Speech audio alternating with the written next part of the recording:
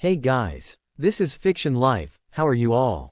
Please support to subscribe this channel for watching new interesting stories. So in this video, we will see second part, what if Harry Potter was rescued early and trained to hunt Voldemort.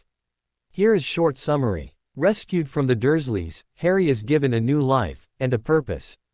Trained from childhood as an elite Auror, he grows up prepared for one name alone, Voldemort. But before we start, if you want more stuff like this, then be sure to subscribe and like this video. And if possible, share this video with your friends. Now let's start the story. I need to see Dumbledore, Harry said, sitting up and getting out of bed.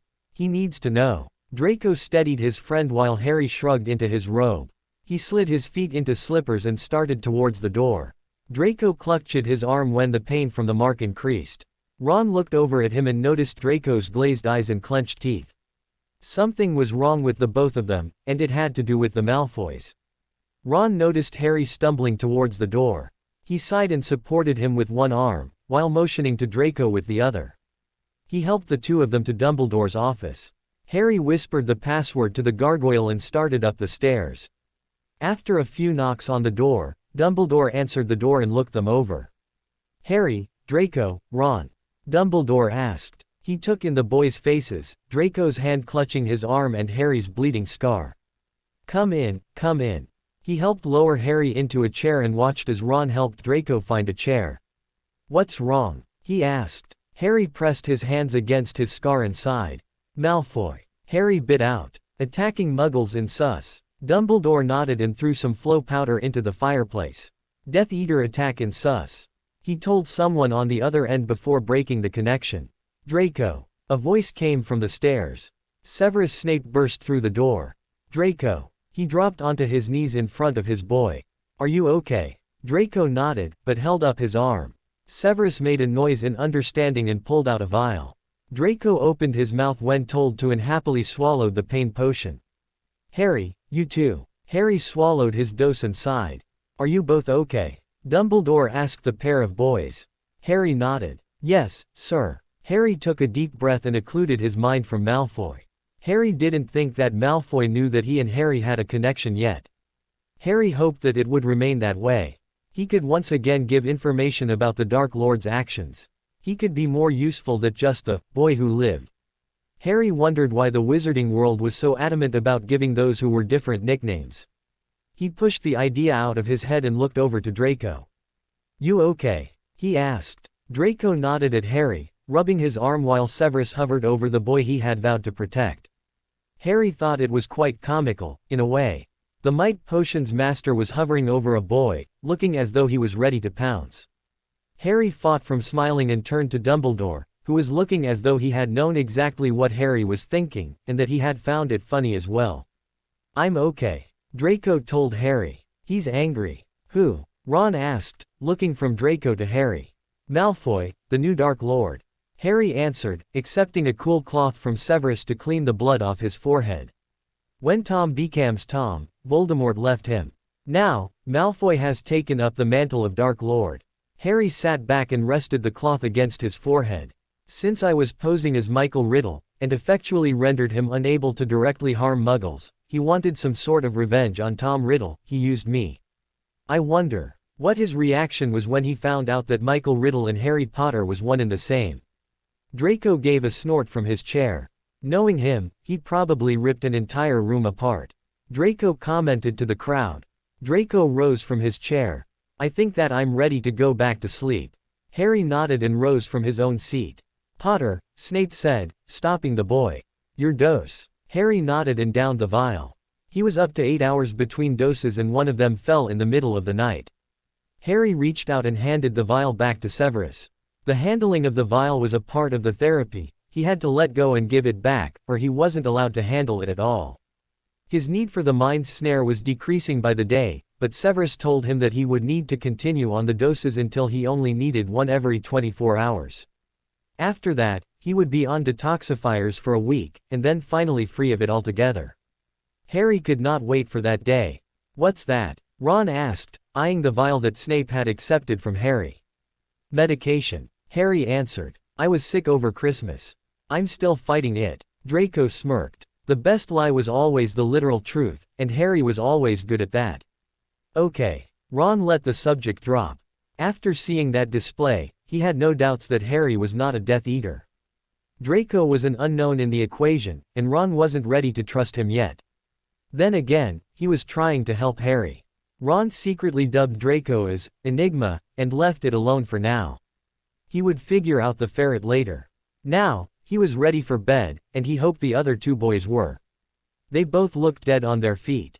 "Thank you for coming to me right away," Dumbledore said. "I think you should go back to bed and see if you can get any more sleep." Harry nodded. He was ready for some sleep. "Severus, would you escort the boys back to their tower?" Severus simply nodded and motioned the three boys out of the office. The four of them walked in silence, mostly lost in their own thoughts, or too tired to make some kind of conversation. Once they reached the tower, Severus stopped Harry and Draco. "Dreamless sleep," he said, pulling out 2 vials and handing one each to Draco and Harry. He then pulled out a vial identical to the one he had given Harry in Dumbledore's office.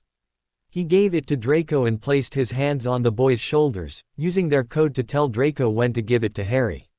Ron didn't understand why Snape had given Draco the same medicine that Harry was taking. Had they both been sick? Draco nodded to Snape. Ron almost jumped out of his skin when he saw Snape bend down and look Draco in the eye. "Are you sure you're all right?" Draco smiled and nodded. Snape looked him over before turning on his heel and descending towards the dungeons. "Okay, file that under," completely weird and unexplainable. Ron thought to himself as the three entered Gryffindor Tower. Ron watched as the two downed their potions and crawled into bed.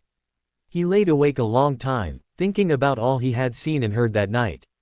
Some of it defied explanation, while others scared him.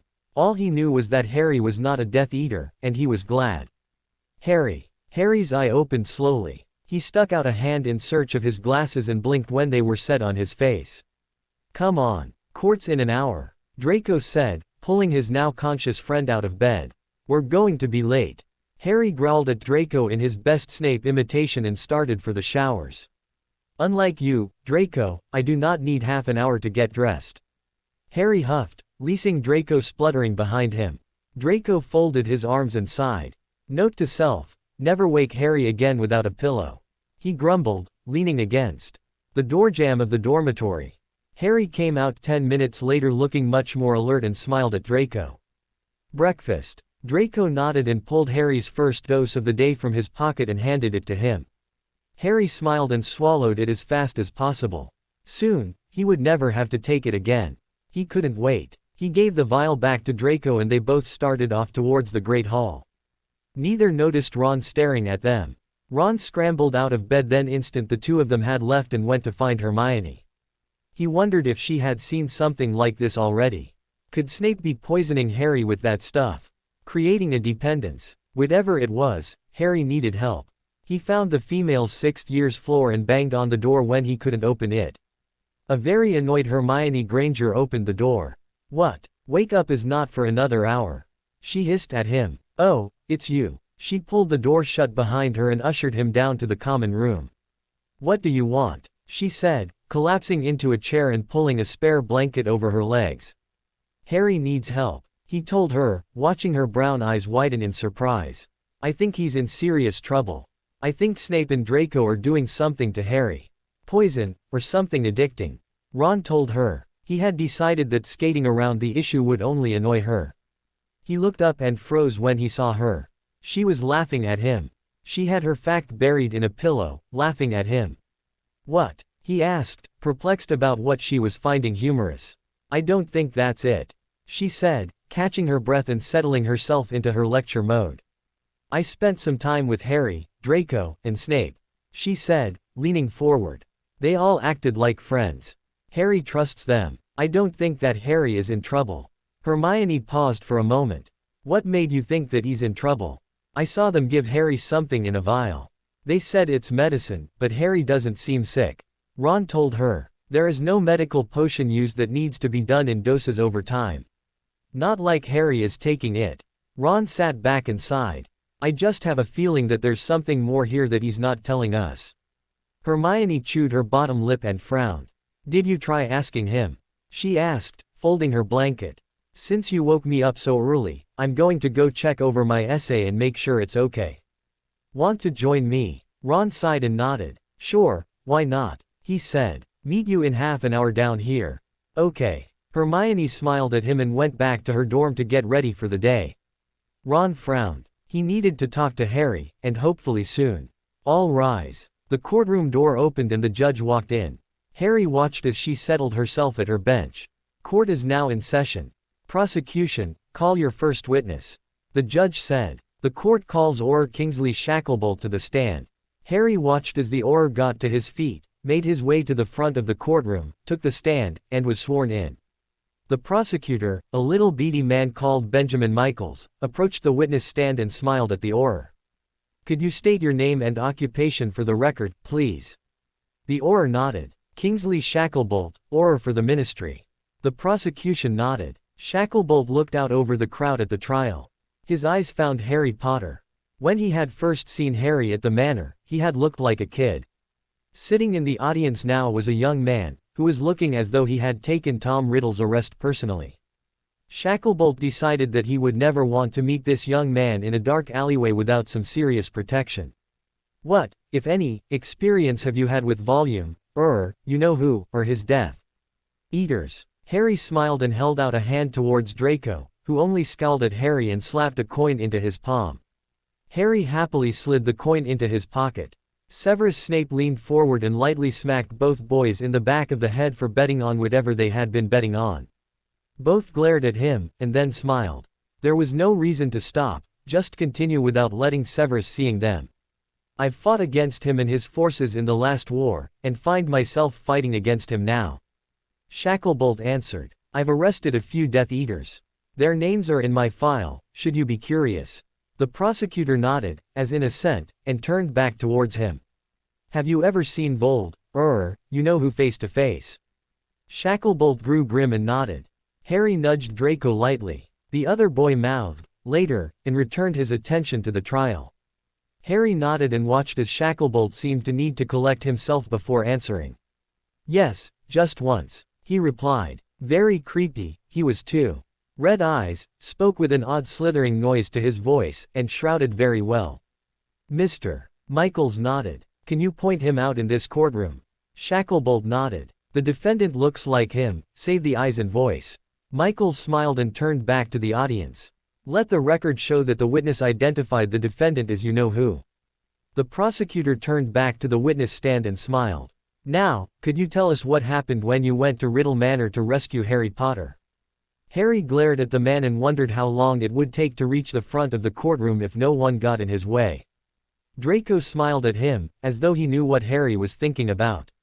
We found Harry Potter in the living room. He looked quite surprised to see us there. Surprised? Mr. Michaels questioned. In what way? He looked as though he couldn't believe that we were there. Shacklebolt explained. Michaels nodded. No further questions, Michaels said, turning away from the Auror.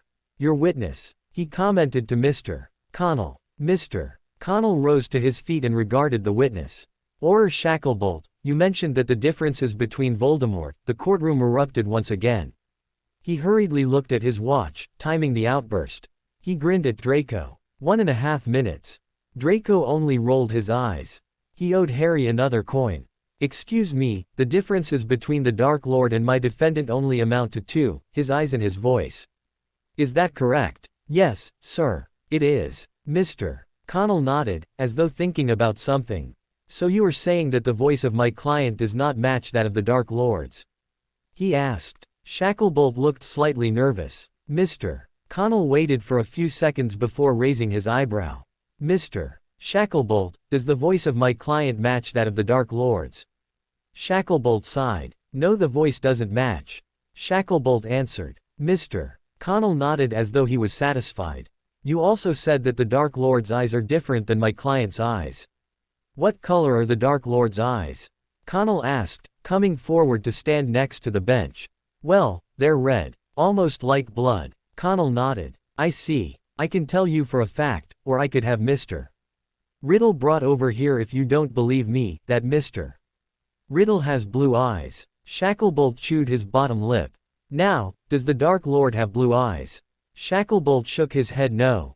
But Mr. Riddle does. Interesting. So, Shacklebolt, how is it possible that you identified this man, my client, as Voldemort? The entire courtroom gave a collective shudder. If the traits of voice and eyes are not the same, he could be using a spell. Shacklebolt said. Connell smiled. There is that, except that you and I both know that all spells guarding appearances, animagus transformations, and dictaquils are deactivated the minute that we all step through the doors. Shacklebolt fell silent after that, processing what had just been said. No further questions. And the first prosecution witness gets shut down hard. That has to hurt. Harry commented under his breath so that no one could hear him. Draco stuffed his fist into his mouth to keep from laughing. Well, almost no one. Harry grinned over at his friend and sighed. Draco was hopeless when it came to keeping his cool. Draco had proceeded to slide off the bench in hopes of hiding his laughter from the courtroom in general. Snape bent down behind Harry, and he could hear Snape berating Draco to get off the floor and act normal. Michael stood up and took a deep breath.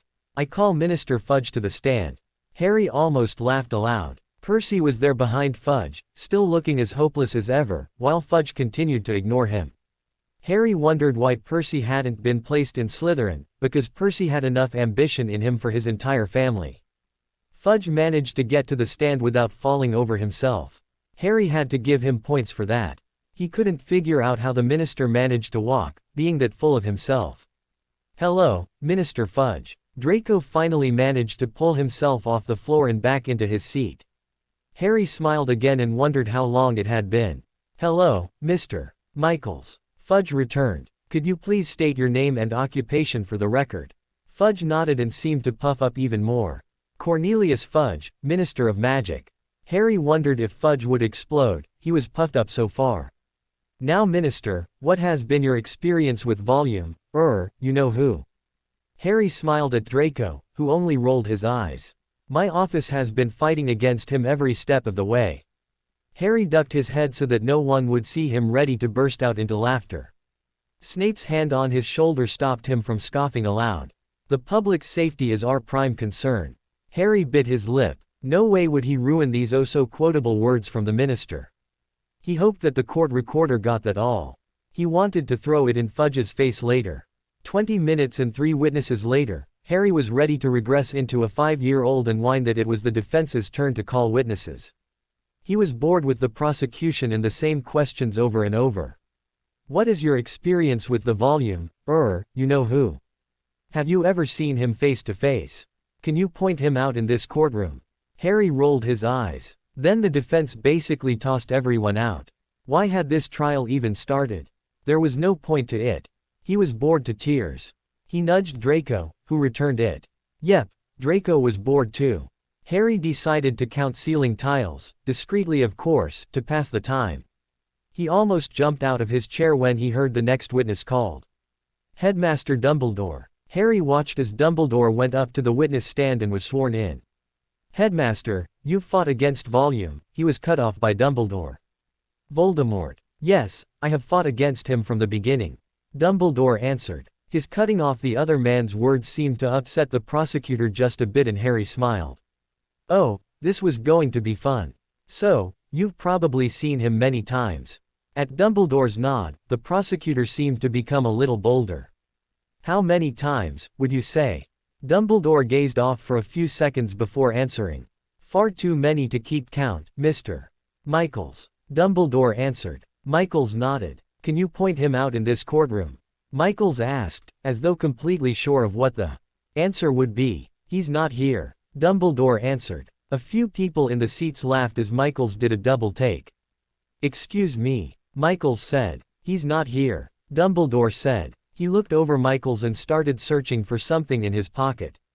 He made a small noise of success and pulled out a small bag. Lemo. Drop. You look as though you need one. Harry chuckled. He heard Snape snort behind him. Lemo. Drops laced with calming potion. He whispered to himself. Harry and Draco turned to each other. Both smiled. That was a nice trick. Now, if only they could feed to the Slytherins. No thank you. So, the Dark Lord is not in this courtroom. Dumbledore started to nod, paused, and looked to Harry. Harry, how's your scar? Dumbledore asked. Fine, sir. Not a twinge, Harry answered. Dumbledore smiled, nodded, and thanked him. Yes, I am certain that he is not in this courtroom, Dumbledore told him. Harry snickered and wondered why everyone was staring at him. Oh, the scar. Nothing new there. The judge banged her gavel on her bench and sighed. All right, that's all I can take today. Mr. Michaels, approach the bench. She bent down to whisper to him. Harry heartily wished that he had had a pair of extendable ears at that moment. He wanted to hear what the judge was saying to him. She straightened and sighed. Recess until tomorrow morning. The courtroom started to empty. Harry fought against the wave of people and went up to Tom. That was fun, he told Tom. Tom smiled at him and nodded. I especially liked that part with Dumbledore and his lemo. Drops, Tom said, looking over Harry. You're not sleeping. Harry shrugged. No, I can tell. Nightmares. Visions. A little of both. I'm fine. Draco's been spying for Matthew. They think I don't know, but you taught me how to spy on a room so well, Harry said. This coming from the boy who was caught eavesdropping on me and one of his professors. Harry smiled at Tom. That was practice. I'm much better at it now. Tom smiled and put a hand on Harry's shoulder. Harry reached up and grabbed it. I'm glad to hear it. Tom looked his boy over, wondering when Harry actually slept, and if Draco even knew about it. He saw the boy standing a bit behind Harry. He gave the lad a look, and Draco nodded. Ah, so he did know. All right, you two can stop talking about me like I'm not here, Harry said. I didn't say a word, Tom said. Harry smiled and shook his head. You can't fool me. I can feel it. Tom sighed. He was found out. All right, I admit it. But, it's for your own good. Harry rolled his eyes, but smiled in spite of himself. Tom cared and was showing it. Not that others hadn't in the past, but this was different. I promise to get one of my professors or go to the hospital wing if it becomes too much, Harry told him. Tom fingered the chain hung around Harry's neck, knowing that the protection charm was hanging there. Tom pulled Harry into his arms. Harry sighed and rested his head on Tom's shoulder. I love you, Harry. Take care of yourself. Harry nodded, not trusting himself to speak. You hear me? Tom asked. I heard you, Harry answered as Tom released him. You take care of yourself, too. Tom nodded. Harry leaned forward and sighed. I love you, too. Please don't get hurt. Tom nodded again and smiled at the boy. No worries about that. I've got my own room. Harry chuckled and felt a slight tug on his arm. He turned and saw Professor Snape. He nodded. I've got to go, Harry told him. Tom nodded and motioned for him to go. Bye, Tom. Tom allowed himself to be led away. Harry followed Professor Snape out of the courtroom and through the flow system. He waved goodbye to Draco and started off towards Gryffindor Tower to retrieve his broom for Quidditch practice. He never heard the spell that knocked him out. Enervate. Harry opened his eyes slowly and blinked, looking around. Everything was blurry and his head pounded. He reached out and looked for his glasses. He really hoped that they were lying next to him. He jumped when they were slid onto his face. Hey there, mate, Ron said from above him. Harry stared at Ron in bemusement, wondering what exactly had happened. Ron, what happened? Harry asked. Ron smiled and settled down next to Harry on the couch. Where are we? He looked around, trying to identify this room. The room of requirement, Ron answered. Harry looked over at Ron and found him unconcerned by being in the room of requirement. He looked around and noticed the things in the room. Couches, rug, pillows, 2 beds, table and chairs, that was it. He froze. Wait a minute, where was the door? Ron, why are we in this room? Harry asked, getting up and looking around. Ron shrugged. Don't know, mate. I woke up right before you, Ron told him. Harry was sorry, tempted to try legilimency with Ron, just to see if he was telling the truth. He decided against it, however. He was sure that he didn't want to see if there was anything in Ron's mind that he really didn't want to see. Okay, Harry said. Right, well, I'm going to find the door and get out of here. Ron shrugged. Already looked, mate. There isn't one. Harry eyed him suspiciously. Why was Ron here? Harry felt for his wand and froze. Where was his wand? He looked around for a few minutes, wondering if it was on the floor. Ron, do you have your wand?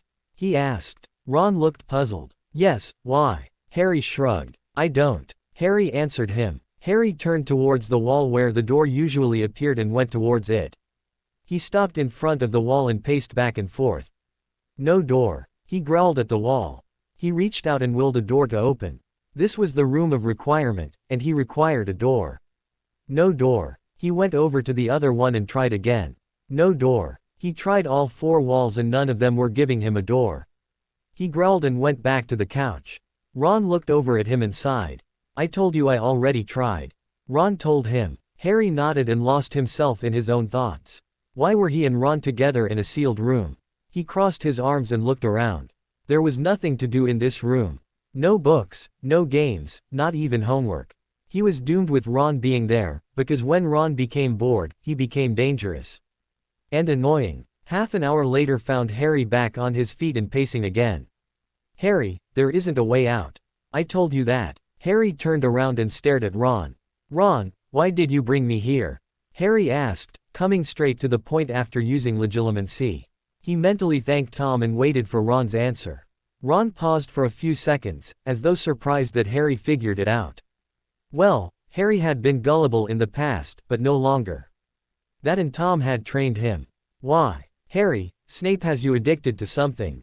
Ron started. Harry groaned and got up from the couch to pace again. It was pacing or actually attacking his friend. Do you even know what he's been giving you? Yes, I told you, I was sick over the holidays and he's been giving me the potion I need. Is that what this is all about? Harry asked. At Ron's nod, he spun away and stalked to a wall and leaned against it. He's not hurting me, he's helping me. Harry slid down the wall and rested his head on his knees. Just open the door, Harry said, unconsciously toying with the protection charm that hung on his necklace. He sighed. Why hadn't it worked? He thought about it and decided that it was the intent of the spell. Malfoy had tried to harm him, while Ron wanted to help him. Darn intent. Harry clutched his charm and got to his feet. Open the door. Ron shook his head. I put a timer on it. It won't open for 24 hours. Harry paled and he knew it. 24 hours. He wouldn't last. He couldn't last that long. There was no way. He would go into withdrawal and that would be bad. He took a deep breath to calm himself. He could beat this. And then he would give Ron the thrashing he truly deserved. He had a feeling that he would need to save Ron from Draco, Severus, and Hermione. He wondered exactly how many dark spells Severus actually knew, and how many Harry had counters for.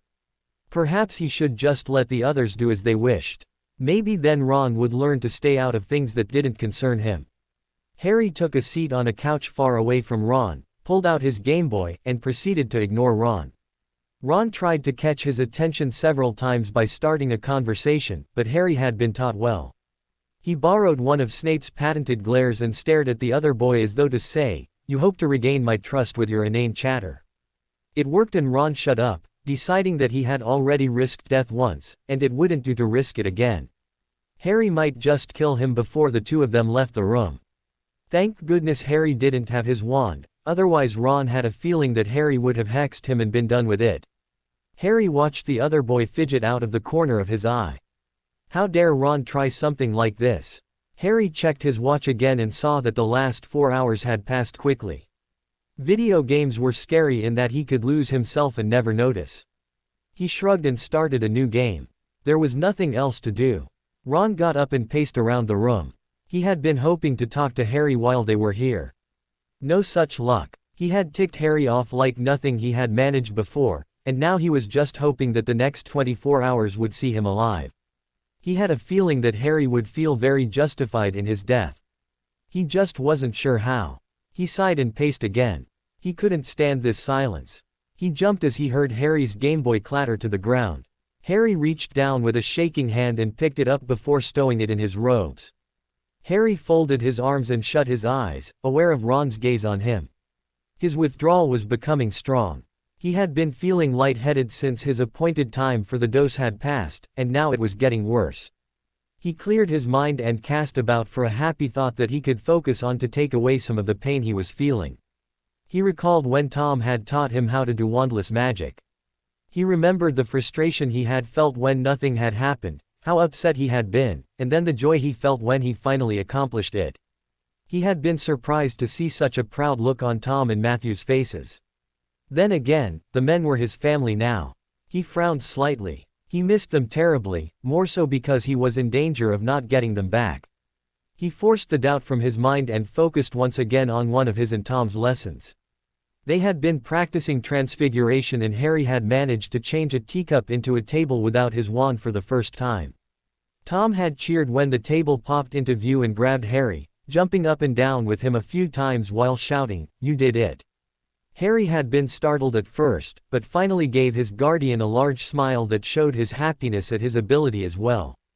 The shaking in his body increased and he sighed. This was going to be bad. Harry pulled his legs to his chest and rested his head on them. There, that helped the shaking a bit more.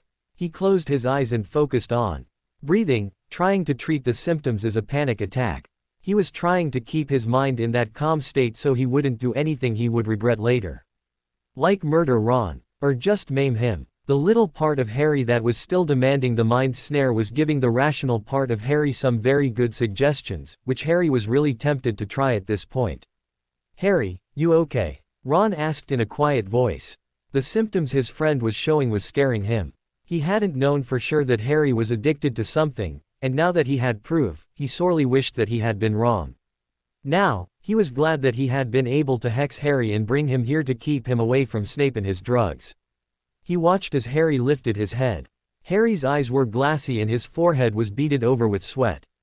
"You okay?" Ron asked again. The eyes cleared for a minute and Ron saw Harry's fear for the first time. "No," Harry answered shortly, his withdrawal increasing by the second. His eyes turned glassy again, and he slowly lowered his head back to his knees. Ron's eyes widened. Thank goodness he had gotten Harry away from Snape.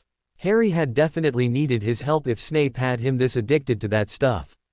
Harry fought down the desire to scream and cast about for another kind of thought that would help him stay in his mind. It was a losing battle and he was amazed that he had lasted this long. He tried to read the watch, but was unable to do so. His mind wouldn't focus long enough to accomplish such a simple task. He fished in his pockets to see if there were any mind snare there, just in case. Maybe Draco had slipped him some. He only found galleons there. He felt one that didn't feel quite right. He fingered the galleon, wondering why it was different. His mind cleared long enough to remember that this was the galleon he used to summon everyone to a D.A. meeting. Wonderful. His mind wandered for a minute, and he paused with the galleon in his hand, trying hard to remember why it was special. It flashed back in his mind and he quickly muttered the spell that would activate it. He only hoped that Ron had spent his somewhere. He laughed when he imagined some poor store clerk somewhere flipping out over a coin.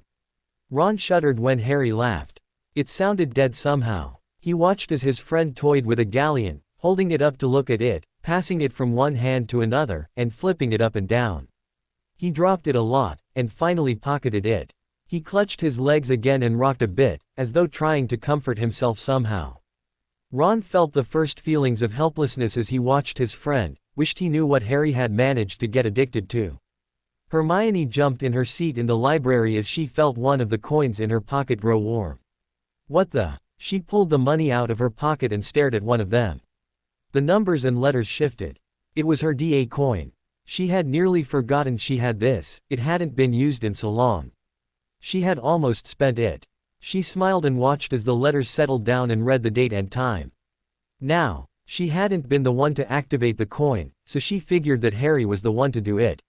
He wanted to meet them now. She gathered her books and left the library at a run. Being a prefect had its good points, because no one yelled at her as she tore down the hallway towards the room of requirement. She arrived at the room to see the entire DA gathered in front of the door. Many of them were yanking on the door handles, trying to open it. Many were pulling out their wands, ready to hex them open. "What's wrong? Where's Harry?" she asked as she managed to get there. "I don't know," Neville answered. "We can't open the door. It seems locked. Or something," the young Gryffindor told her. She frowned and watched as the DA tried various spells, none of them for locked doors. "Move aside," she commanded. She was surprised to see just that happen, with everyone scattering out of her way. "Alohomora," she said forcefully, throwing the spell at the door. Everyone cheered as they heard the lock release. "Well done, Myone," Hannah Abbott complimented as everyone started into the room. Hermione froze inside the doorway when she saw Harry and Ron already there, and Harry looking ill. "Ron. Harry. What is it?" she asked. Ron looked guilty. Hermione froze, her insides sinking. Ron had acted without asking Harry, and now Harry was experiencing something that looked very bad. "Petrificus totalis," she shouted at Ron, who immediately seized up and fell to the ground. She could care less if he had hit his nose. She rushed over to Harry and looked at his face. "Harry, what's wrong?" she asked. His eyes couldn't focus and the shaking was more pronounced when he tried to lift it. "What's wrong with Harry?" someone asked. Hermione shook her head, not exactly sure. "Someone go find Professor Snape, Professor Dumbledore, and Draco Malfoy, as quick as you can," she told them. "Professor Snape first, if possible. Tell him something's wrong with Harry. Someone else get Madame Pomfrey." Several people took off in different directions. Hermione ignored her boyfriend and pried Harry's arms away from himself and managed to coax him down on the couch. She opened his robes, removed his tie, and loosened a few buttons on his shirt. She conjured up some cool water and a cloth and started bathing her face. She kept an anxious eye on the door while she whispered to Harry that he was going to be all right, that there was nothing to worry about. "Someone get Ron out of here. Before releasing that spell, secure him somewhere. I'm sure the professors will want to speak with him." Hermione watched as several members did as she asked. No doubt they were going to the sixth-year boys' dorm. The entire group consisted of no one else. She looked up relieved when Snape stormed in, robes billowing behind him and a glare that was enough to kill Voldemort on sight. "Miss Granger?" he questioned, coming to a rest on one of his knees next to her. "Tell me what happened," he ordered, starting to check Harry's vital signs. Hermione related her story of the coin and finding Harry here. Snape raised an eyebrow at her admission of the coin in the secret DA meetings. "Bravo, Miss Granger. Well done." He took Harry's pulse and sighed.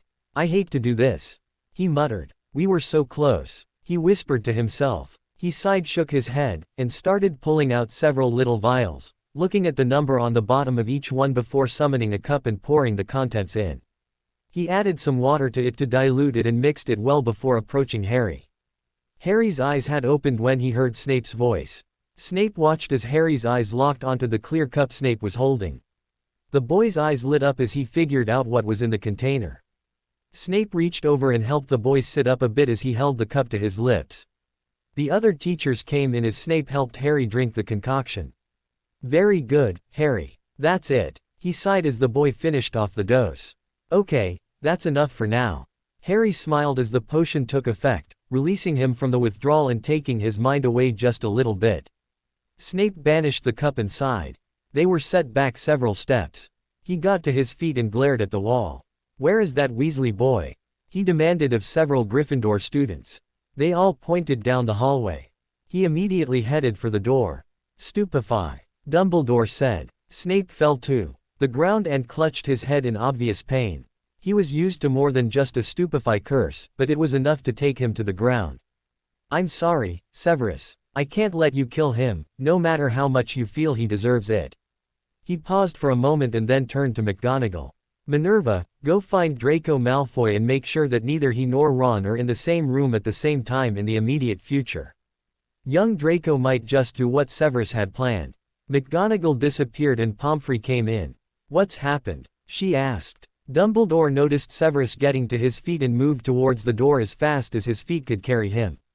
"Stupefy," Dumbledore said again. Snape dropped to the ground, hands instantly going back to his head. "Albus." Severus Mo.Ned, trying again to get to his feet. Dumbledore sighed before sending a binding charm to Severus. Severus snarled at Dumbledore while trying to fight his bonds. "Someone take Professor Snape down to his rooms," Dumbledore requested. Hermione mentioned something about someone seeing him, which caused Albus to nod. He cast an invisibility charm on Severus and motioned for one of the other teachers to take him away. Flitwick happily did so. It was normal to see the small teacher brandishing his wand for no reason at all. No one would notice his odd behavior. "Pomfrey, will you go and sedate him? Mr. Potter will be taken to the infirmary while you are away. He'll be fine for the moment while you are subduing Severus." Pomfrey nodded and hurried away, eager to be able to sedate Severus while she could. Merlin knew that man did not get enough rest. Where is that little weasel? Draco's voice demanded as he was pulled down the hall by McGonagall. I'll kill him, bring him back, and then kill him again. Draco promised as McGonagall tugged him into the room. She forced him into a chair. Ah, Draco. Thank you for joining us. Draco looked around. He noticed the absence of Snape and smiled. Oh, good. Severus is torturing the weasel. Wonderful, he said, smiling in anticipation of the wounds that Ron would be sporting the next day. No, I'm afraid that Severus is now in his quarters and is being sedated as we speak, so that he harms no one. Draco jumped to his feet and was out the door before anyone could stop him. Hermione tore after him, knowing that he was going to kill Ron. She was ultimately surprised when he passed Gryffindor Tower and descended into the dungeons. She followed him into the potions master quarters and watched as he glared at Pomfrey. Don't glare at me, young man, she said, chastising Draco. I'm sorry, he said, dropping the glare. Is he okay? He asked. Oh, he'll be fine. He was just homicidal for a few minutes. The headmaster thought it best for him to be sedated for a little while. She told Draco. I'm sleepy, not dead. A voice sneered from the bed. Draco sat on the edge of it. Severus reached out and patted the boy's shoulder. I wanted to kill him too, Draco admitted. Pomfrey immediately gave Draco a calming draft. Draco had swallowed before he knew what hit him. He glared again. Draco, you should stay here, Snape told the boy. Draco nodded and watched as his guardian started falling asleep. Go tend to Harry, Poppy, he said, pulling out 3 vials. Mix these with an equal amount of water. They're numbered, so you know which one to use first. That'll be number 2. Snape transfigured his clothes into pajamas and pulled the blankets over himself. Poppy left, knowing that Severus would at least sleep the night through. She motioned Hermione out and warded the door so that it would let her know the minute Severus was awake. Draco sighed, feeling the calming potion working. He yawned a bit. What had been in that potion? Snape chuckled, transfigured Draco's clothes into pajamas and pulled the boy down onto the bed. Draco didn't argue and curled up on one side of the bed. Snape smiled and tucked Draco in. Draco mumbled something unintelligible and clutched the blankets around his neck. Severus smiled to himself and fell into a deep sleep. He would kill the Weasley boy tomorrow. Severus rolled over and opened his eyes. The events from the night before came rushing back to him and he sat up. He froze when he saw Draco in bed next to him. He frantically wondered what the boy was doing there, if he was okay, and sighed when he remembered that Draco was also sedated on the spot to ensure Weasley's survival to the next day. Severus decided to leave him there and went to get ready for the day. He stumbled into his bathroom and started his shower. Once he made it into the shower, he leaned against the wall and cursed Dumbledore and Pomfrey under his breath for stopping him from killing the Gryffindor bonehead last night. That boy richly deserved to die. Slowly and painfully as possible. Perhaps even be turned over to Malfoy for his sheer stupidity. Severus grinned to himself as he thought about what Malfoy could do to the son of Arthur Weasley. Torture most likely, and perhaps some other activities that completely escaped Severus's imagination. He finished his shower and drew on his usual black robes. Severus went into his living room and collapsed on his couch and reached up to rub away a tension headache this early in the morning. He wondered briefly if this was completely normal at all, having tension headaches this early in the morning, or if it was just the lot of a teacher who only took on too much of what he should not be doing. He growled to himself and called for a house elf so that he and Draco could have breakfast. A bright little creature popped into his rooms and inquired what Severus needed. 2 breakfasts, please. Also, I need a uniform, a Gryffindor uniform, for Draco. The little creature nodded and popped away. 2 minutes later, the requested items came into view on the table. Severus picked up the whole uniform, thank Merlin the house elf was competent enough to include undergarments, and placed it on the chair next to the bed in which Draco still slept. He reached out and shook Draco's foot. The boy mumbled and rolled over. Severus sighed. Teenagers. He shook the foot harder this time and Draco's eyes finally opened. Good morning, Draco, Severus said, watching as Draco sat up and rubbed his eyes. Morning, Severus. He yawned, causing Severus to roll his eyes. What time is it? He asked. Time to be up. Your uniform is on the chair, you know where my shower is, and breakfast is here. Hurry up now. Severus swept out of the room and started on his newspaper, sneering at the actions of the ministry. Thank goodness that the boys were not due in court until later that day. Hopefully, Harry would be stabilized enough so that he could still attend. Severus sincerely hoped that Harry would be able to keep up his public persona to the best of his abilities. The less the public doubted him, the more likely that public sympathy would be with him while the jury decided Tom Riddle's fate. Harry would need to show that he was not harmed while under the care of Tom Riddle. Few people would let Harry just be taken anywhere. In fact, when Harry had disappeared, several people had threatened the minister's life for losing the boy. Severus frowned. Too bad no one had acted on his or her threats. The wizarding world would be a lot better off for Fudge's absence. Well, the world couldn't be perfect. Draco wandered out into the main room, hair still wet from his shower and yawning. Severus wondered if he had managed to tie his tie correctly. One glance told him that he had, but his hair was still wet. Amazing. Simply amazing. Draco fell into his seat and pulled his plate of breakfast towards him. Teenagers had one-track minds. Severus decided to add a book on teenagers to his reading list, especially if he carried out his plans, which he fully intended to do. Just a matter of when. Severus pulled out his wand and gave Draco's hair a quick drying spell and ran a comb through it. Draco smiled his thanks and fully tucked into his breakfast. Severus gave a small smile and started on his own with lots of strong tea to counteract the effects of Pomfrey having sedating him the night before. He poured some for Draco as well. He figured that that was the reason for the boy's sluggishness this morning. You have morning classes, and then are due at the courthouse at 1 o'clock. Draco nodded and swallowed before answering. Do you think that Harry will be able to go? Draco asked, wondering about his friend's well-being after the misguided attempt from Weasley. Can we still kill Weasley? Severus smiled at Draco and shook his head. I'm afraid that Albus won't allow us to do that.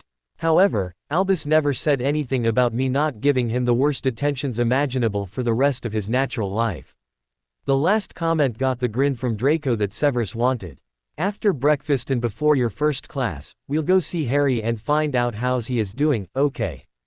Draco nodded eagerly and started eating faster. Severus didn't dare tell the boy that he would have to wait for Severus to finish before either of them went anywhere.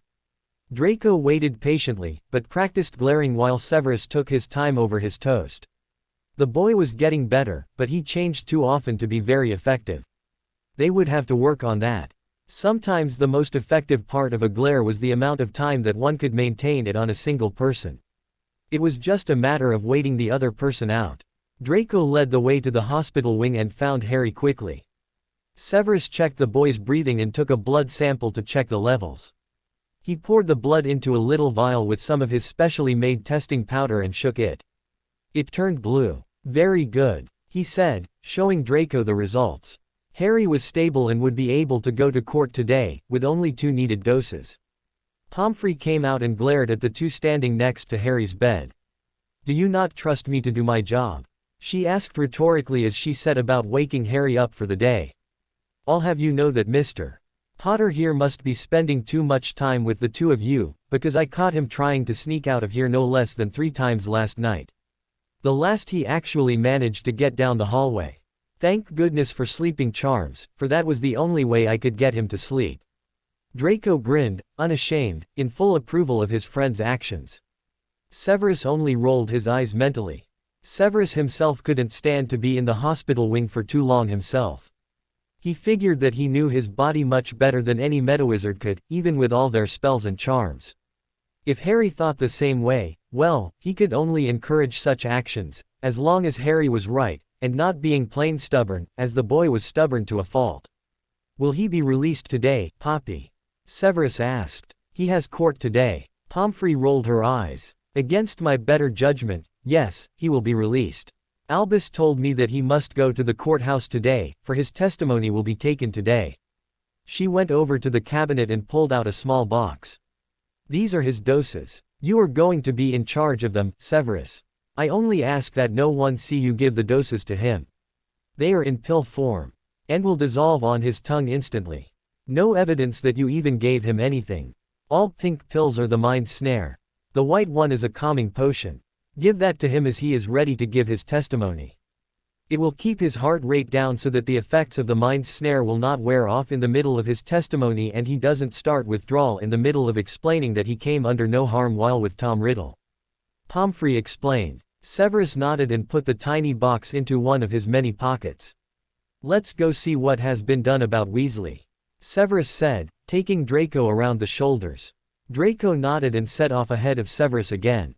One of the few things he could find fun in was guessing the headmaster's password. Severus caught up to him in front of the gargoyle and gave a small smile to see various sweets names spilling out of Draco's mouth. Lemo. Drops, he shouted. The gargoyle leapt aside and Draco promptly went up the stairs, leaving Severus behind and having to deal with the gargoyle. Snape glared at the offending statue, which surprisingly jumped aside for the potion's master. Severus gave another small smile, glad that no students were around so that they wouldn't see him smiling. It was necessary to keep up his snarky exterior with some of them. He found Draco and Dumbledore already talking cheerfully. He noticed a funny little bulge on the right side of Draco's mouth. He glared at Albus until the man looked up. Really, Albus? The boy has just had breakfast and you have given him sweets. Albus merely smiled at the younger man and sighed. I know, Severus. Think of me as the spoiling grandfather who has little regard for the rules. Severus rolled his eyes and took a seat, declining the offered lemo. Drops. Albus rested his face in his hands and looked at the two of them. I suppose that you want to know what I have done with Ronald Weasley. Draco nodded eagerly and waited for his answer. Albus grinned at him like a co-conspirator and sat back in his chair. Ronald Weasley has been suspended and sent home for the next week. Molly Weasley will think of far worse punishments for him, especially after I told her exactly what treatment Harry was under and that her son had interrupted. Albus saw Draco's eyes light up. Can I listen in? He asked. I remember that howler that she sent to him in second year, and if his punishments are anything like that, well, it'd be fun to hear. Albus merely shook his head no before continuing. Mr. Weasley also has detention with his head of house for the first full month that he is back. Several other teachers have also asked that they be allowed to give him detention. Severus shook his head. They'll have to be in line after he told Dumbledore. I've worked with Harry for quite a while and we almost had him free of the snare. Then Gryffindor Bonehead came along and messed up everything. Albus had no heart to tell Severus that he had just whined about something. He deserved it, but he still had no heart to tell the fully grown man that he had whined. Draco almost chocked when he heard Severus's name for Weasley. That was perfect. He could definitely use it against the boy when he came back, and he would continue to use it until Harry himself stopped him. Granted, Severus. No torture or death, I'm afraid, but Bubo-Tuber Pus collection might make him rethink his motives somewhat. Severus merely grinned, leaving Albus with some ideas as to what he planned to do that were within the boundaries that Albus had just set. Draco watched his guardian and decided that he would make a list that would easily horrify the Gryffindor student to no end. Like discussing potions. Or making Harry's antidote. Wait, that wasn't a good idea. Weasley was very bad at potions. He would poison Harry. Perhaps make him eat some of Hagrid's cooking. Give Weasley to Malfoy. He made a mental note to tell Severus that idea. That was a good idea. Malfoy would have a wonderful time with a Gryffindor student. Well, I know that the two of you have classes to attend, so I'm going to leave the two of you now and head down to breakfast in the Great Hall. I'm sure that everyone is anxious to know what happened. Dumbledore stood up to leave the room. Albus, make sure not to tell them about the mind snare.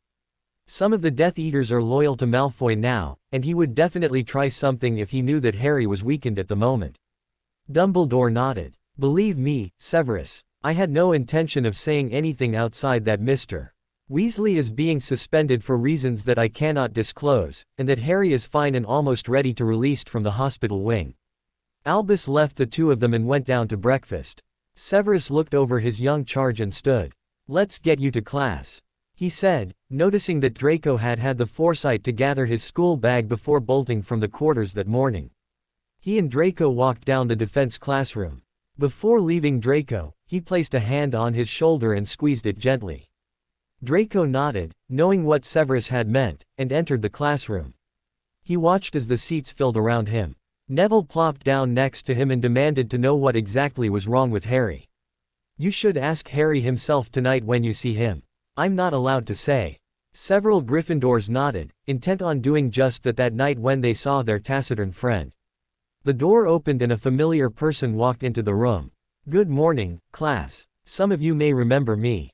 My name is Remus Lupin and I am taking over the defense classes, just as the headmaster announced at breakfast this morning, as your former professor had to leave unexpectedly. Draco's mouth dropped open and he stared. He knew who this man was. He was Moony from Harry's Morator's map. His eyes grew wide. From what Harry had said, this man was Harry's honorary godfather. He wondered if Harry knew he was here. Remus almost fell over in shock at seeing Draco Malfoy talking freely with Gryffindors. Wait a minute, was that a Gryffindor patch on his uniform? He took a deep breath and started into his lecture, mind already whirling with the implications of a Malfoy being in Gryffindor. Where was Harry? Was he all right? What, exactly, had happened while Remus had been away on that mission? He needed answers and he would get them as soon as he found the headmaster. His eyes landed on Hermione. Never mind the headmaster. Hermione would be able to supply the answers he needed to hear. Miss Granger, please stay after. Remus said as the class was going out the door. A small puzzled frown pulled at her lips, but she nodded and stayed next to her desk while the room emptied. As soon as the last student was out the door, Remus gestured for her to sit down. Miss Granger, do you know where Harry is? He asked. Hermione gave a small smile. I thought that might be it, she said, smiling at her former professor. Yes, I know where he is. He's in the hospital wing. There was a misstep in his medicine. The headmaster told me this morning before I went into the Great Hall. He said that was what had happened yesterday. It's why Ron was suspended. Remus's mouth dropped open. Ron was suspended, and it has to do with Harry? He asked. Hermione looked at her teacher, trying to figure out how much the man already knew. Ron made Harry miss a step in his medicine, which made Harry really sick. She explained patiently. Ron didn't know that Harry needed medicine every so often, but he ignored Harry when he said that he needed to take his medicine and wouldn't let Harry leave. She said, and then shook her head. Professor Snape has been monitoring Harry's medications since the Christmas holidays, and they were almost to the point where he wouldn't need it anymore. Now, they have to go back to half doses. They left those behind last week. She smiled. He almost died, you know. Ron, that is, she said hurriedly, in case he thought that she meant Harry. Professor Snape grew really quiet when he saw what happened and had finished stabilizing Harry. The minute Harry was safe, he started off through the door. Professor Dumbledore had to use a stupefy twice on him. The first time didn't last long enough to really affect him outside of an awful headache. She giggled suddenly. Remus raised an eyebrow. You should have seen Professor Flitwick moving Professor Snape down to his quarters to be sedated. And then Draco. She giggled again. He was out for Ron's blood as well last night. He took off when he heard that Professor Snape was being taken to his quarters. I thought he was going after Ron, but he wasn't. He headed straight for the professor's quarters, to make sure Professor Snape was okay. She smiled. Draco's really changed, she told him. Changed? How so? He asked. Hermione shrugged. I have no idea. We came back from the holidays, and Draco was polite and acted totally opposite to what he had been acting. If you call him Malfoy, he just ignores you until you saw Draco. He doesn't even use Malfoy on the assignments he turns in anymore. Just Draco, and the rest of the staff and school accept it. She said. She paused, as though almost afraid to say something. Sir, it's almost time for class.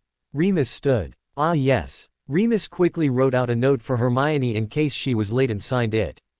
Thank you for speaking with me, Hermione. I'm glad we had this talk.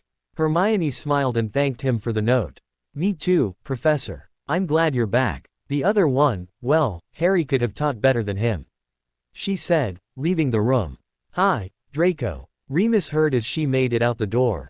We'd better hurry. Remus shook his head and checked his class schedule. No classes again until after lunch. He decided that he would go and see Harry. He would get some answers from him. Thank goodness for the hospital wing and the fact that Harry wouldn't be able to escape from it without a huge fight from Madame Pomfrey. Remus almost ran through the castle several times in the hallway, before he reminded himself he was a professor again and must conform to a strict guidelines of behavior. He steeled himself to deal with the surly teenager he remembered after Sirius's death and sighed.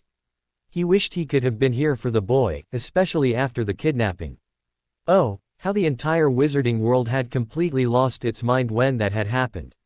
He had not found out until just a week ago when he had finally made it back to civilization. How frightened and upset Harry must have been. He had no idea how the boy had gotten away from his captors, but it seemed that he had hidden himself away from them and managed to make it back to school. Remus reached up and pushed open the doors of the hospital wing. He looked around and saw only one bed occupied. He went over and pulled the curtain aside and saw black hair spread out on the pillow. He leaned down and saw the scar on Harry's forehead. The boy had grown his hair long. Okay, teenage rebellion. He could deal with that. Teenage rebellion was normal, right? After all, Remus himself had been a teenager once before. He should be able to deal with Harry's rebellion. He jumped as green eyes opened and looked at him. A huge smile spread out on the child's face. Remus. Harry sat up and hugged the werewolf in obvious joy of seeing him. When did you get here? He asked, sitting back. Remus took in the boy sitting in front of him. Long black hair that brushed his shoulders, bright, carefree eyes. Something else was different. He had grown quite a few inches and looked to have gotten some serious exercise. He was well muscled and it showed. I arrived early this morning. I'm taking over the Dada classes for the rest of the year. Your other professor had to leave suddenly. I was here, and the headmaster asked. Here I am, Remus said. Harry smiled. But look at you. I was expecting that scrawny little kid I'm used to seeing, with his hair everywhere. What happened to you? Remus asked. Harry chuckled a bit. Well, a hair growth potion did my hair, because I needed it to grow quickly to aid in my disguise from my kidnappers. I liked it so much that I decided to keep it. Remus frowned. Did those kidnappers hurt you, Harry? Harry shook his head. Didn't lay a finger on me. I escaped and hid. Harry told him. They were at the train station though, and the hair helped hide me. Harry frowned. This lying to Remus wasn't fair. He didn't want to lie to Remus. Not now. He threw off the covers and stood up. What are you doing? Remus asked. You shouldn't be out of bed if you're not released. Harry grinned. Madame Pomfrey will have to catch me. She just started a cup of tea and it always takes 15 minutes for her to drink it. I have 10 minutes to make a getaway. If you don't stop me that is, but I was being released in 2 hours anyway. Harry said as he went behind the other curtain and started pulling on his uniform. He fixed his tie and pulled back his hair. Let's go, he said, motioned towards the door. I did not help you do this. Remus said as he followed Harry. Of course not, Remus. I told you I was being released and you believed me. Harry consoled him. Remus nodded and smiled. Exactly right. Remus followed Harry to the headmaster's office. Harry started on his list of sweets and found Lemo. Drops to be the correct one today. Remus followed Harry up the stairs and watched as Harry was immediately admitted. I see you escaped from Madame Pomfrey, Harry. Dumbledore said as he motioned both people inside.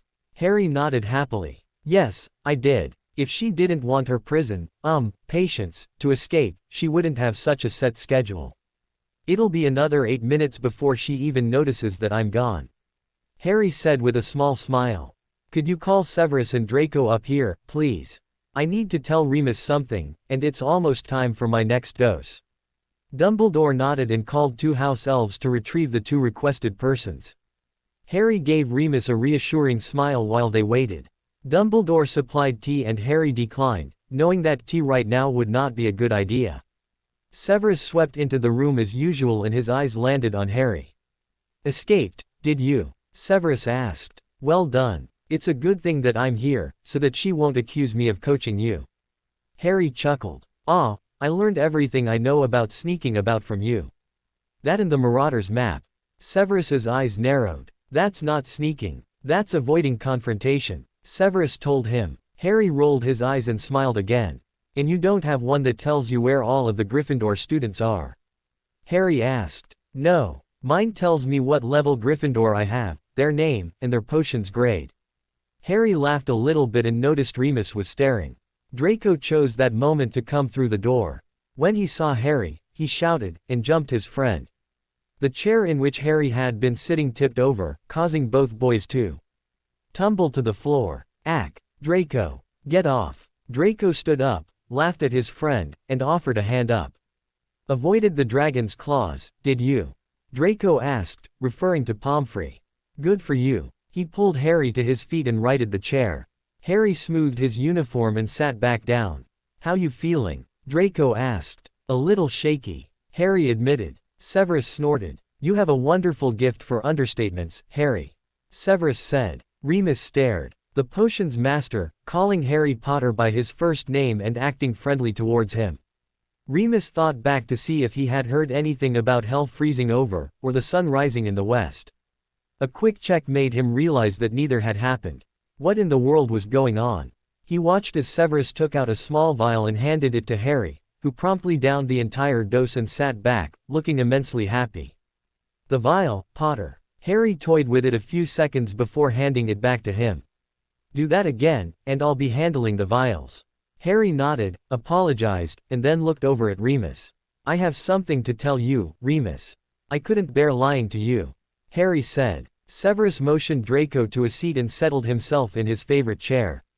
Everyone in this room knows the full truth, as well as 2 other people, 1 house elf, and 1 dark lord. Remus took a deep breath and chanted to himself that he must stay calm.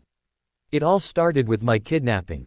Harry started. An hour later, Remus was speechless. Did this kid never get a break? He looked over at Severus in a new light. He almost wanted to key. The man, he was that happy that someone had known how to help Harry. Severus had told his part of the story, and so had Draco. Remus would not believe anything about Tom Riddle until he saw it for himself, but Harry's word was almost enough for him. He thanked Harry for telling him before gathering the boy in a hug. Harry wrapped his arms around Remus and sighed. Remus still cared for him. This was great. He looked up at Dumbledore when the man cleared his throat. I think that it is time for 2 young men to have their lunches. They are due at the courthouse very soon. Draco and Harry got to their feet. Harry hadn't wanted to leave Remus just yet. Why don't the 4 of you have lunch here? Dumbledore said. I'm sure that the entire school will be more than happy to avoid their potions master for a little while longer. All of his classes are cancelled for the afternoon because he goes to the courthouse with the boys. Yes, some of the Gryffindors will be more than happy to avoid him the rest of the day. Dumbledore called a house elf and ordered lunch for the 4 of them. He disappeared soon after. A table appeared in front of them and all of them took a place. So how have your classes been going, Harry? Remus asked as he sat down next to Harry. Severus snorted and somehow managed to control his laughter. What am I missing? He asked. Harry here has managed to mystify the entire teaching staff with his newfound studious nature. He has no trouble in any class at all, and in fact, manages to take on extra studies to keep himself amused. Severus told Remus, trying to keep his sarcasm to a minimum. My class is one of the ones in which Harry has sought extra studies. He often brings Draco along, so I am forced to deal with 2 Gryffindors at the same time. Draco rolled his eyes. He really loves us though. He even complimented Hermione by calling her actions very Slytherin. Draco informed Remus, getting ready to move should Severus's wand come out. Severus only glared at him. It didn't work, because Draco returned one equally intimidating. Severus changed his and Draco's broke. You're getting better. You just need to hold it longer and not let anything break your concentration, nothing at all. He counseled. Draco nodded his understanding and looked over to Remus. See, he loves us. He is teaching Harry and I how to glare. Harry snorted at Severus's look of disbelief. Remus laughed as Harry fell off his chair in laughter. I'm sorry, Severus, but it seems that Harry has temporarily lost his good sense. Remus said, trying to keep his own laughter in at the look on Severus's face. Oh, you mean he had good sense? I have had no evidence to the contrary. Severus said, questioning the idea of a Gryffindor having good sense, Harry in particular. Hey, Harry said, sitting up with indignation on his face. I have better sense than Draco. I didn't run from Voldemort our first year. Draco threw his napkin at Harry. I call your actions Gryffindor stupidity. Draco told him. Oh, look at that. Something's flying this way and my scar's hurting. Let's stick around and see what it is. Draco rolled his eyes. Be nice to me, Harry whined. I am in hiding from Madame Pomfrey. He said. In hiding is right, Mr. Potter, because if I had my way, you would be there right now, and away from the influence of Professor Snape. I swear that he is teaching you how to leave without me noticing. I've been searching the entire castle for you, and instead, I find you in the headmaster's office, having lunch with your partner in crime." Harry grinned at her, unable to help him. She scowled. "Be sure he gets his doses, Severus, including the one I told you about, just in case the prosecution gets nasty with him. I wish you two luck." She nodded to both boys and disappeared down the stairs, muttering all the while about how Severus was helping students escape from their beds. "I thought she was going to hex me there, for a minute," Harry confided. Severus nodded. "Yes, I thought so too, until I remembered her oath. Do no harm, does limit her quite a bit." Severus stood in motion to the two teenagers. "If you are both ready, I think that we should arrive a little early, to avoid the main crush." Harry nodded and threw an arm around Remus in a kind of a half-hug.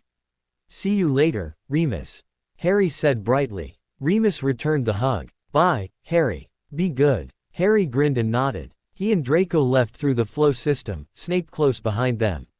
Remus sat back for a few minutes. He wanted to hug Tom Riddle now. He had done something for Harry that Sirius and himself had never been able to do. Support him fully in a home environment. Remus may not be able to keep Harry, but he would support anyone who had such a way with him. He would see Harry that night, he was sure of it. Harry and Draco entered the courtroom and headed for their usual seats. They knew the whole trial method now and were heartily sick of it. Harry wanted to do nothing more than call the prosecutor nuts and take Tom home and avoid all of this. He and Draco settled into their seats and both sighed at the same time. Both lawyers came in, and Tom came in right behind him. Harry waved, which caused Tom's face to brighten up and he waved back. Draco nudged Harry in the ribs with his elbow and grinned. Draco heard Severus slide in behind them and he tapped them both on the shoulders to let them know he was there. Harry smiled at him and turned to face the front. He was surrounded by people who knew the real him. This was a good thing, he decided, and settled down to watch the prosecutor make a big fool of himself again. The prosecutor stood and took a deep breath. Harry imagined the tiny man flapping his arms and screaming, "Up, up, and away." From the amount of breath he took. "I call Lucius Malfoy to the stand." The doors opened and the reigning Dark Lord came into the room. The second he entered the room, Harry's scar felt like it was going to split open.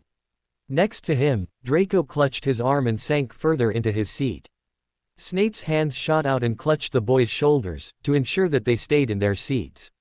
When Lucius Malfoy saw the two of them, he gave a feral grin. He had always enjoyed court, and the presence of the two he had been seeking was only going to make it better. "Tom Riddle was a fine public speaker when I first met him," Lucius Malfoy started in his testimony. "His charisma drew people in easily, made them trust him, and believe what he had to say." He paused. "So sad that it all changed before any of us could make it out. We all had families at that point, and Tom Riddle used that fact to his advantage. He threatened their lives if we did not follow his orders." Harry sat in his seat, fuming. He absently rubbed his scar.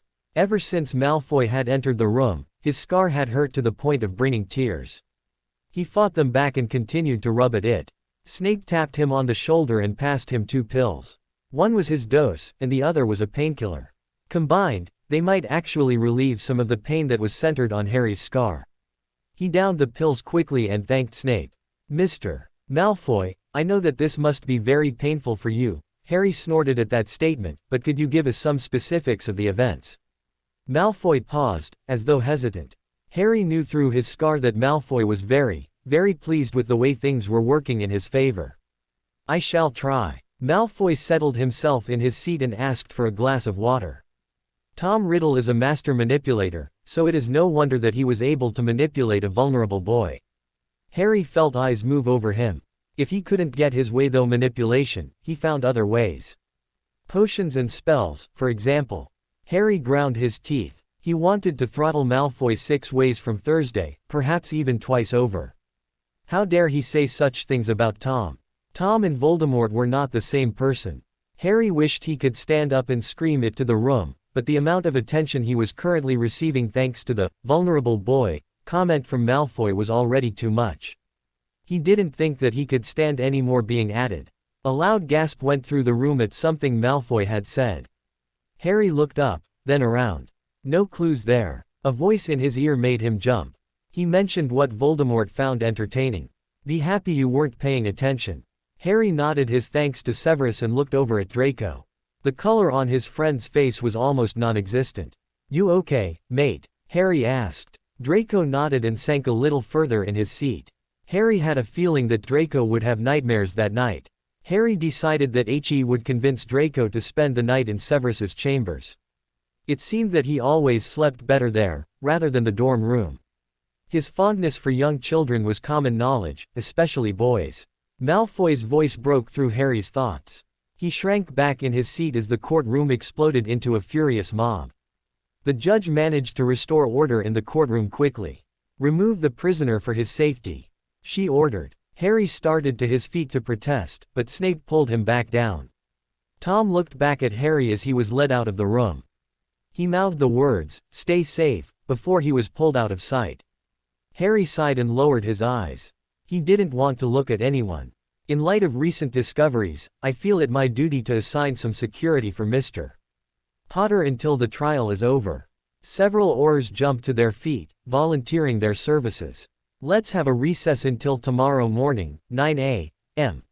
She pointed out two Aurors. Mr. Potter, will you approach the bench, please? Harry sighed and stood up. He wove his way through the people up to the judge. I'm afraid I'm going to have to keep you away from Mr. Riddle until we figure out whether or not these allegations are true. Harry nodded and moved away. Harry stormed out of the courtroom, barely controlling his rage at the testimony given by Lucius Malfoy. He had been honest about everything, of course. Now, thanks to Lucius Malfoy's testimony, Harry had been banned from even speaking to Tom. Aurors were assigned to Harry as bodyguards until the trial was over. The two assigned to him were now racing to catch up to the seething teenager. Draco pushed his way past them. Harry whirled and stopped. Draco caught up to him. Mate, I know you're upset, but let's wait for Professor Snape. Okay, Harry nodded and leaned against the wall as he watched Professor Snape make his way through the crowd. He reached up with one hand and absently rubbed his scar. He stopped when he saw one of the Aurors staring at it. His scar had throbbed the whole time Malfoy had been in the room. Professor Snape finally caught up to them. Are you both all right? He asked. Harry nodded while he rubbed his scar, and Draco smiled. Good. He looked at the Aurors and sighed. Gentlemen, he said to the Aurors before turning and starting towards the flow station. You both have transfiguration this afternoon, correct? Yes, sir. Draco answered. Make sure that your head of house knows of our two guests. Severus said. Harry and Draco nodded. They nearly bumped into their professor when the man stopped suddenly. Harry peeked around his teacher. Press. He sighed heavily. When would he be left alone? Let's go the other way, Professor. I don't think I can deal with them today, sir. Snape eyed him before nodding. All right, this way. Severus herded the two boys in the opposite direction. Harry and Draco turned the corner. Harry's hands flew to his forehead in pain as he bounced off of someone. Harry's wand appeared in his hand as he stumbled back. Well, if it isn't Harry Potter. Lucius Malfoy said in an overpolite voice that grated on Harry's nerves. Lucius. Professor Snape said as he turned the corner, wand already in hand. He eyed Malfoy, looking for a threat. Severus, good to see you. Harry could almost hear Severus roll his eyes. Harry's vision faded from the dusty red it had gained from contact with Malfoy. He saw Draco next to him with his wand out. The Aurors looked completely confused with the whole situation. Malfoy's gaze shifted from Harry to Draco. Hello, son. How is school going? Draco backed up to stand next to Severus, his face showing nothing but complete disgust for the man in front of him. I'm not your son. Malfoy's face twisted in fury. Harry clutched his wand a little tighter. You will return to me, he said. The Aurors finally stepped forward. Gentlemen, I'm not sure what is going on between the two of you, but we should return Mr. Potter to school. Lucius Malfoy nodded and moved away. Harry waited until he was around the corner before allowing himself to drop to the ground. Snape stepped forward and knelt next to Harry. Are you all right? Harry nodded and took a deep breath. He pulled himself to his feet and leaned against the wall. As long as Madame Pomfrey doesn't see me. Harry mumbled. Snape gave him a small grin. Well then, we'll have to make sure that we smuggle you past her. Snape started forward, motioning the two boys to follow him. Tomorrow is our turn in court, boys. Do not worry until then. Both Harry and Draco followed. Snape motioned them through the flow. Draco went first, and was there in time to see Harry stumble out of the fireplace and fall to his knees. He got back to his feet and started brushing himself off. I cannot wait until I learn to apparate, he mumbled while Snape stepped out. The two bodyguards came just behind him. Snape handed each of them their backpack. Get to class, the two of you. Remember your potions essay. Harry and Draco nodded and left, the two bodyguards trailing behind them. Harry rolled his eyes at Draco. Draco checked behind them, smiled and grabbed Harry's hand. Draco broke out into a run, pulling Harry along with him. Draco, stop. Draco turned another corner. What was that all about? Harry demanded as Draco finally decided to stop. Draco laughed again and shook his head. Ever wonder how I ever got any peace from Crabbe and Goyle? Harry nodded, knowing that Draco had complained in the past about his old shadows. Well, that was how I did it. It worked well when the stairways changed. Harry only smiled. Come on, let's get to Transfiguration. Draco and Harry made their way through the halls to the Transfiguration classroom. Professor McGonagall was waiting for them. Mr. Potter, Draco, she said, motioning them to chairs.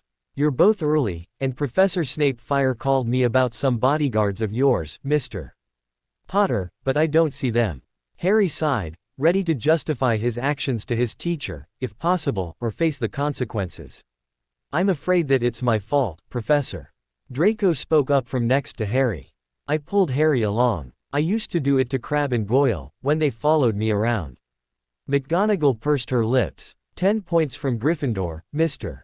Draco, for being rude to guests of Hogwarts. I expect no repetition of this behavior in the future, understood? Draco nodded and looked at Harry apologetically. Why don't you prepare for class? It will be starting shortly.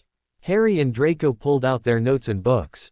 They were talking when the bodyguards finally found the classroom. Are you all right, Mr.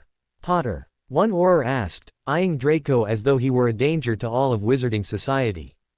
Fine, Draco and I were just, playing tag. That's all. Draco snorted, but the Aurors seemed to accept Harry's word that he was fine.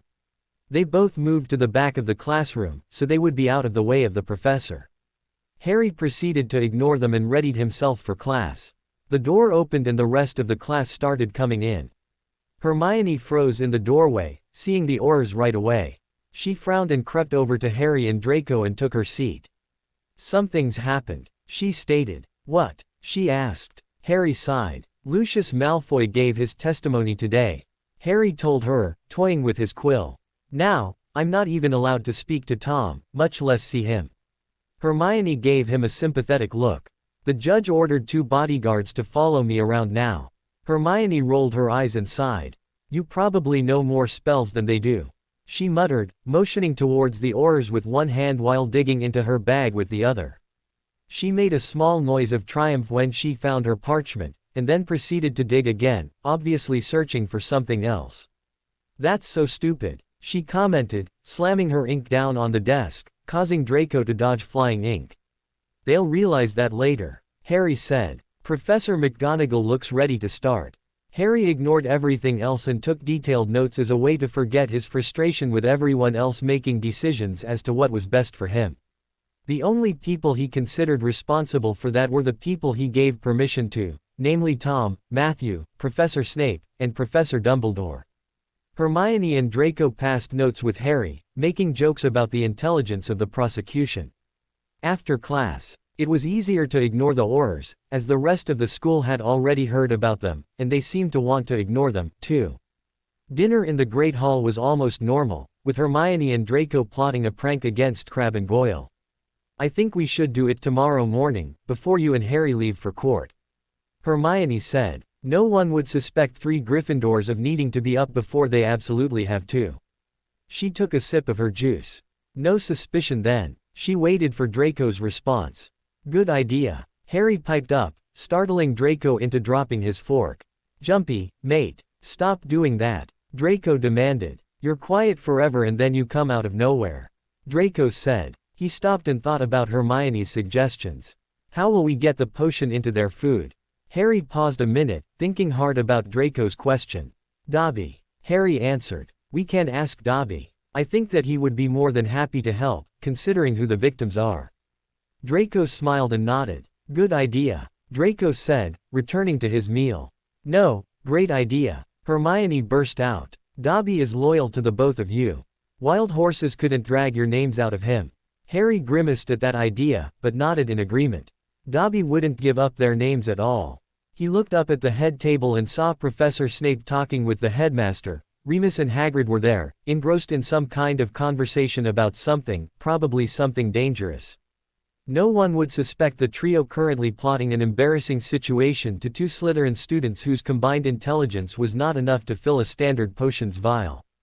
Harry and Draco spent the evening in the library with Hermione to avoid the questions about what had happened with Ron.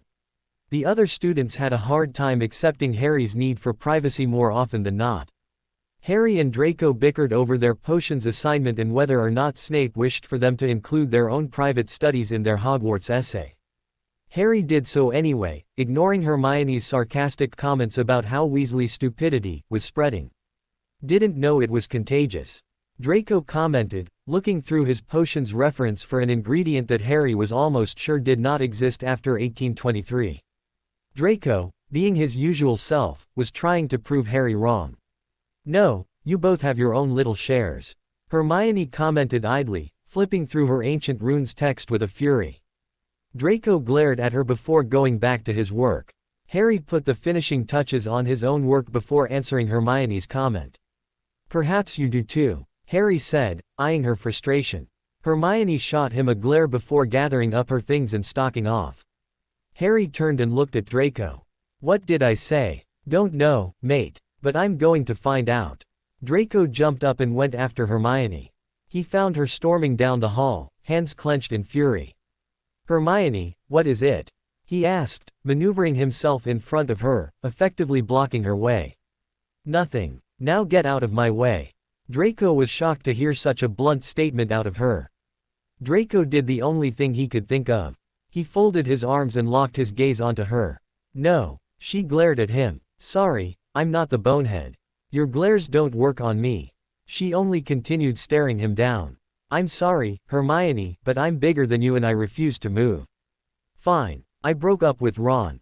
Happy. She started to push past him. Draco stuck out an arm and caught her. I'm sorry, he said sincerely. I know that you had feelings for him. Hermione sighed and smiled a bit. Thank you, Draco. She stopped trying to run away and leaned against the wall. Want to talk? Hermione nodded and Draco took her book bag from her and slung it over his shoulder. It's just that he wouldn't change or listen to me at all.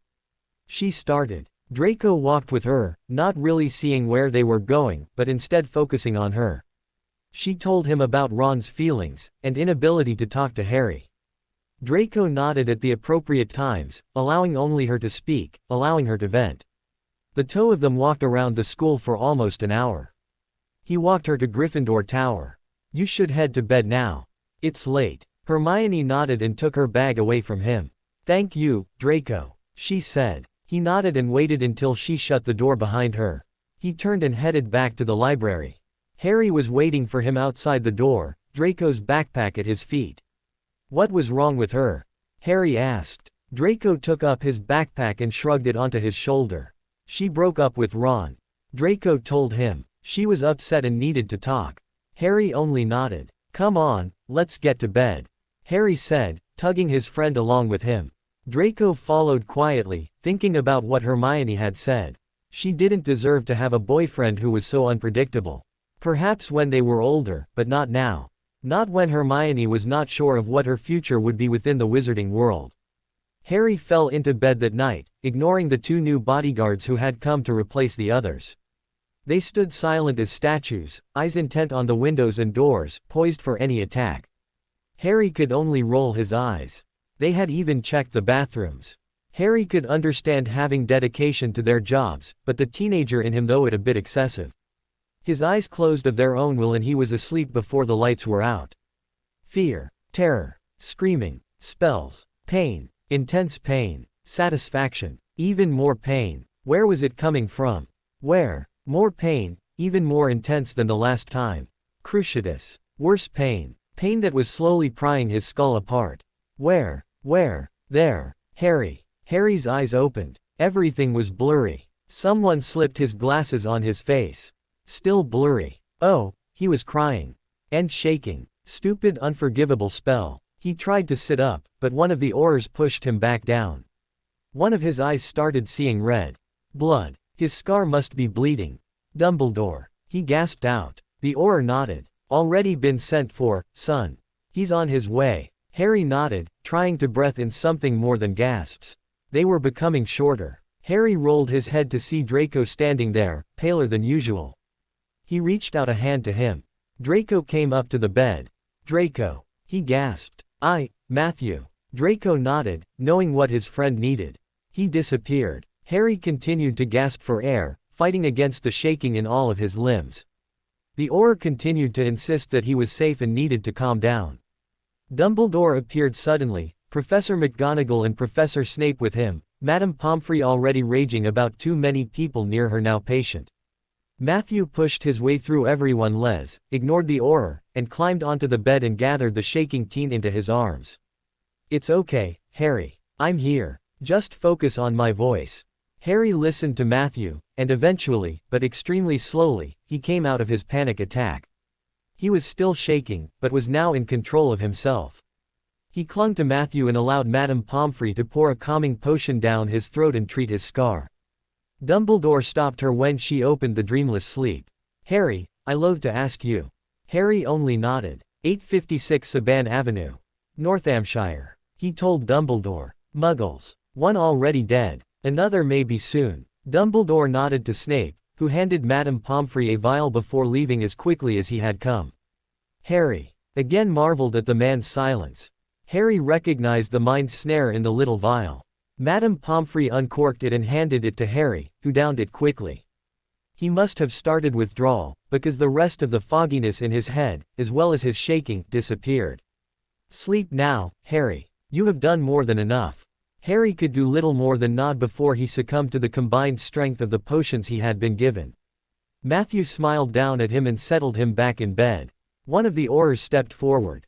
If you would show me to your nearest connected fireplace, we'll be able to send someone to check on that. He said to Dumbledore. Dumbledore merely smiled at the man. Already taken care of, dear boy. I think it's time to allow the children to go back to sleep. With those words to the utterly dumbfounded Auror, Dumbledore turned and left the room, the nurse and Professor McGonagall close behind him. The Auror stood there, nearly speechless at what Dumbledore had said. Draco shrugged and got back into bed. They had a prank to play in the morning. Harry, Draco, and Hermione all settled at the Gryffindor table for breakfast the next morning. Harry had dark smudges under his eyes. He had slept after his vision, and slept well, but he was always left feeling exhausted. He put his head down on the table and shut his eyes. He only hoped he wouldn't fall asleep in court today. The trio had already visited the kitchens. Dobby had been enthusiastic to see all three of them. Dobby's promise to help them eased their nerves about the prank. Dobby had assured them that their victims would get the needed dose. They had gone to the Great Hall from there and now they were waiting for breakfast to appear. Draco and Hermione were talking softly between the two of them. Harry opened one eye and studied them. They were talking as old friends would. He decided that that was a good thing. Harry had started a letter to Ron, explaining some of his situation. He had yet to finish it. Ron had really ticked him off, and Harry was trying to sound perfectly calm in his letter. It hadn't happened so far. There they are, Hermione whispered. Harry didn't even need to turn to know who they were. Crabbe and Goyle had entered the room. He turned back to his place as food appeared. The trio grinned at each other and started into their breakfast. They would know when their prank was completed. The other students would be an adequate indicator of success. Harry secretly hoped one or two students would fall out of their seats. If a professor laughed, all the better. Harry didn't need to wait long. A few snickers started to emerge from around the room. Then the laughter started. Harry, Draco, and Hermione all turned to see Crabbe and Goyle, both looking like female Hufflepuff students, complete with long, curly hair, long eyelashes, and rouged cheeks. The Gryffindor table exploded in hysteria. Several students fell off the benches and continued to laugh on the floor. Harry shot a quick glance at Professor Snape and swore he saw a smile pass over the man's face before he started to look as though he was going to hex the pranksters into the next plane of existence. Crabbe and Goyle made their retreat, followed closely by Madame Pomfrey. Draco pulled himself back up onto the bench and gasped weakly. "Well done." Draco congratulated his two partners. "I think we needed that." Harry nodded while Hermione wiped tears away. "Oh, yes, we definitely needed that," Harry agreed while he turned back to his breakfast. "I will cherish that image today, in case Malfoy says something that ticks me off." Draco nodded. "Use occlumency. Same effect. Less chance of laughing." Harry only shrugged before finishing his breakfast and standing. Draco immediately followed and they both waved to Hermione as they left the Great Hall. Harry's two Aurors fell behind them, talking to each other in low tones. The two boys trudged up to Dumbledore's office and greeted him with cheerful good mornings. "Good morning, you little troublemakers." Snape greeted them from the corner.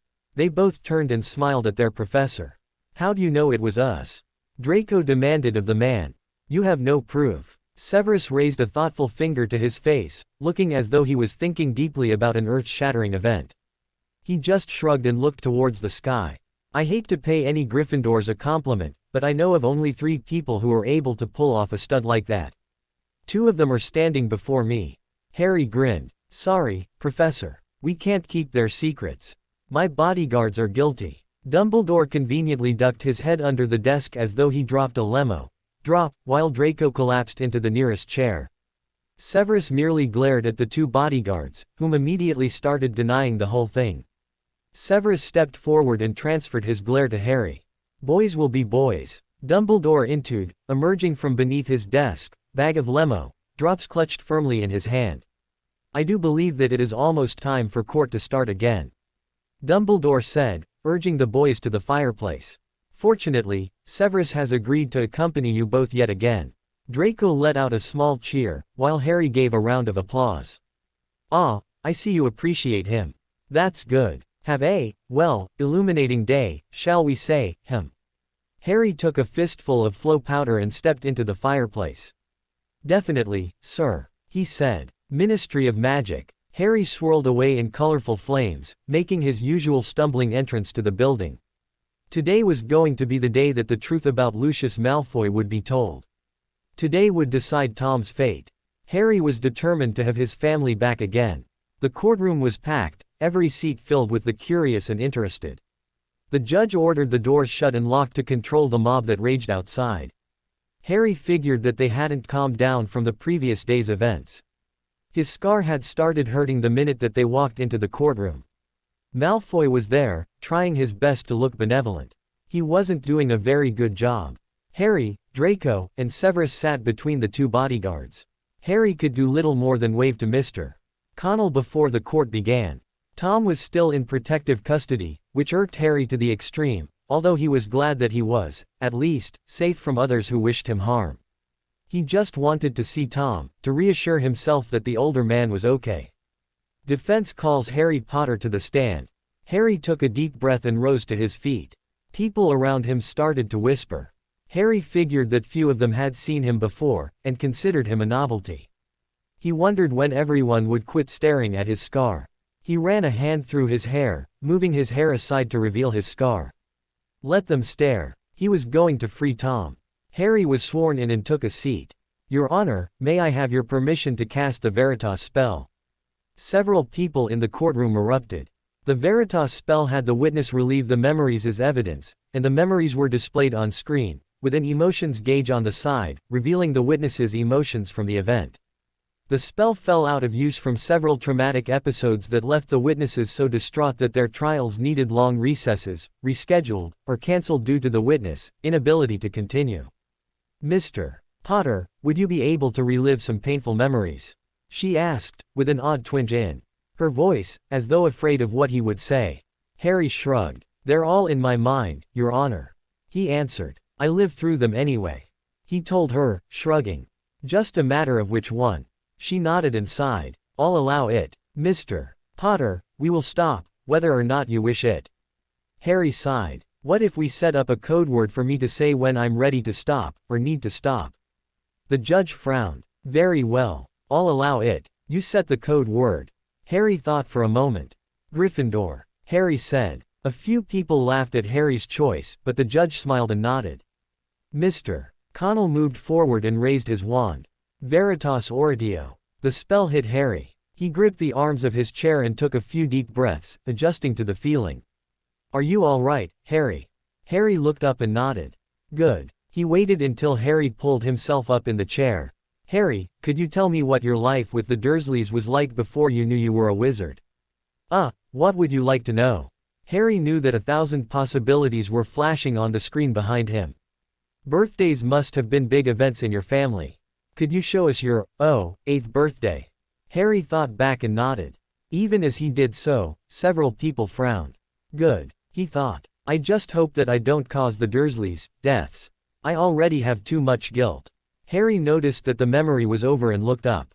Are you all right, Mr. Connell asked. Fine, sir, Harry said, sitting up a little bit straighter. All right. What happened when you found out that you were a wizard? You didn't know, did you? Harry shook his head. The memory of the day came into his mind, with only the detail of Hagrid using magic left out.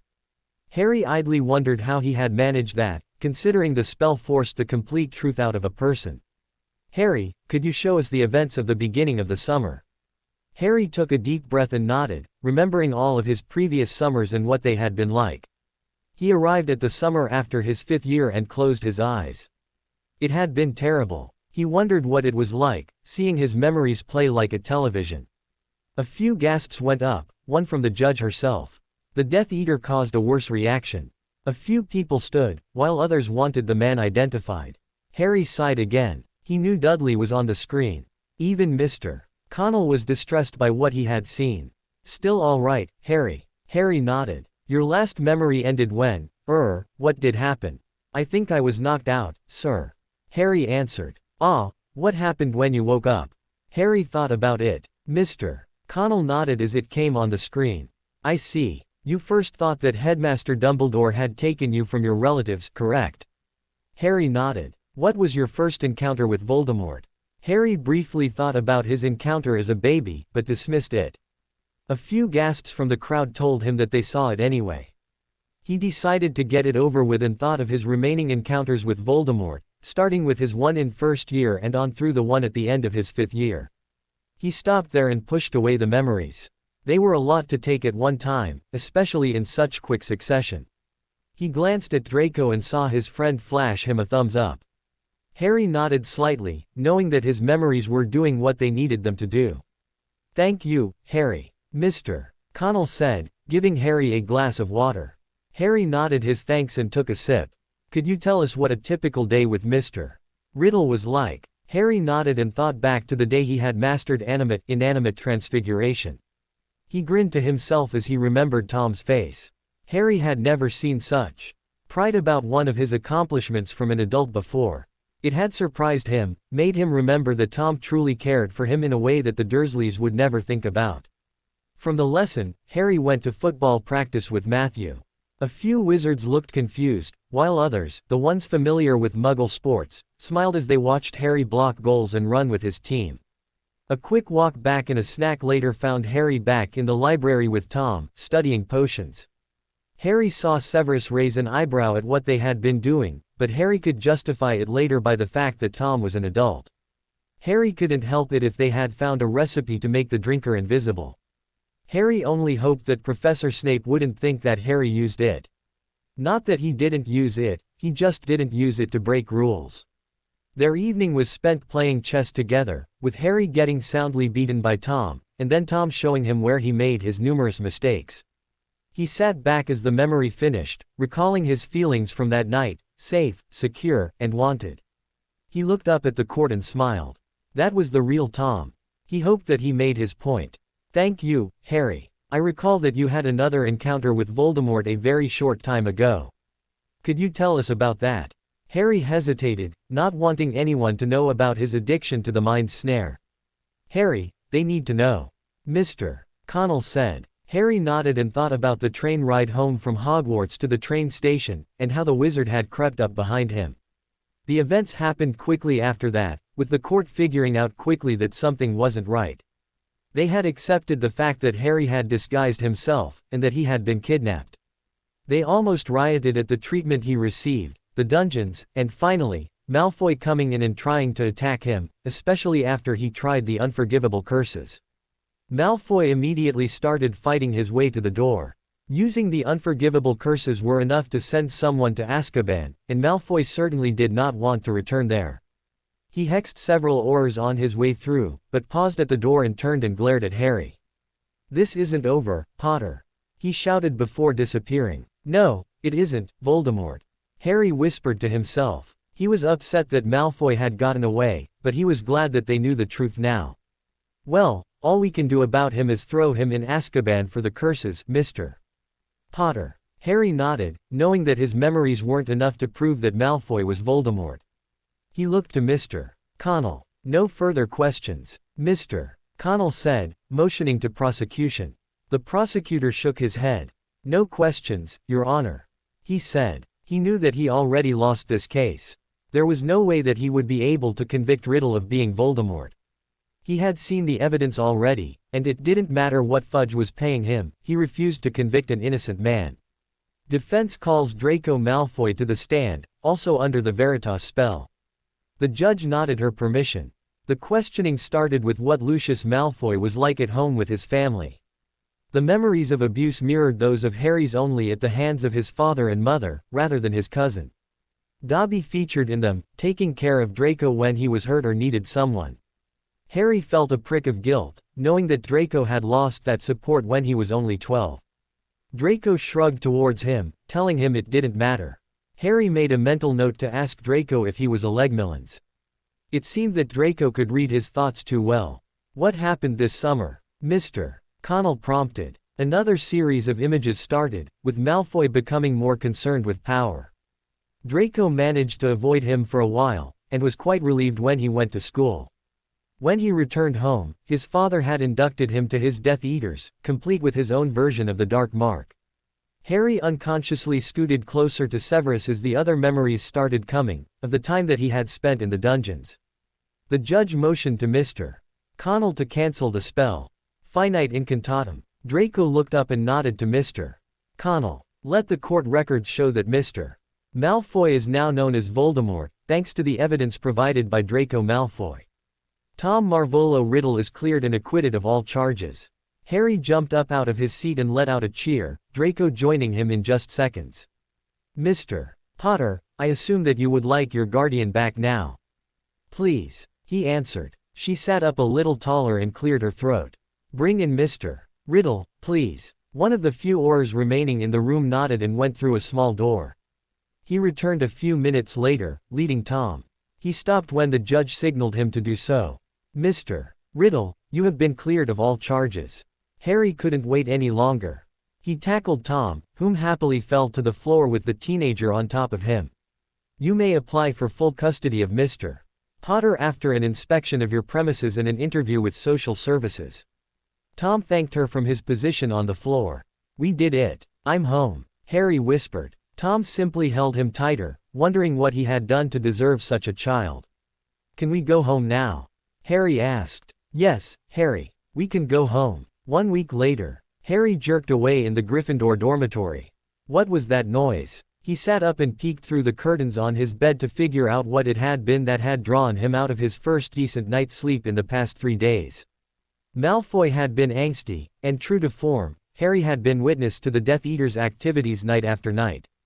His only consolation was the fact that Voldemort was unable to directly attack Muggles. Harry smiled to himself when he found that Professor McGonagall was the reason for the rude awakening. She was waking up Draco. Wonder why that is, Harry thought to himself. He waited until she had left the room for him to make his conscious presence known to Draco. "What's that all about, mate?" he asked, throwing off his blankets. Draco jumped a mile into the air, wand out and pointing at Harry in the blink of an eye. "Jumpy. Don't do that, Harry." Draco tossed a small pillow at him. Harry caught it and tossed it back. She says that Professor Dumbledore needs to see me about something. Draco shrugged. She wouldn't say about what. Harry nodded and twirled his wand around his fingers. Draco was just pulling on his shirt when Professor McGonagall came back up the stairs, muttering under her breath. Draco gave a small gasp and made sure he was decent for his head of house. He was. "Oh, Mr. Potter. Good thing you are awake, though I won't ask why you are awake at this ungodly hour of the day. Get dressed. Albus needs to see you too." Harry nodded and pointedly waited for her to leave. She just stood there. Professor. I doubt very much that you want to see me without clothes on," he said. McGonagall jumped, turned bright red, and left the room without comment. Harry smirked and started pulling out a fresh uniform. Draco snickered, snorted, and finally resorted to burying his face in his pillow to keep from waking his dorm mates. "It's not that funny, Draco. I suspect she's just tired."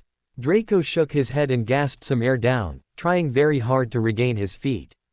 "It's not that. It's just that I could see the Daily Prophet headlines now. Boy who lived ravished by lustful instructor, or wedding bells for Potter." Draco promptly fell back into his bed and indulged himself in a few more deep laughs on Harry's account. "There's so much wrong with that comment I don't even know where to begin in fixing it." Ew. Draco continued to laugh about his own jokes. "Har har. Remind me to tell that to Professor Snape. He'd love it." Harry's sarcastic comment did not reach his helpless friend. Harry finished pulling his tie straight and hauled Draco to his feet. "Let's go. Professor McGonagall is waiting." Draco brightened up again and opened his mouth to make a comment when Harry held up a hand.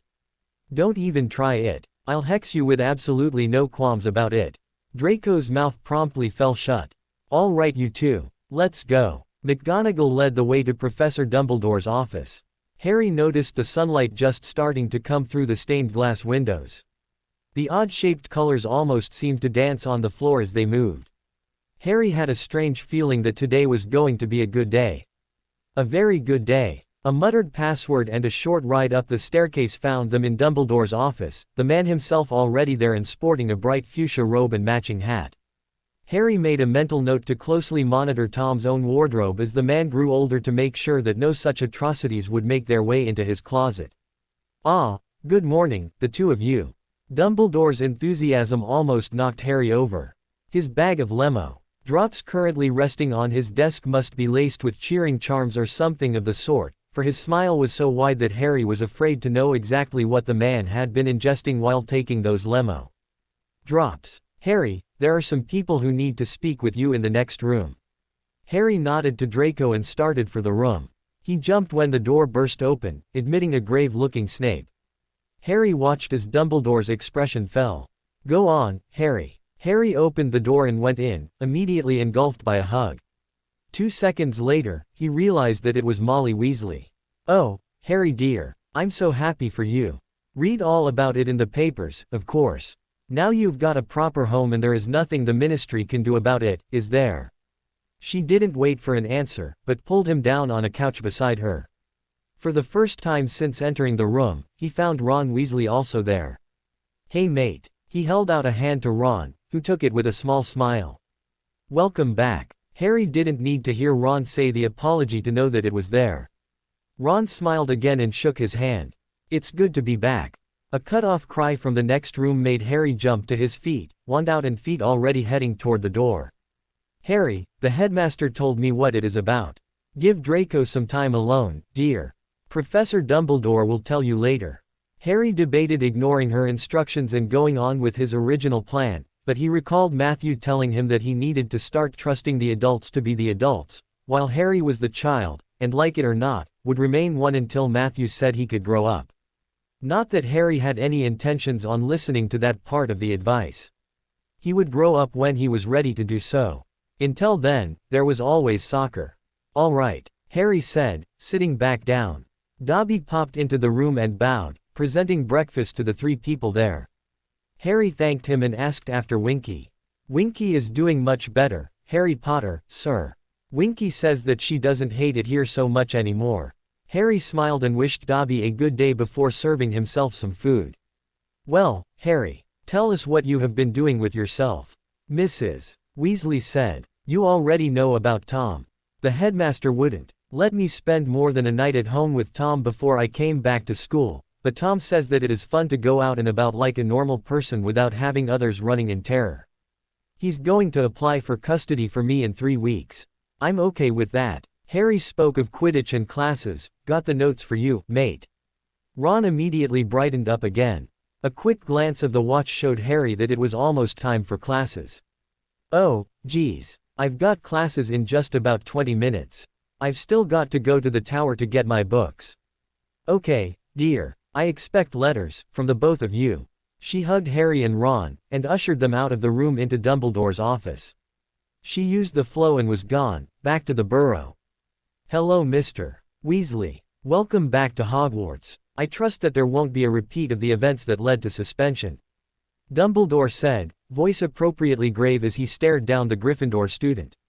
No, sir. No problems at all from now on. Dumbledore smiled. Good. Have a lemo. Drop. Ron accepted one and looked towards Harry. Why don't you head to class now? Mr. Potter, stay behind, please. Harry motioned for Ron to go on without him and sat in his favorite chair. I'm sure you heard young Draco before the silencing spell took effect. Is he okay? Harry's frantic question came out almost before the end of Dumbledore's sentence.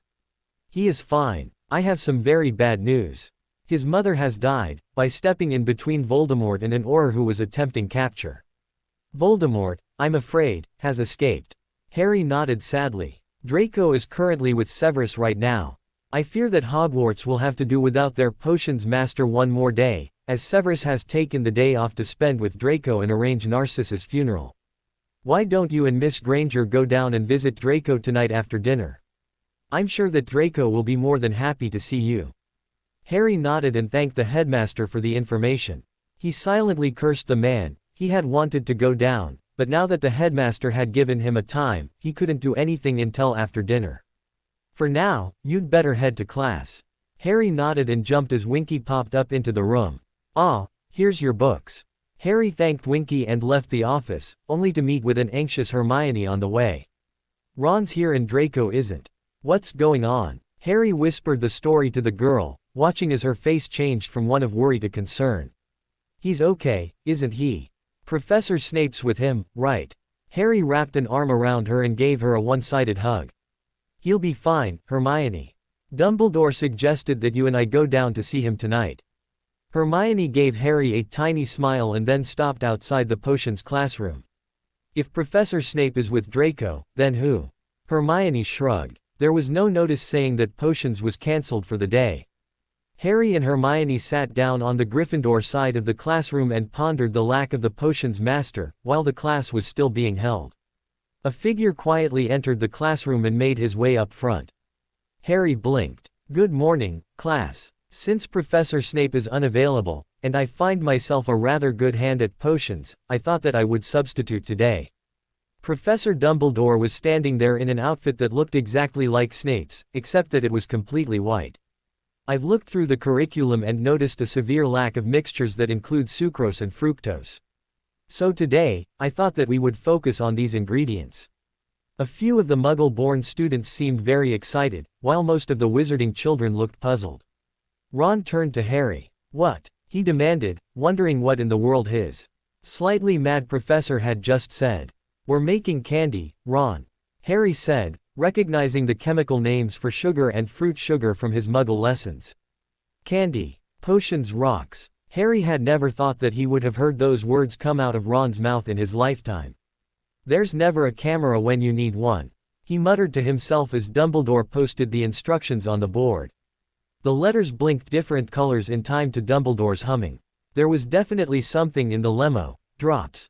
Harry made another one of his endless mental notes to avoid all lemo drops in the future. He was already odd enough. Ron led the way to lunch, talking of his newest passion. Honestly, I never knew that potions had anything to do with making food. Hermione gave Harry a look that plainly said that all one had to do was mention food to get Ron's approval on anything. That has to be the coolest thing on the face of this earth, next to Harry's firebolt. I wonder, if I asked Professor Snape real politely, if he would be able to tell me some more about making my own candy. Ron fell into happy musings about the possibilities of candy making. Hermione leaned over and tapped Harry's shoulder to get his attention. Why do I get the feeling that Weasley's Wizarding Wheezes is going to get a partner, except that this partner is going to specialize only in sweets? Harry vaguely wondered if Hermione had some sort of seeing gift, because it seemed very likely that Ron was headed in the right direction for a future of that sort. Ron didn't snap out of his happy stupor until much later that night, when Harry and Hermione were getting ready to leave to go see Draco. "Where are you two going?" he asked, looking up from the list he was making of the candy he wanted to try and make on his own. "To see Draco," Harry told him. "We'd invite you along, but—" Ron nodding allowed Harry's sentence to remain unfinished. "I understand. You two go ahead. I'll talk with him later."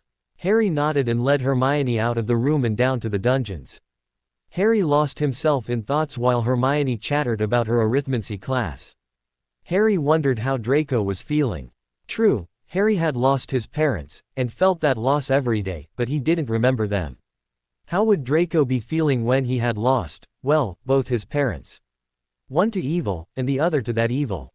Hermione knocked on the portrait and smiled upon seeing Draco. Draco invited them both in eagerly. "Thank Merlin you are here. I finally badgered Severus into finishing up one of his potions. The man hasn't left me alone the whole day." Well, that attitude was certainly not the one Harry had been expecting. "Okay, my rant's done. Sorry if that took you guys by surprise. I'm used to being alone for that sort of thing, and Severus said it wasn't going to happen this time around." Draco invited them to sit down.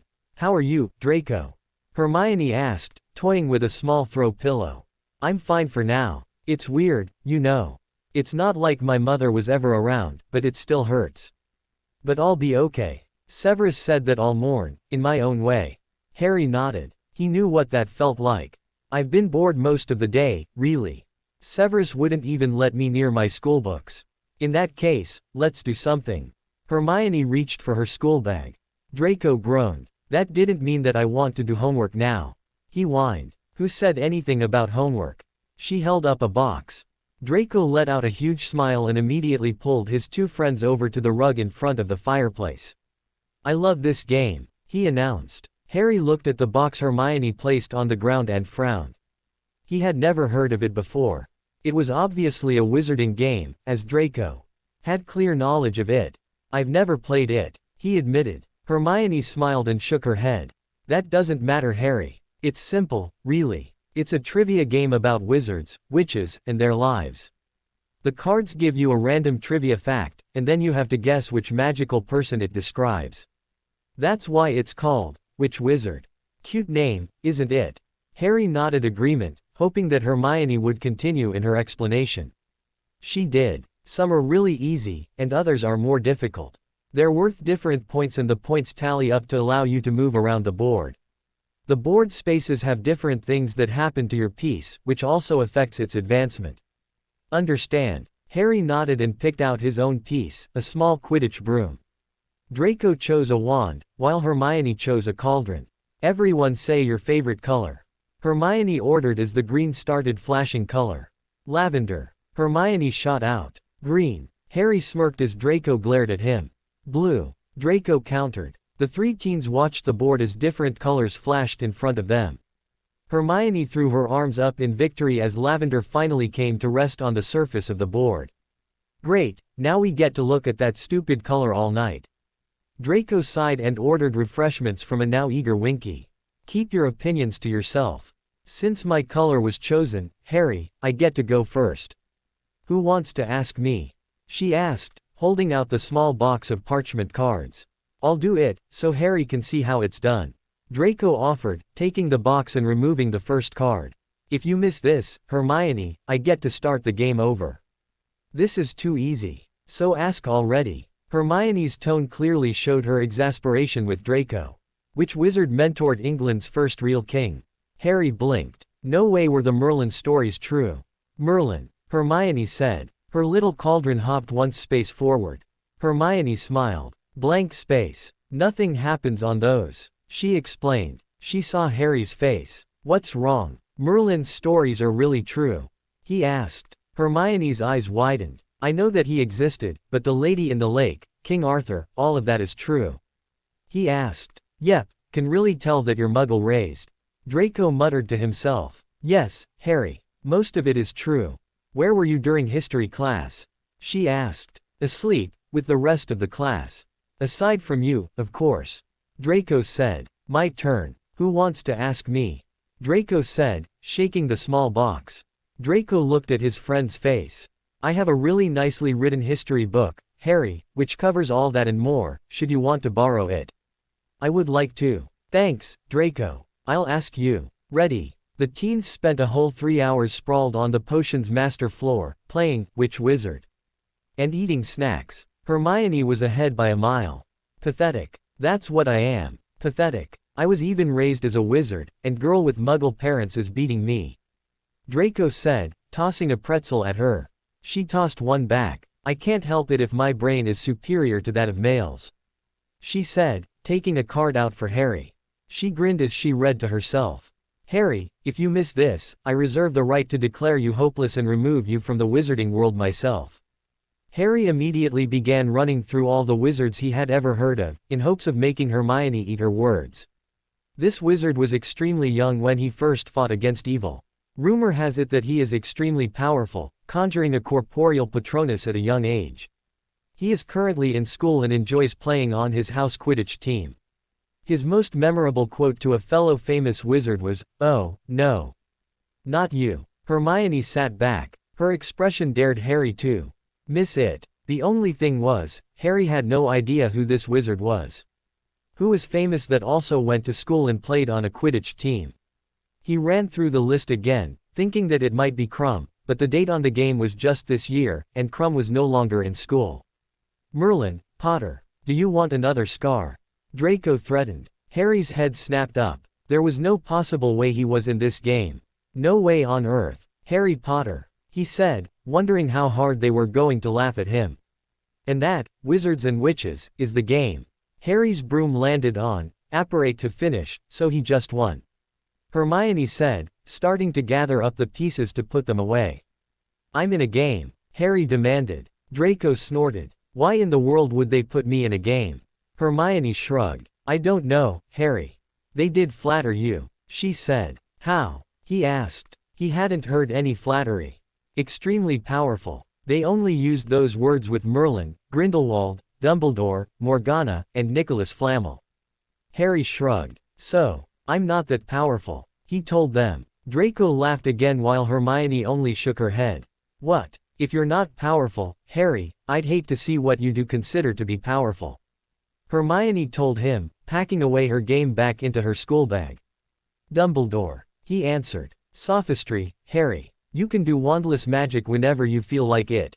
Even Dumbledore can't do more than the simplest spells without his wand. Harry stared at her. It's true, mate. Draco told him. You've faced Voldemort at least 6 times by now, and you've come out of it completely intact. Face it, you're powerful. Harry rolled his eyes and fell backwards. I just want to be normal. Harry told him. Never gonna happen, mate. Draco said, tossing a pretzel his way. Harry sat up and returned fire. Hermione let it go on for a few minutes before stopping the two of them. Let's not act like first years, she said, taking the bowl away from them and banishing it back to the kitchens. I'm afraid that first-year behavior is above these particular Gryffindors, Snape said from the doorway into his lab. Hermione turned and smiled at Professor Snape. Harry frantically tried to think of a worthy comeback to Snape's comment. Everyone was surprised when Hermione beat him to it. You're absolutely right, Professor. They weren't behaving as first-year Gryffindors. They were behaving as first-year Slytherins. Professor Snape's mouth dropped open while Harry and Draco fell over into laughter. Snape was tempted to take points, to maintain appearances, but allowed her the small victory. She had made Draco laugh his first real laugh since he heard the news. Touché, Miss Granger. She smiled and nodded, glad that he had understood her reasoning behind the comment. Now, my living room has been a lion's den all evening. It is almost curfew. I think you and Mr. Potter should be going. Hermione nodded, wished Draco a good evening, and pulled Harry to his feet. Night, mate, if you ever want to talk. Draco nodded. I know where to find you. Draco said. I'll see you in classes soon. Harry nodded and allowed Hermione to lead him out the door. Did you have fun? Draco nodded and told Severus about the game. He couldn't even figure it out until I gave him a clue. Draco said, explaining Harry's win. He couldn't believe that he was in the game. That boy suffers from a lack of self-esteem. Draco snorted. How about a lack of normal? Draco processed what Snape had said. This coming from the man who once said that Harry was an arrogant, spoiled brat. Wait until I tell him. He'll love it. Severus only rolled his eyes and handed Draco a glass of pumpkin juice. Draco nodded his thanks. I'm sure he'll want to put that in his memoirs. Draco drained the juice and set the glass aside. Severus started counting down the seconds. I can see it now. Today I found out that the professor who used to hate me thinks I have self-esteem ISS. Severus caught Draco as the boy fell asleep. My, little dragon. You must have been really tired. Severus murmured to the sleeping teen. He levitated Draco to his room and transfigured his uniform to pajamas. Note to self, bedtime drinks are a must for when children are hyper. Severus tucked the boy under the blankets and went to his office. He left his private door open in case Draco somehow managed to wake up and needed him. He warded the public one before sitting down and staring off into space. He pulled open a drawer and drew out some papers that he had sent for a few weeks back. At the top, in clear bold letters, stood the words, "Petition for adoption." He gathered the papers together and took them to his bedroom. He would ask Draco in the morning. Fudge would act fast to recover his losses with the whole debacle concerning Harry and Tom Riddle. Now, the son of Malfoy would be on the line. Severus intended to put a stop to that. He would allow no Slytherin of his to be treated in such a manner. If he got a son in the bargain, well, all to the better. I know this may come as a little soon, but would you consider?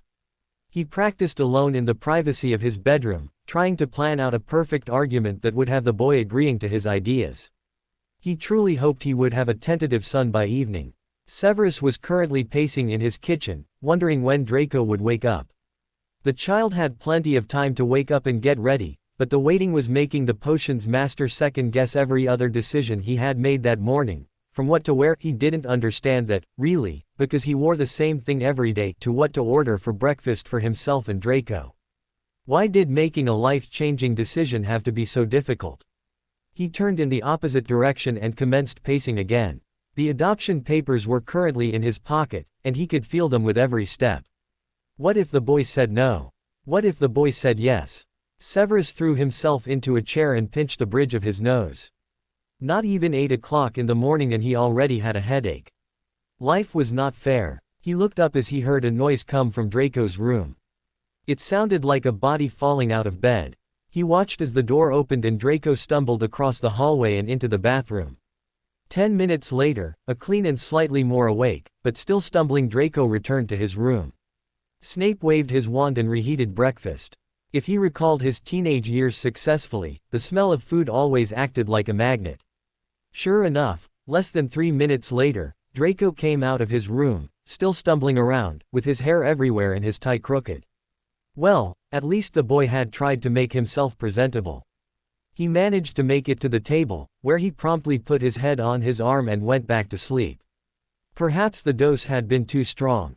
Severus poured some coffee into a mug and added a few pieces of chocolate. He tapped Draco on the head and the boy looked up. "Drink this. It will help wake you up." Draco took the mug and nodded his thanks, sipping a little bit at a time. Severus handed him a plate and waited a few minutes to allow the boy to wake up. He looked over his hair and grimaced. "Going for a Potter look today, Draco?" he asked. Draco looked up and shrugged. "Not going for a Malfoy look," he answered. Draco turned back to his food, which allowed Severus time to try to choke down some of his own breakfast. He had no idea what was wrong with him. He had never been this nervous about something before, not even when he started spying. He was going soft. He looked at Draco and realized that he didn't care if he was going soft. It didn't matter anymore. What mattered now was Draco. When Draco finally looked fully conscious of his surroundings, Severus cleared his throat, asking for Draco's attention. Draco looked up. "Perfect. Now to say something. Draco, there is something I wanted to ask you." Draco nodded, motioning for Severus to go on. "I was wondering." Severus trailed off, not sure of how to continue. Where were all his speeches he had made the night before? His perfectly sound arguments planned to get the boy to agree. Why couldn't he just say what he wanted to say and get the papers signed? What was this so difficult? Wondering if you would, give me the honor of making you my son. There, that wasn't so bad. Severus looked at Draco. He looked like he'd been hit with a bludger. Brilliant, Severus. Way to go. Shock the boy to death. Severus took a deep breath and sighed. I'm not trying to replace your parents, especially so soon after your mother's death, but I can give you a home, and be there for you, support, and things like that. Draco was still staring at him. Good going, Sev. He'll probably be the first child to die from shock. Severus noticed that the boy still had not moved. You don't have to if you don't want to, it's just that I thought you might. Severus's speech was cut off as Draco launched himself at Severus. The chair tipped backwards and both of them ended up on the floor. Would I give you the honor? I was thinking of ways to con you into it. Draco told him, sitting up and helping Severus to his feet. That's a yes, then? Severus asked. An enthusiastic yes. Severus chuckled and hugged Draco to him. That's good. I was hoping you'd say yes. Severus told him. I was thinking of ways to keep you in my custody had you said no. Draco looked at Severus, one eyebrow raised. Don't doubt me. Kidnapping, Fidelius, boundary spells. Whatever worked. Draco chuckled at the last one. A playpen spell. Playpen spells were boundary spells, often used by overawed mothers on their children to keep them in one place and out of mischief. How would that have helped? I would have kidnapped you, put you under the Fidelius, and placed a boundary spell to keep you in one place, so that I knew where you were. Draco shook his head. But a playpen spell? He asked, a little disgusted. Oh, yes. Anything to keep you from that incompetent fudge and his illusions of right and wrong in this world. Anything to keep you safe. Draco settled for simple staring at that point. Severus was serious. He actually meant what he was saying. He hoped that the man wouldn't have to go to such lengths, though. A playpen spell at his age was a little, well, embarrassing. It wasn't as if he was a Gryffindor, and couldn't stay, never mind. He would stay where he was told, if need be. He knew he could. So long as he kept Harry, Hermione, and Ron away. He could stay in one place. Should I ask the solicitor to come round? Whenever you're ready, Draco said. He looked up at the clock. It's almost time for class. Severus nodded, righted his chair, and looked Draco over. He reached out and fixed Draco's tie, while Draco tried to escape his hands. Sir, I'm fine. I look fine. Just let me fix that hair. Severus said. A quick wave of the wand later and Draco's hair lay more or less flat against his head. Draco rolled his eyes as Severus handed him his schoolbag. Let's go, he said, shooing the boy out the door. I'll see you later, Severus said, squeezing Draco's shoulder. Draco nodded and waited until Severus had left before turning towards his own class. Time to meet Harry and Hermione in their first class. Dear Harry, I know you have a Hogsmeade day this weekend. Why don't you and your friends meet Matthew and me in the Three Broomsticks? We can all have lunch together and talk, so we can convince your friends that I'm not evil. Sound good? Send a reply back. Love, Tom. Dear Tom, that sounds great. I would love to see you and Matthew. Noon okay. Send a reply back if it's not. Can't wait to see you guys. Love, Harry. Hermione had a break and was in the library, frantically searching rough a book for something that would help her finish off her essay on Muggle-Wizard relations. Yes, she whispered to herself when she found a book entitled I Can We Get Along? A study of magical and non-magical relations. She flipped to the section on blood and immersed herself, wondering if she would be able to find some proof of magic having its start in Muggle blood. Like Muggles, the wizarding world also maintains a way to claim family through the exchange of blood. Like the Muggle blood brother ceremony, the exchange of blood allows the wizard whom carries the blood to claim familial relationship to another wizard, regardless of the fact that the other wizard in the relationship does not have to carry the first wizard's blood. For blood ceremonies involving Muggle and wizard participation, not only must both. Hermione looked up to find Draco standing next to her chair. Draco looked really excited for some reason. Can I talk to you? She nodded and motioned for him to sit down. I was wondering if we could go for a walk. Hermione smiled. Sure, Draco. Give me a minute to pack up. Hermione shoved her books into her bag and took the library book up to Madame Pants to check it out. She could finish it later. When she returned to Draco, she found that he had already taken her school bag. She shrugged and allowed him to lead the way. It seemed that chivalry was not dead in the wizarding world. Draco led her outside, where he started around the lake. What is it that you wanted to talk about? Draco seemed to think for a while before answering. Severus wants to adopt me, he said, smiling a bit. He said that he was willing to kidnap me, put me under the Fidelius, and set up boundary spells to keep me from the ministry. Hermione giggled. What if it is too soon? Is it? He asked. Hermione looked at him, knowing he was speaking of his mother's death. What do your feelings say? Draco paused, stepped forward, wrapped his arms around her, and laid his head on her shoulder. She reached up and stroked his hair, now free from any styling products. It's okay to be wanted and loved by parents, Draco. Draco pulled away and nodded. Thank you, Hermione. She hugged him and stepped back. That's what friends are for, Draco. She smiled. Especially Gryffindors. Would you like to go meet Ron now? She asked. Only if you're willing to protect me, he said. Hermione smiled and started pulling him along to the castle. He'll probably just try to convert you to the firm belief that making your own candy is the only skill you honestly need in this world. Draco stopped. Where'd he learn that? He asked as Hermione tugged him up the stairs. Dumbledore. He taught potions yesterday. I have the notes if you want them. They might be a little sticky, but they're still legible. Draco shook his head in disbelief. The one day I miss, and he teaches candy making. That is not fair, he said. Hermione rolled her eyes. Why do I have a feeling that you and Ron are going to get along just fine? She mumbled to herself and stopped just long enough to give the password to Gryffindor Tower. The pair entered Gryffindor Tower to find Harry reading and Ron talking to Neville. Harry looked up, and saw him first. Hey, Draco. How's it going? Draco went over and plopped into a seat. Good. You? Draco asked, toying with a throw pillow. Where's commune? Harry said, holding up his book. Draco rolled his eyes. It seemed that Harry had an obsession with that writer. In other words, all is well in the world. Draco said. Harry laughed and nodded. You know me well, friend.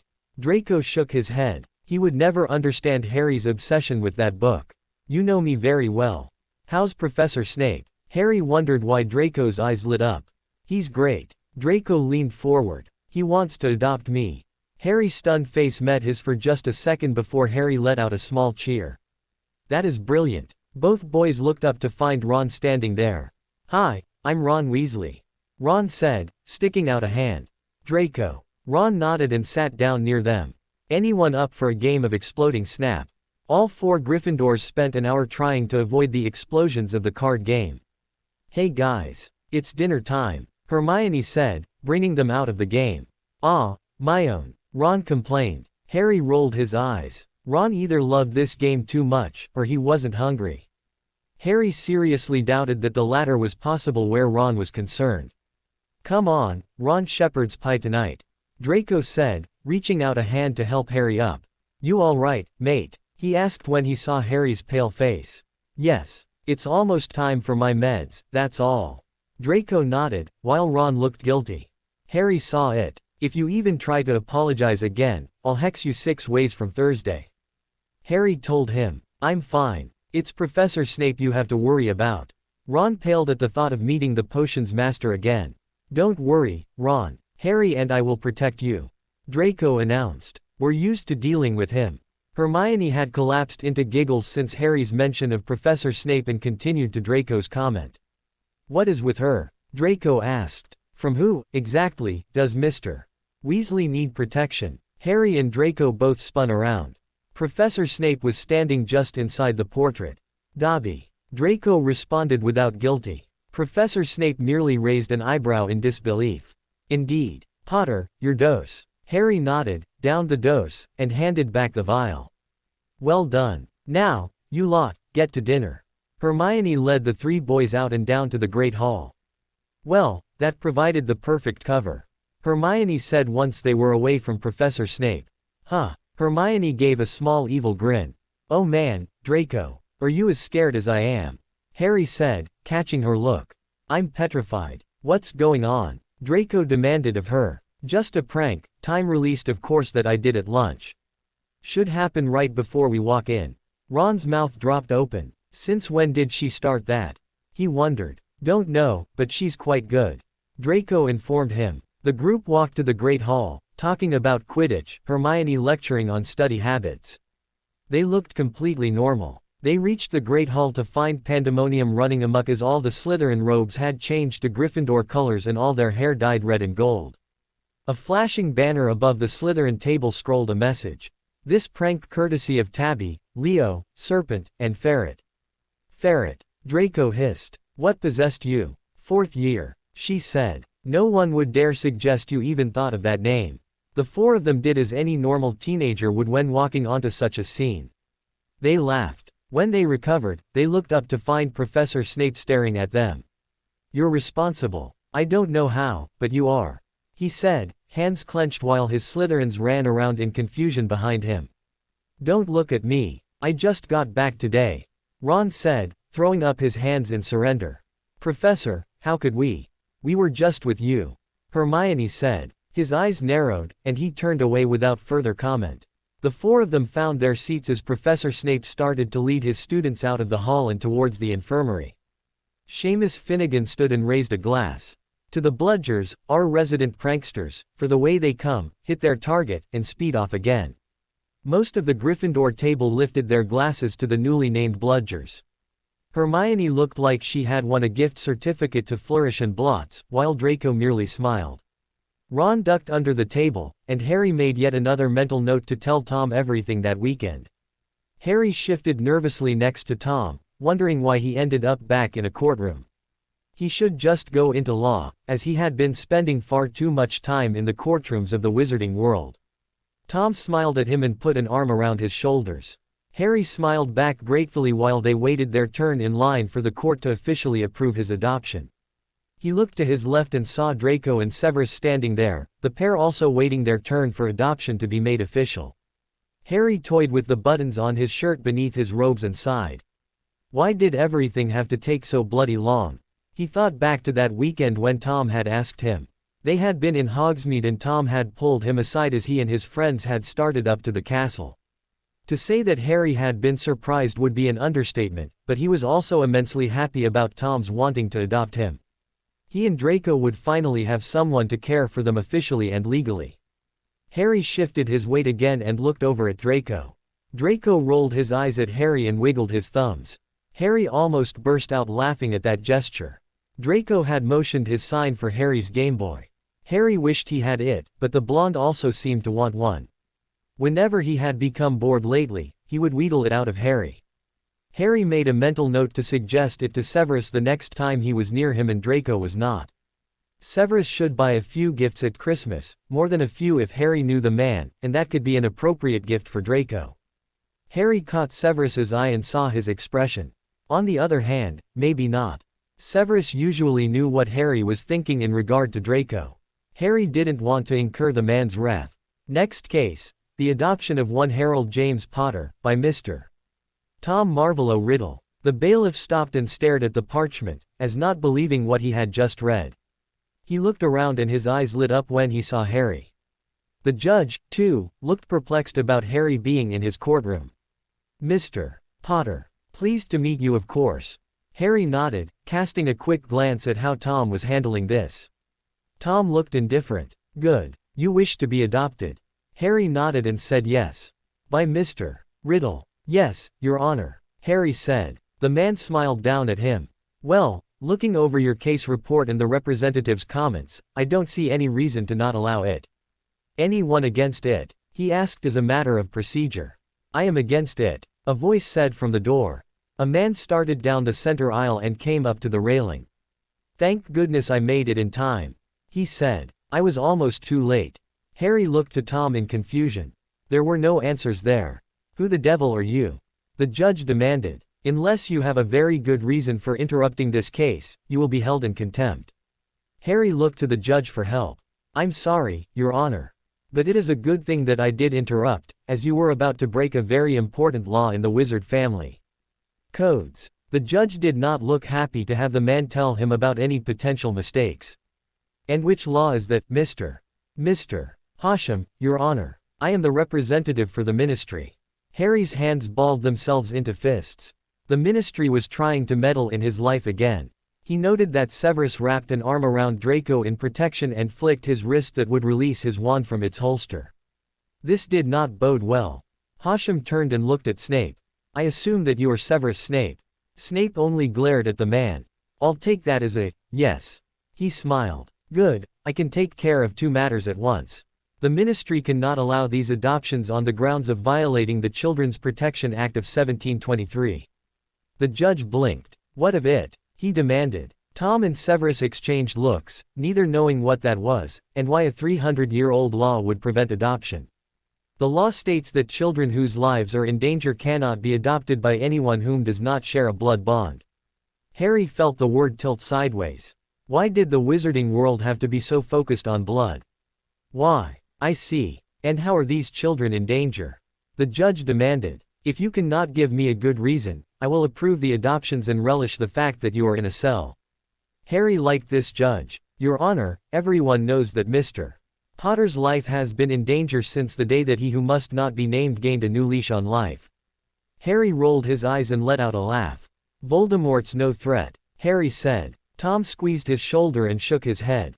Harry fell silent. Your personal feelings aside, the Ministry feels it necessary that you need someone who shares your blood to protect you.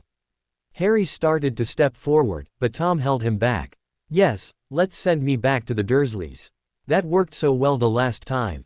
He snarled. He felt that Severus would be proud of that snarl. My cousin may just kill me this time. Tom pulled him back against him.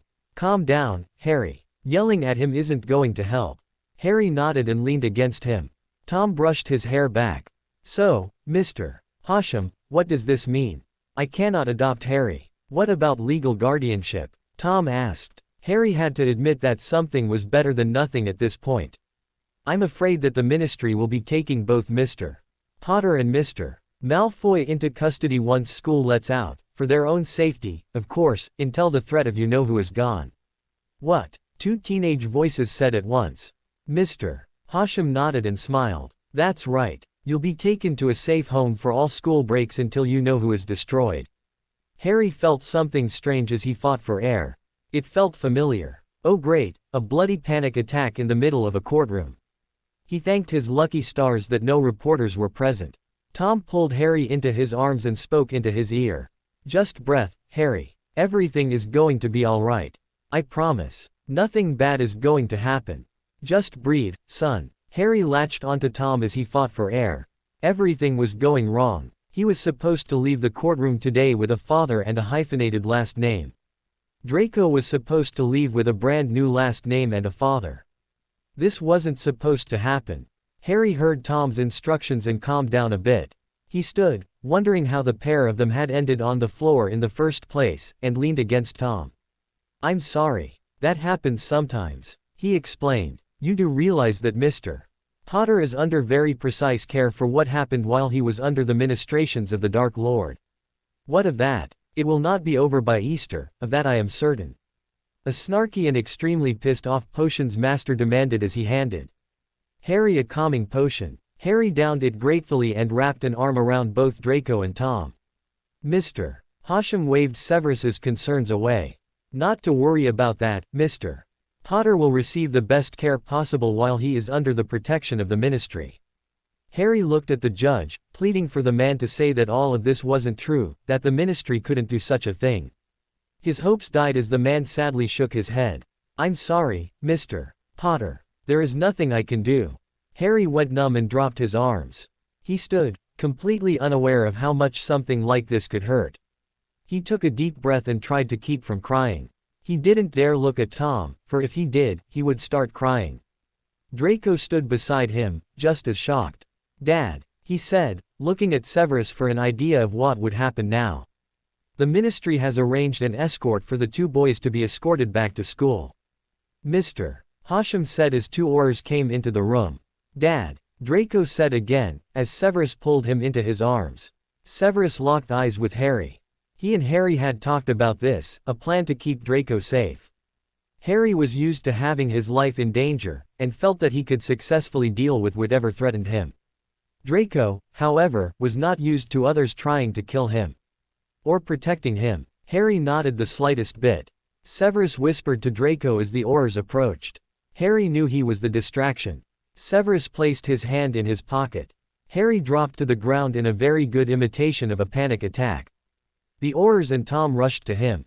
Harry felt rather than saw Severus and Draco Portkey to safety. Tom pulled Harry into his arms and started talking Harry down again. Harry whispered back that he was fine, but could Tom just hold him for a few minutes before letting go? Tom happily allowed it and let go with a reluctant smile. Where did they go? Why in the world wasn't this room warded against Portkeys? I could have you disbarred for this, Your Honor. Mr. Hashem blustered. I'm sorry. I wasn't aware that so many of my cases carry Portkeys on them. They're usually happy to be here, not fighting to get away. The judge returned. Harry smiled as Tom pulled him to his feet. You little scamp. Tom whispered, smiling at Harry. You two had it all planned. Harry could only smile sadly. He felt the two Aurors behind him. One placed a hand on his shoulder. Obviously, they weren't taking any chances with him. Take care of yourself, son. We'll beat this and you'll be home before you know it. Harry nodded and allowed himself to be led away. Hashem scoffed a bit at what Tom had said. I highly doubt that, Mr. Riddle. The two Aurors were surprised when Harry lunged for Hashem. My God, he said when he saw Harry trying to attack him. Keep that boy under control. He ordered. Harry, stop it. Tom admonished. Harry stopped and hung his head. I know you're upset, but attacking him isn't going to help a thing. You have to go back to school. I'm sorry. Harry said to the room at large and allowed the Aurors to lead him from the room. Mr. Hashem wiped his forehead. Never saw a child with so much anger in his eyes. They almost glowed. Well, I must get to the office and issue a warrant for one Severus Snape on the charge of kidnapping. Mr. Hashem said, gathering his cloak and briefcase as he swept towards the door. Tom waited until the man had left before sitting down. I am sorry about all of this, Mr. Riddle. I can see how much Mr.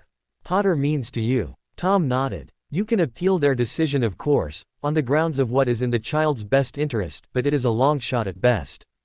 The judge offered. Tom nodded again, thanked the man, and returned home, only to wander up the stairs to stand in Harry's doorway for a few hours, wondering why his son was not there, and how to bring him home. You okay, kid? One of the Aurors said as they led him down the hallway. Harry shrugged. I know you've had a rough day already, but we can at least be friends. Harry shrugged again. Leave him be, Winfield. The other Auror said as he stopped Harry and put his hand in his pocket.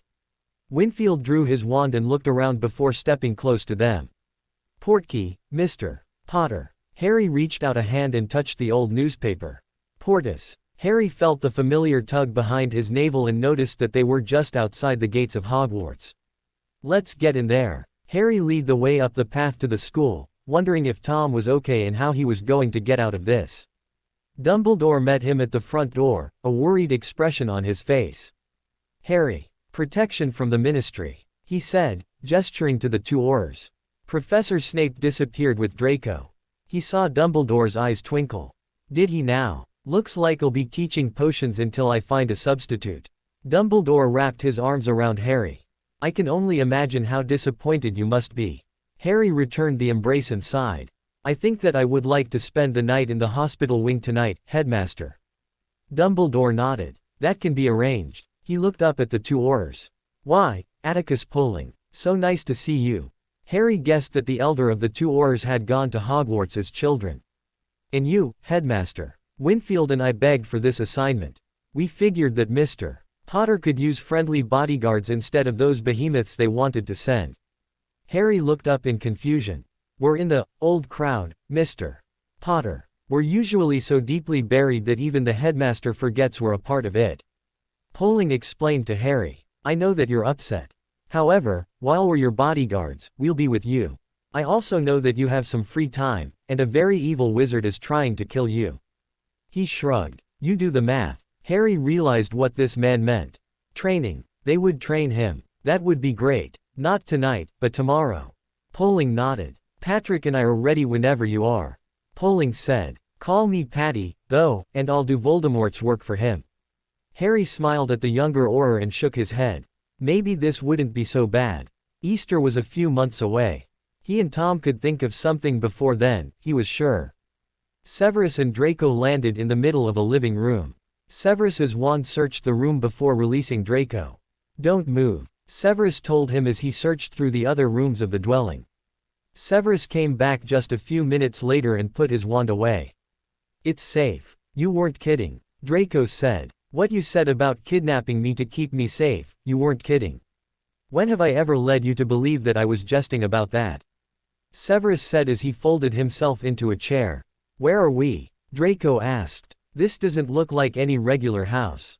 We are in a Muggle dwelling," Severus told him. "I found it last week and rented it for a year, just in case." Draco sat down on the couch. "As to where we are, precisely, I can't tell you. For your own safety, I will allow you to write to your friends, but I don't want you leaving them any clues as to where you are, just in case those letters are intercepted. What about my education? It's not that I'm not grateful to you for keeping me away from the ministry, but I'll fall behind without my books," Draco said. Severus raised a hand and pointed. Draco's trunk sat in the corner. "Oh, that's all right then." Severus looked over to Draco. "At least we'll be able to spend some quality father-son time together." Severus smiled and moved to the couch, wrapping Draco into a hug. "You are my son, even without that piece of paper." Draco nodded. "How would you like to see your room? Is it blue?" he asked. Severus looked offended. "How could I forget your favorite color?" Severus said, standing and pulling Draco along behind him down a hallway. He opened a door with a dragon on it and motioned Draco in. It was blue. Draco smiled and looked around. He froze when he saw something lying on his bed. "Is that what I think it is?" he asked Severus. He reached out and picked up the Game Boy. "Thanks, Dad." Severus rolled his eyes. "I have the full curriculum from your teachers, and if I find the slightest bit of tardiness in any of your schoolwork, that will be banished," Severus threatened. "No worries there. Harry won't know what hits him when we go home." Draco put the Game Boy down on his bed and went over to Severus. "Thanks, for everything." Severus returned Draco's hug and sighed. "Anything to keep his child safe." "Hungry?" he asked. Draco nodded. "Let's go to the kitchen then." Draco stared at him. "You can cook?" he asked in bewilderment. "In a Muggle kitchen?" Severus shot him a glare. "Okay, so you can cook. Can't wait to see this." Severus rolled his eyes as he led Draco to the kitchen. This was going to be an experience. Again, Harry. Harry faced Pulling and raised his wand. The training sessions were tough. That was the only word he could use to describe them. Tough and draining. If the ministry ever found out about the training sessions, and how much he was learning, Pulling and Winfield would most likely be dismissed as Aurors. If not more. Harry watched as Pulling sent a stunning curse his way. He spoke an incantation and watched the block go up. The spell bounced off and went in the opposite direction. "Wrong spell." Pulling called to him. "Sorry. Have a hard time just letting them come at me like that." Again. Pulling nodded and shot off another one. Harry raised his wand and let the spell gather around it before sending it back at the Auror. The man hit the floor and let the spell crash into the wall. Harry stared at the wall. The spell had to have been powerful, for the scorch marks left were a little disturbing. Very disturbing. "Pulling, you said that you weren't trying to kill me." Harry smiled at the man as he picked himself up. "I'm not, Harry." He brushed off his clothes and looked at Harry.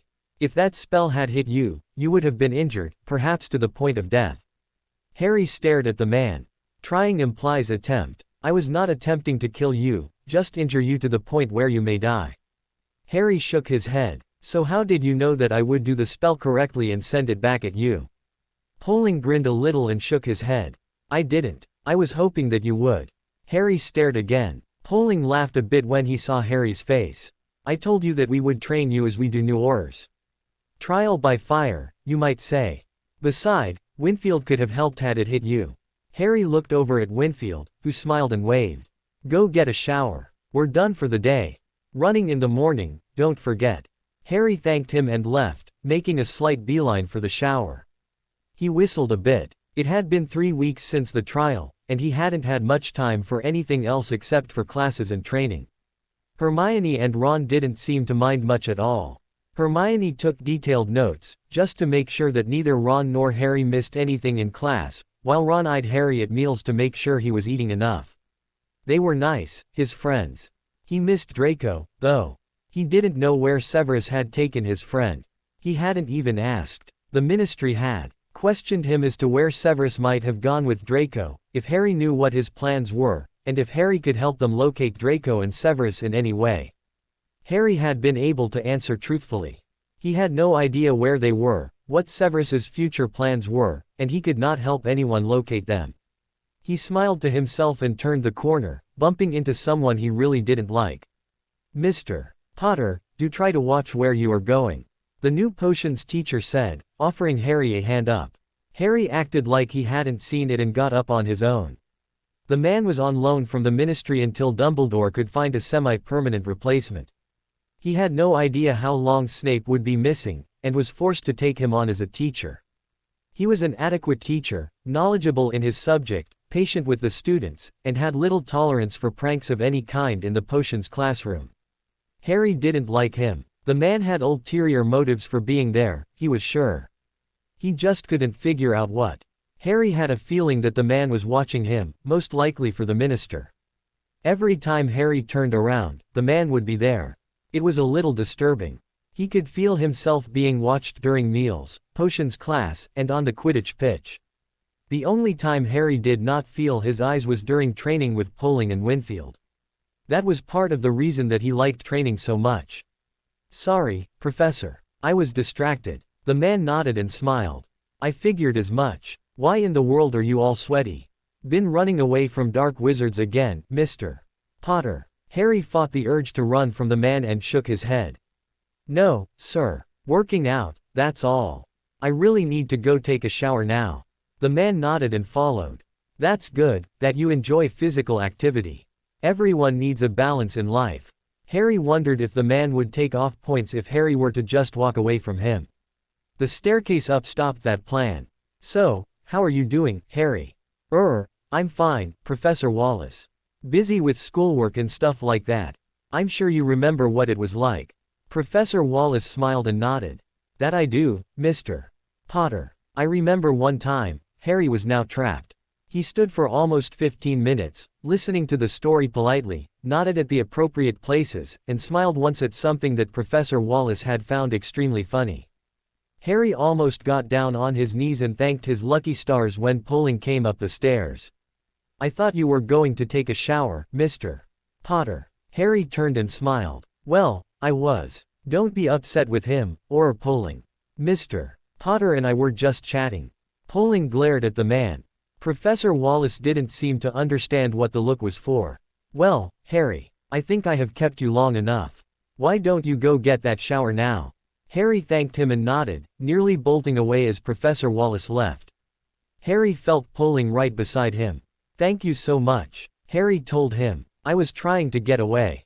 Poling nodded. "When I got up there, I figured you were delayed somehow." Harry stopped in his tracks. "There's only one way to Gryffindor Tower from the ROR." Harry told him. "There is not. Did you think that Dumbledore is the only one around here who can move around this castle at astonishing speeds?" Harry shook his head and spoke the password, allowing him and Poling to enter the tower. He waved to Ron and Hermione before heading to the bathroom and taking a quick shower. He came back down the stairs and threw himself in an armchair next to Hermione. "Feel better?" she asked. "Loads. Do I have any homework to finish?" Hermione glared at him. "Why aren't you using your planner?" she demanded. He could hear Poling and Winfield snicker behind him. "It's out of date," he said, not entirely sure. Hermione huffed and pawed through Harry's book bag. She pulled out the book and opened it. She tapped it with her wand 3 times. "There you go. Up to date. And you'd better start using it." Harry grimaced, thanked her, and put it back in his bag. "As for your question, you have no homework to do. You finished it last night." Harry sighed and smiled. "Don't even think about it," he told Poling. He had heard the man step forward. "I have to get up early." Poling grumbled something that Harry missed and stepped back a bit. Hermione and Ron smiled. They had obviously heard it. Harry decided not to ask. "Dinner," Ron announced, pulling Harry to his feet. Harry groaned and allowed his 2 friends to escort him to the Great Hall, Poling and Winfield right behind. Harry wondered when they ate, for they just stood off to the side in the Great Hall. The only time Harry was out of sight was when Harry was in the bathroom. Even the locker room for the Quidditch matches was monitored. They turned around and faced the opposite direction at the request of the team. Harry found that he didn't mind too much. They were just doing their jobs. And were training him. He felt he could put up with them. He couldn't stand Professor Wallace. Harry and his friends found their usual seats and sat down. Ron dove into his food immediately, trying to entice Harry to larger portions. Harry stiffened when he felt someone watching him. Someone other than Poling and Winfield. It felt different. Hermione, could you glance at the staff table and tell me what Professor Wallace is doing? Hermione shifted in her seat and looked. He's watching our table. No, he's not. He would have yelled at Dean right now if he were. He is looking this way. He's watching you. Harry nodded and thanked her. Hermione waved to Hagrid, who was sitting next to Professor Wallace, as cover and went back to her meal when he waved. Why is Professor Wallace watching you? She asked Harry. Harry shrugged. Search me, he said. Hermione nodded and took a bite of her vegetables. He's probably doing it for the ministry. Especially after that adoption fiasco. Hermione nodded and took a sip of juice. You never did tell us why they denied the adoption. Can you tell me now? Harry nodded. He had been meaning to tell them for a while now. It had hurt too much to even think about it before. Now, it only hurt a little bit. He could tell now. The ministry brought out this 300-year-old law that says if a child's life is in danger, he can't be adopted by anyone who doesn't share blood with that child. I don't understand that at all. Why does the wizarding world focus on blood so much?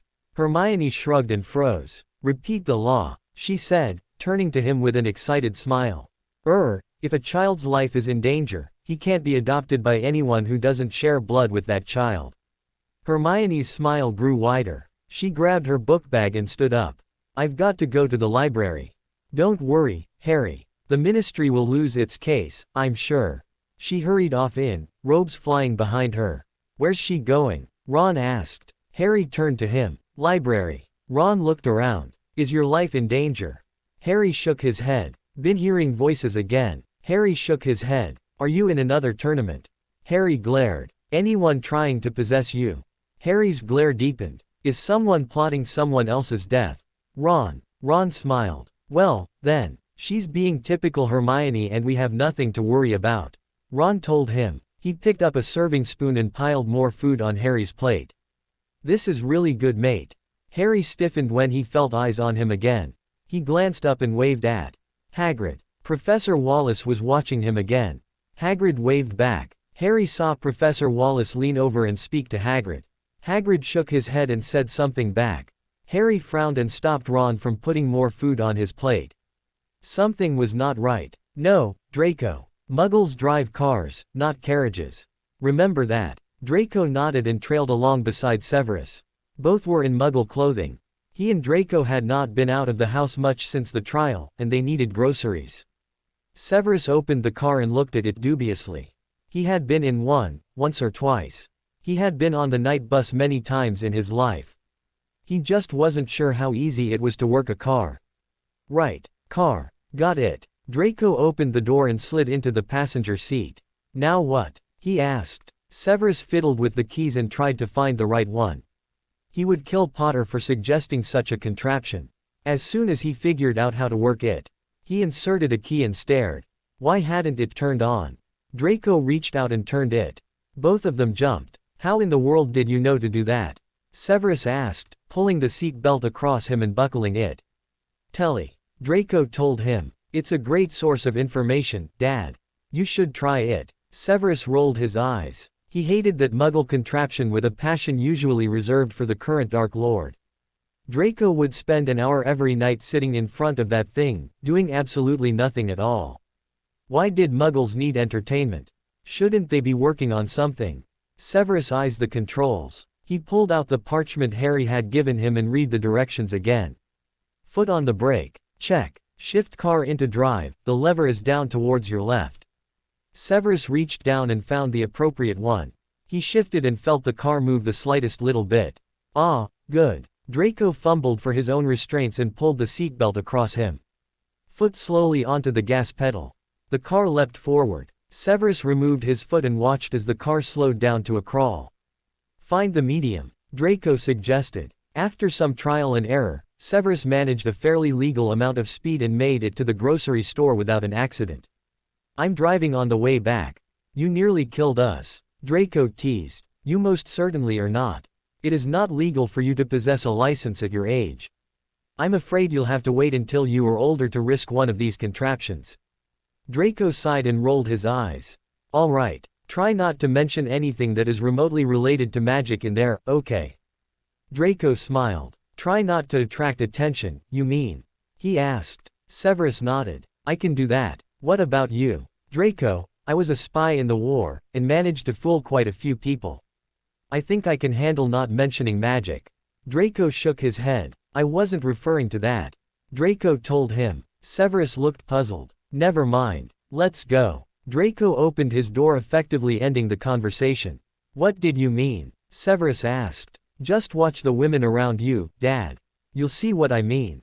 Severus wondered what the boy meant by that and grabbed a shopping cart.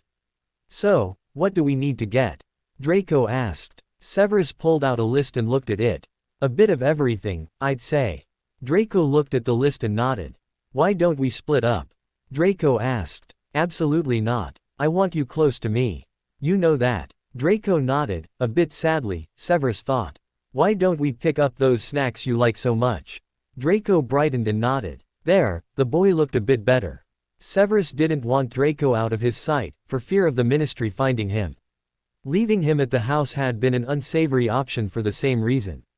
Draco walked next to him as they went through the store. Severus spoke to only two women and heard Draco snicker next to him. He had no idea as to what the boy had found amusing. None at all. I still have no idea what you meant about women being around me, Draco. Severus commented once they were in the car. You don't notice that their eyes get big, they get all giggly, smile at you, and look at you. Severus raised an eyebrow. No. Do they? Draco nodded. What odd behavior. Draco snorted. They were checking you out. Severus glanced over at his son. My goodness, you are picking up Muggle idioms at an alarming rate. What, precisely, does that mean? Draco smiled. They like what they see and hear. Severus rolled his eyes. Draco tried to find the right words. Don't get me wrong, I'm just trying not to shock you. They are attracted to you, or flirting with you. Any of this help? Severus regarded the boy. Perhaps now would be the right time to talk about something, once we're back in the house of course. Severus pulled up to the curb and parked the car. Draco was staring at him, horrified. Don't really want to talk about that. I'm not entirely innocent. Severus noticed his son blush the slightest bit. Oh, yes you are. Severus said. I can tell. Draco's blush deepened. Well, perhaps later. About what you were saying earlier, I highly doubt that. Draco shook his head and grabbed a few of the bags. I am completely right. I heard one of them mention you had a cute butt, which helps things immensely. Draco said as he walked up to the door. Severus had frozen in his steps, groceries in his arms. You did not. Draco just laughed and allowed his father to open the door. You are just trying to joke with me. Draco saw Severus's look, which said that he hoped Draco would be joking. Draco set his bags down on the kitchen table and shook his head. I heard correctly. She was talking to her friend. She said, he has a very cute butt, which helps things immensely. And did you hear his voice? Severus felt himself blush a little. Draco smiled. Think that a girl would do wonders for you. Severus rolled his eyes and started to unpack things. You should stop thinking along those lines right now. Draco shrugged and put some of the groceries into the refrigerator. I do believe that tins do not go into the refrigerator. Draco took them out and handed them to his father. I can finish here, thank you for the help. Why don't you go finish your essay for Transfiguration? Draco nodded and left, mumbling something about stubborn fathers. Severus shook his head and made a mental note to send a message to Dumbledore about Draco's odd behavior. Perhaps he would know something about teenagers that Severus did not. Dear Hermione, you will never believe what happened just now. I heard a lady mention that Dad had a cute butt and I told him so. You should have seen him blush. He froze, dead in his steps. It was great. I think he should date. What do you think? Everything is fine here. I spent some time doing homework, played my Game Boy, and went to the grocery store with Dad. Not much news, really. Kind of boring here. Nowhere to go. I miss school. Miss you. Please write back with something entertaining, as I have been reduced to watching Muggle telly. Love, Draco. Hermione giggled at the letter over breakfast and asked Ginny what she thought. The two girls burst into laughter again. Come on, what's it say? Ron asked. Oh, no, I won't have a professor hexing me. No way. Hermione hid the letter quickly and glared at Ron. I enjoy having all my limbs attached to my body, thank you very much. She turned back to Ginny and giggled again. Let them go, mate. It must be a girl thing. Harry said, reading his own letter from Draco. Draco was extremely bored, and didn't have much else to say. Harry decided that a message to Professor Snape was in order, to warn him about Draco. Harry had a feeling that Draco might try something, like leaving the house without letting Severus know. That could cause all kinds of problems. Like the wards falling, or both of them getting caught. Harry didn't have time to put his letter away. He grabbed at his forehead and gritted his teeth. Screaming surrounded him and he saw a vision for the first time in a while, ever since Tom had taught him occlumency. He tried to fight it off, but it was too strong. His defenses were down. He lost himself among the screams and flames. Found in this situation, it is only proper to bow to the hippogriff. If you have not offended him too much, the hippogriff will then allow you to touch it. Harry squirmed, trying to wake up. He knew he shouldn't be asleep any longer. There was something he desperately needed to do, but he couldn't remember what it was. Harry. The same voice that had been lecturing about hippogriffs said his name. Are you awake, son? Harry wanted to say yes, that he was awake, but his voice wasn't cooperating with him. His throat hurt too much to be of any use anyway. He felt a hand take his own. If you're awake, Harry, squeeze my hand. Tom. That voice was Tom. Harry summoned all of his energy and squeezed. He heard Tom give a sharp laugh. I've missed you, Harry. Harry wanted to squeeze his hand again, but a pleasant warmth crept over him and he fell asleep again. Fled is that music, do I wake or sleep? Harry was awake again. What was that? That was Ode to a Nightingale, by John Keats. Harry. Wonderful writer, isn't he? He wanted to ask what exactly Keats had meant, but still couldn't find his voice. How about some Lewis Carroll? Tom asked, flipping the pages of a book. I think you'll like this one. Tom started to read a poem that had a lot of nonsense words in it. 'Twas brillig, and the slithy toves did gyre and gimble in the wave, all mimsy were the borogoves, and the mome rats outgrabe. Tom stopped and seemed to think for a few minutes. Of course, I'll have to ground you for life if I ever find you going after any enemy like that, Harry. He said. Tom paused and seemed like he was going to stay quiet for a while. Harry had something he needed to do. He just couldn't remember what it was.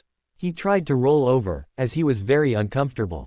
Harry, are you awake? Yeah, he croaked. He heard a loud clatter as though Tom had jumped up. Madame Pomfrey. Madame Pomfrey. He was in the hospital wing. He hated the hospital wing. He wondered how many times he had been here just this year and decided he really didn't want to know. What did he need to do? Good to have you back among us, Mr. Potter. Madame Pomfrey's voice said from his left. Harry cracked his eyes open and gave his best Snape glare. Snape. Snape. Professor Snape and Draco were in danger. Voldemort had them. He had to help them. You'll be fine, Mr. Potter. Madame Pomfrey put a vial to his lips and the potion slipped past them. You just need some more rest. He didn't need rest. He needed to help Draco. Go to sleep, son. Tom's hand carted through Harry's hair. Harry felt himself relax and slowly fell back asleep, Draco and Professor Snape on his mind. The next time Harry woke up, the hospital wing was dark and quiet. He felt fine, as though the visions had never happened. He couldn't quite scold himself for not keeping his shields up and in place. He now knew where Draco and Snape were. All that was needed was for him to go and get them out. It would have to be him and him alone. Voldemort had said the pair of them would die on sight if he did not come alone. He got out of bed and found clothes waiting underneath the bed. Tom's doing, obviously, as they were close to brand new. He gathered them in his arms and pulled them on, finding a hair tie in the pocket. He restrained his hair and sighed. He felt like he was pulling on armor for battle. He almost laughed when he had that thought. Maybe he should treat it as such. He shrugged into the heavy outer robe and fastened the clasp. He would need to get rid of the robe later, but for now it felt good and would hide his face if necessary. He was about to leave the hospital wing when he thought of Tom. Tom was going to kill him. He hunted about for parchment and quill.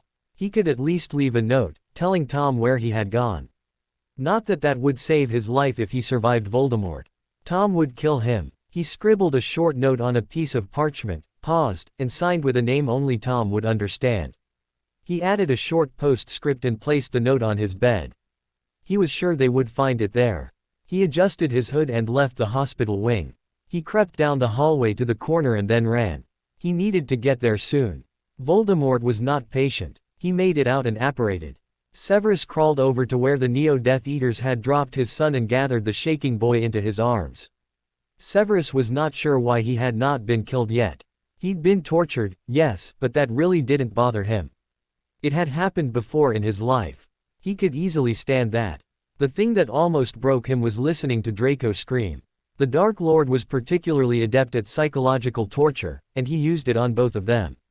Severus tore a bit of cloth from his shirt and pressed it to one of Draco's many cuts. He gritted his teeth as Draco's sweat burned one of his own open wounds. He willed the slight pain away and did the best he could with what he had, which wasn't much at all. When we go home, Draco, we will take a long vacation, somewhere warm and sunny. You and I will play Quidditch, eat pizza, and be absolutely sloth-like the whole time.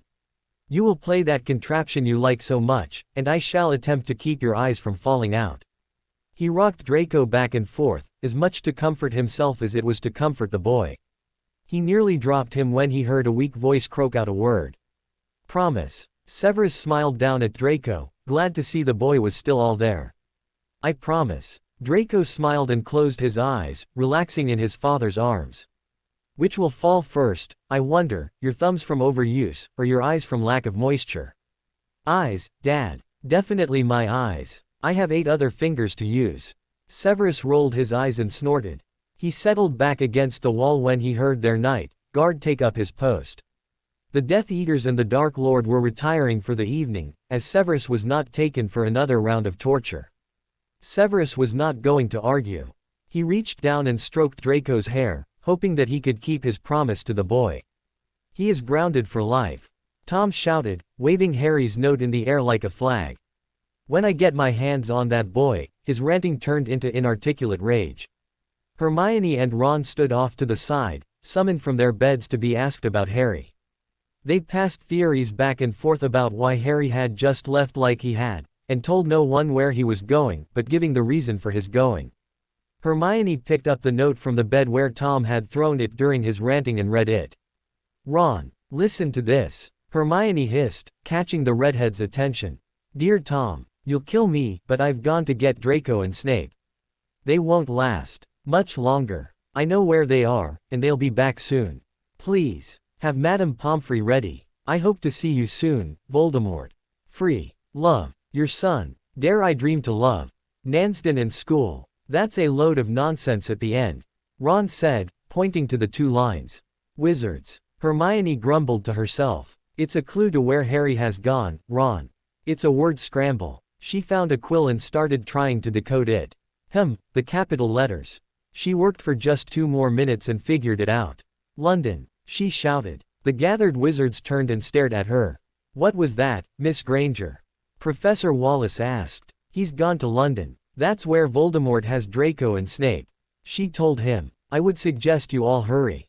Harry doesn't hesitate. Professor Wallace nodded. That clears things up considerably. How long will it take for the tracking charm to happen once we tell it where to look? Poling asked Flitwick. The small wizard held up a finger and pointed to a map. There he is. All of the gathered order members stormed from the hospital wing and fought their way through the doors. Only the 2 teenagers and Madame Pomfrey were left. Well, that worked, Hermione said, wondering why it had completely escaped the older wizards. She turned to look at Ron, who was still sitting where she had left him. Ron, what's wrong? Ron looked up, just a little confused. My best mate went and got smart without me. Hermione could only laugh. When the boy arrives, let him through. Voldemort said to his followers. You are not to confront him or cast anything on him. You are to leave him to me. The hooded figures nodded at his wishes. He turned to the faux glass and waited. He knew the boy would come. He had shown him where he was, who he had, and what they were doing with him. Now it was just a matter of time. The boy was coming. Voldemort smiled to himself. He could almost see how the future would be without the boy in his way. It was time for the new regime to start. Harry shivered as the cool, foggy mist cut straight through his cloak and seeped into his skin. This was the first time he actually wanted to bring someone with him, but he congratulated himself on the clue he had left behind. They would be just in time to get Draco and Snape out. He knew if Hermione got anywhere near that note, they'd be here sooner than he expected. He used his scar as a type of magnet, leading him to where Voldemort was waiting. He could feel him. He was getting closer. Harry hoped that all Muggles had cleared out of the deserted warehouse before Voldemort had taken it over. He knew that he would be hard-pressed to save any Muggles tonight. He opened the gate to the warehouse and felt the wards accept him. He shivered at the foreign sensation. Voldemort knew he was coming. Harry was walking into a trap and he knew it. He stopped and thought about it.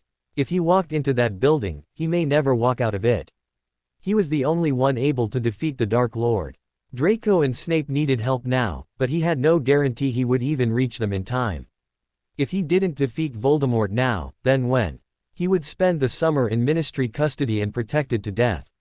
He stopped, amazed that his two shadows hadn't followed him, and even more amazed that he had managed to get past them, wherever they had been lurking when he left. He was impressed with himself.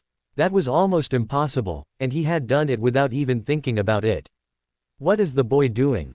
Voldemort demanded. No one dared answer for fear of the repercussions. Why is he just standing there? Voldemort glared at the faux glass, as though the glass would give him the answer. That blasted Gryffindor was just standing there. He was not coming into the building and looking for his teacher and friend like he was supposed to be doing. He was ruining everything. Voldemort swore to himself. Why did everything go wrong when this boy was involved? Call the others. We're going out to meet him. The boy had to die now. He could not exist any longer. Harry looked up as he heard laughing. Voldemort. He had come out of the building and was now following Harry surrounded with his Death Eaters. Harry guessed that they tired of waiting for him. As the boy who lived all alone. Voldemort said in false concerned tone. A piece of the poem Tom had read earlier popped into Harry's head. The Jabberwock, with eyes of flame, came whiffing through the tulgey wood, and burbled as it came. Harry thought. He looked at Voldemort. Original, Malfoy. You come up with that by yourself, or did they help? You dare mock me? Voldemort demanded, advancing on Harry. Harry reached up and undid the clasp at his throat and tossed his cloak aside. He wouldn't need it now. He wondered if all bad guys used such pompous speech when ready to kill someone, for Voldemort had followed a consistent pattern for quite a while in his attempts to kill Harry. That pattern always involved lofty speeches. There is no daring about it, Malfoy. I do mock you. Harry brought up his wand. We end this now. Harry pondered his own speech and figured it was not too pompous and he was safe from becoming the next evil bad guy. He locked away the pain in his scar and focused on Voldemort. You and me. No one else, he said, circling Voldemort. Voldemort smiled and shook his head. Harry, Harry, Harry. Harry paused at the disappointed tone. You can't make demands. You're outnumbered, outmatched, and outwitted. He looked around, as though realizing this for the first time. His facial expression screamed, what have I gotten myself into? If you give up now, I might be merciful. He stepped closer with those words, as though offering private counsel. I'll kill you quickly. Harry's wand lowered just a bit and Voldemort's face gave off a look of triumph. Dumbledore's sacrificial lamb sent out to slaughter. Harry looked up at Voldemort. Any last words? We would love to hear them. Draco opened his eyes and looked over at his father. Dad, what are you doing? He asked, seeing the man at the door to the room. Severus was doing something there that seemed funny. I will say this about the Dark Lord's followers. They are strong magically, but rocks have higher common sense levels. Severus showed Draco the thing he was using on the lock. A butter knife. What are you doing with that? Draco asked, sitting up. The effects from earlier were slowly wearing off. I tried to take the door off the hinges, but that didn't work too well. Now I'm taking the doorknob apart. I've just about got it. Draco wondered exactly why the Death Eaters hadn't bothered sweeping the room clean. Oh yes. Rocks. Aha. Got it. Come, Draco. We are leaving. Severus helped Draco to his feet and supported the boy on one side. He led Draco through the open doorway and down the hallway to the stairs he knew were there. He didn't take the time to learn why all the Death Eaters had left. He was just grateful that it had happened. "Dad." Draco stopped at the window in the stairwell and pointed. "It's Harry." The Potter boy was mad. That was the only explanation for his rash behavior, trying to take out the Dark Lord alone. "We need to help him," Draco said, trying to stand on his own. "How, exactly, did you want to attack the Dark Lord, Draco?" Snape asked sarcastically as he pulled Draco's arm around his neck. "With our glares." Draco's stubborn face only served to further upset him. "You've been corrupted by Gryffindors. Think, child." Severus helped Draco out a side door and guided him around the perimeter of the building. "Let's get to Hogwarts." Severus nodded. He reached under his shirt and pulled out a chain with a cross on it. Draco stared at the unfamiliar symbol. "There are some things, Draco, that not even magic can explain." He held out the necklace and Draco touched it. "Pace 'em." The portkey whisked them away to Hogwarts and directly into the hospital wing. "Would you like to hear the prophecy?" Harry asked in a small voice. Voldemort paused. "That would assuage my curiosity." Harry nodded and took a deep breath. "The one with the power to vanquish the Dark Lord approaches, born to those who have thrice defied him, born as the seventh month dies, and the Dark Lord will mark him as his equal, but he will have power the Dark Lord knows not, and the Dark Lord shall die by his hand, and so ends the terror. The one with the power to vanquish the Dark Lord will be born as the seventh month dies." The entire circle had fallen silent, with Voldemort eyeing Harry in a new way, with fear. Harry knew changing the words would have the right effects.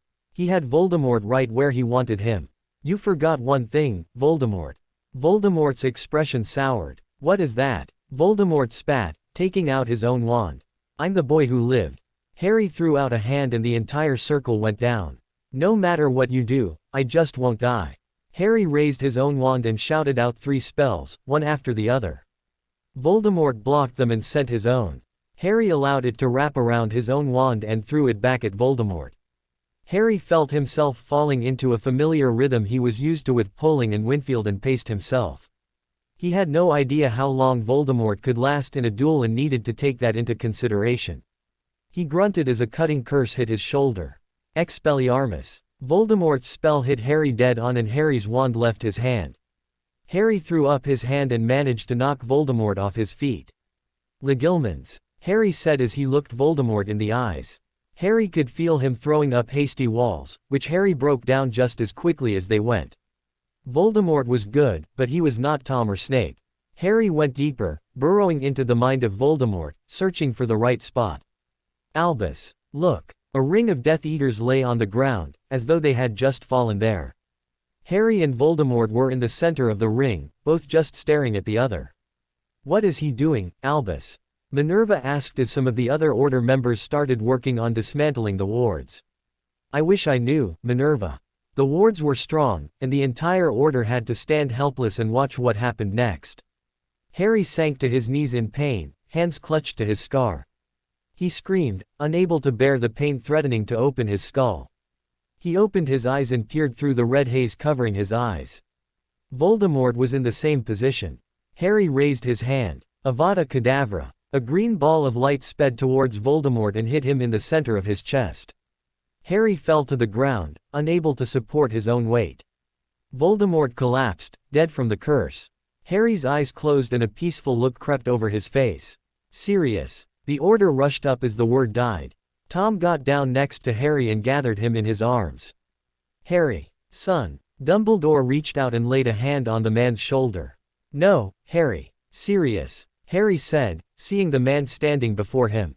Sirius turned and a huge smile spread across his face. "Harry." Sirius threw his arms around the boy and swung him around. Harry clung to Sirius and refused to let go.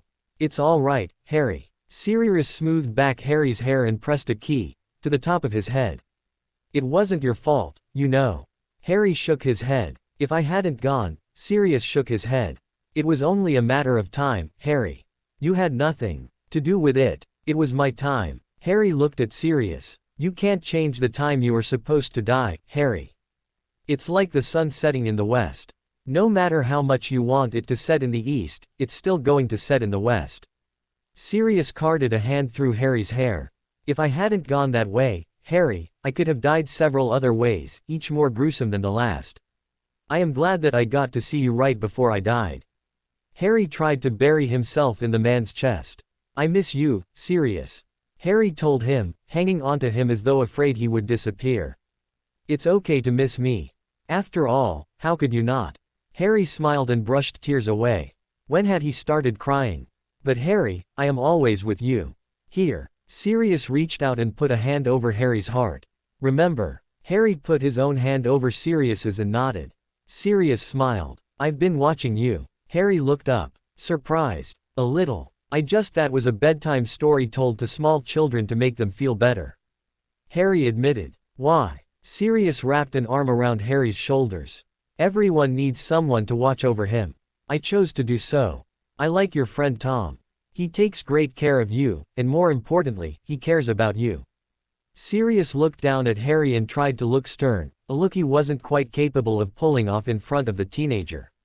It's okay to want to love him and need him. Neither I nor your parents are upset about this. We're all for the idea. Sirius paused. He needs you too, Harry. Harry nodded, relaxing against Sirius. You don't mind. Sirius hit Harry lightly on the head. Ow. Of course not. I want you to be happy. That's all I ever wanted for you. Same thing with your parents. Harry looked around, expecting them to show up beside Sirius. Sorry, Harry. They're not here. They said you needed me more right now. Are you upset? Harry shook his head. Good. They asked that I pass on a message. Sirius paused, obviously waiting for Harry to say something. Well, what did they say? Harry demanded. Sirius smiled. That didn't sound too sincere. Sirius teased. Sirius, please tell me what my parents said.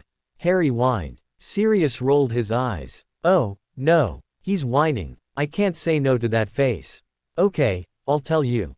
Sirius grew serious again and gave Harry another hug. They both love you. They're proud of you. The entire family will be waiting for you when it's your time. Harry returned the hug and sighed. He wanted to stay like this forever. However, this is not your time. You need to start living now. You know, teenager stuff. I will. Harry promised. Sirius looked up briefly and then back at Harry. It's time for you to go, Harry. Harry nodded. He knew he couldn't stay. I love you, Harry. I love you, too. Sirius smiled, stepped back and faded away. Tom was waiting for Harry. Tom, I don't know what to say. Dumbledore said, kneeling next to Tom. Tom shook his head, refusing the idea that Harry was dead. Members of the Order and Ministry Aurors were arresting the Death Eaters all around them. The Death Eaters were still unconscious from whatever Harry had managed to do. It wasn't fair. It wasn't fair that they were still alive and Harry might. It wasn't fair.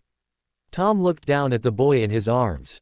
Why hadn't he protected Harry like he had said he would? My poor boy. Tom whispered. It's not fair. His breath caught as Harry's eyes snapped open and the teenager's head in air. Harry. Hi. Harry croaked. Tom hugged him and said over and over again how scared he had been. Air. Harry rasped. Tom loosened his hold, but refused to let Harry go. I've never been so worried in my life. Tom told Harry, checking Harry over for injuries. I'm never letting you out of my sight again. Tom discovered Harry's shoulder. What happened? He demanded, touching the injury lightly. Cutting curse. Harry answered. He allowed the man to hug him, both entirely unaware that the crowd around them was watching the scene.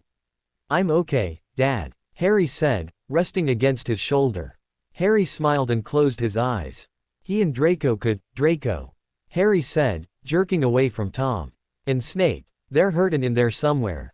He gestured towards the building. They're both safe, Harry. Dumbledore said, wondering if either realized that Harry had just called Tom Dad. They are at Hogwarts and under Madame Pomfrey's care. Harry relaxed again. Oh, I bet Professor Snape hates that. Harry said, leaning back into Tom. You know, I'm getting really tired. I think I'd like to go to sleep now. With that sentence, Harry's head dropped to Tom's shoulder and he fell asleep. Dawn warmed his face, allowing Tom to see that Harry was fine. Relax, Tom. He's still breathing. Tom smiled and held his son. I know. He is still going to be grounded for life when he wakes up.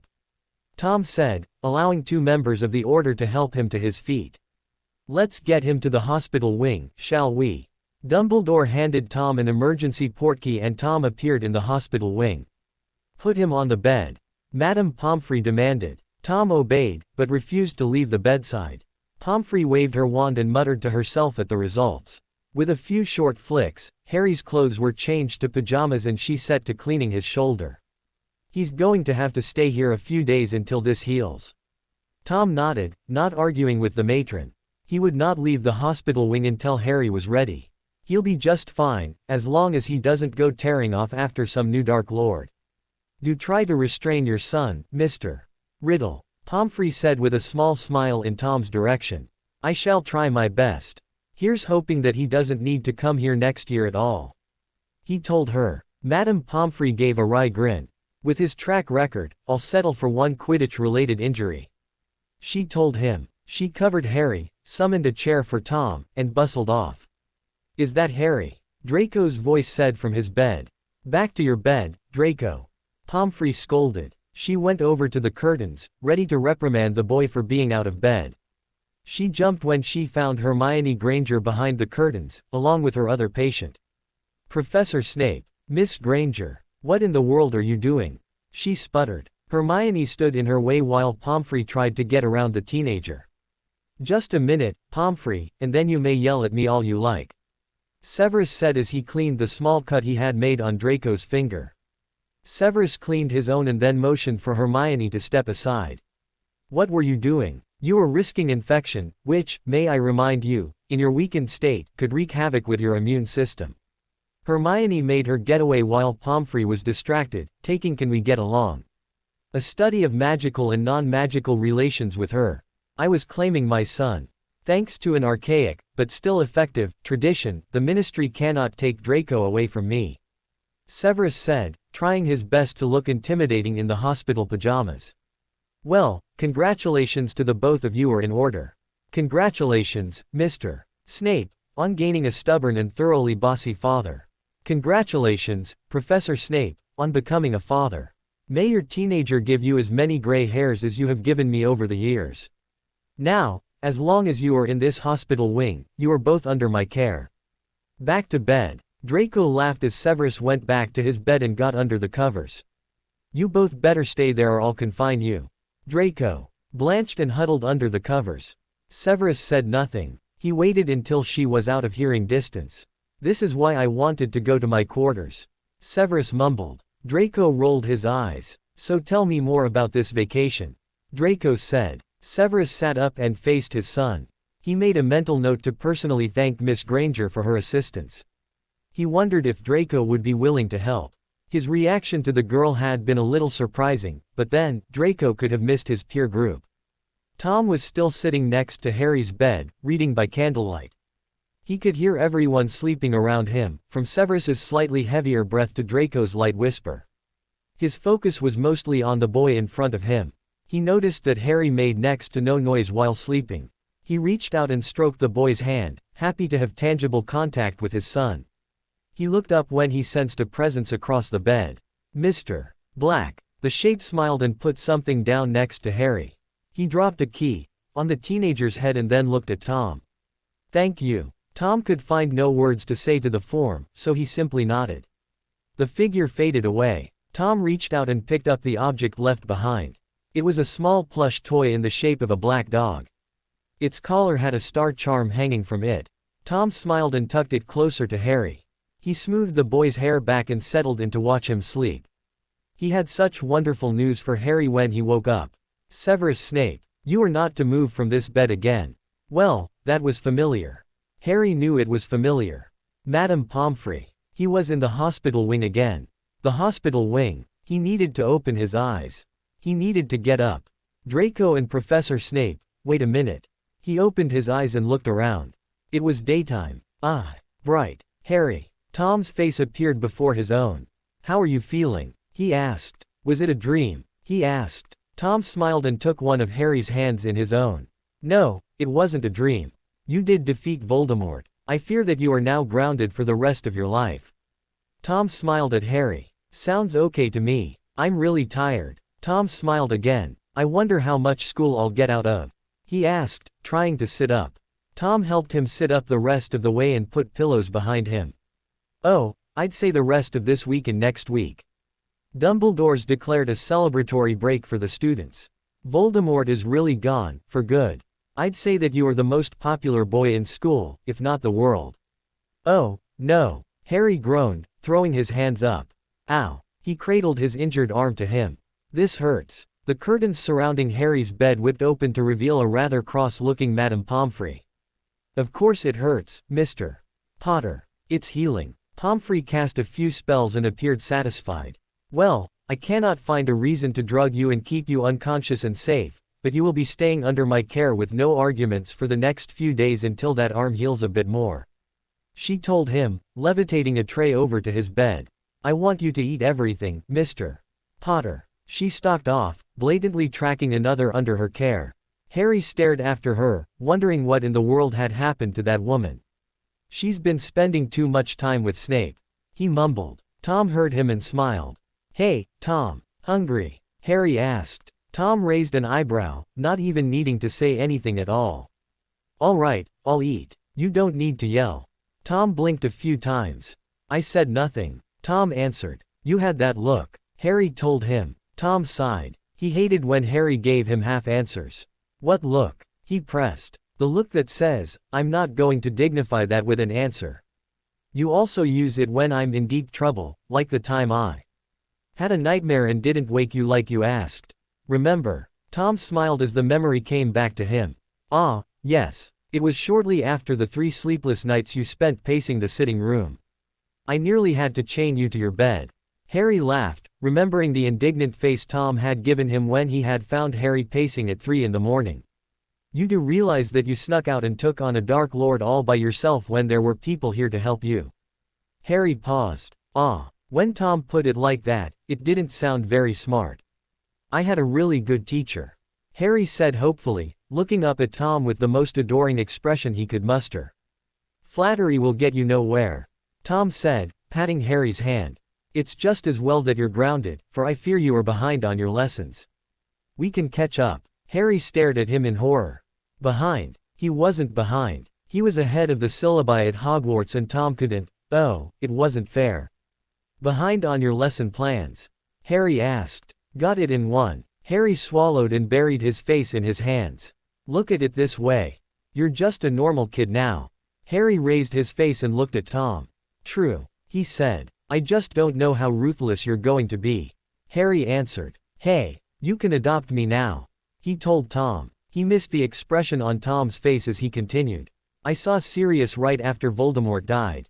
He likes you. He told me it was okay to want to live with you and be your son." Tom sat back and smiled.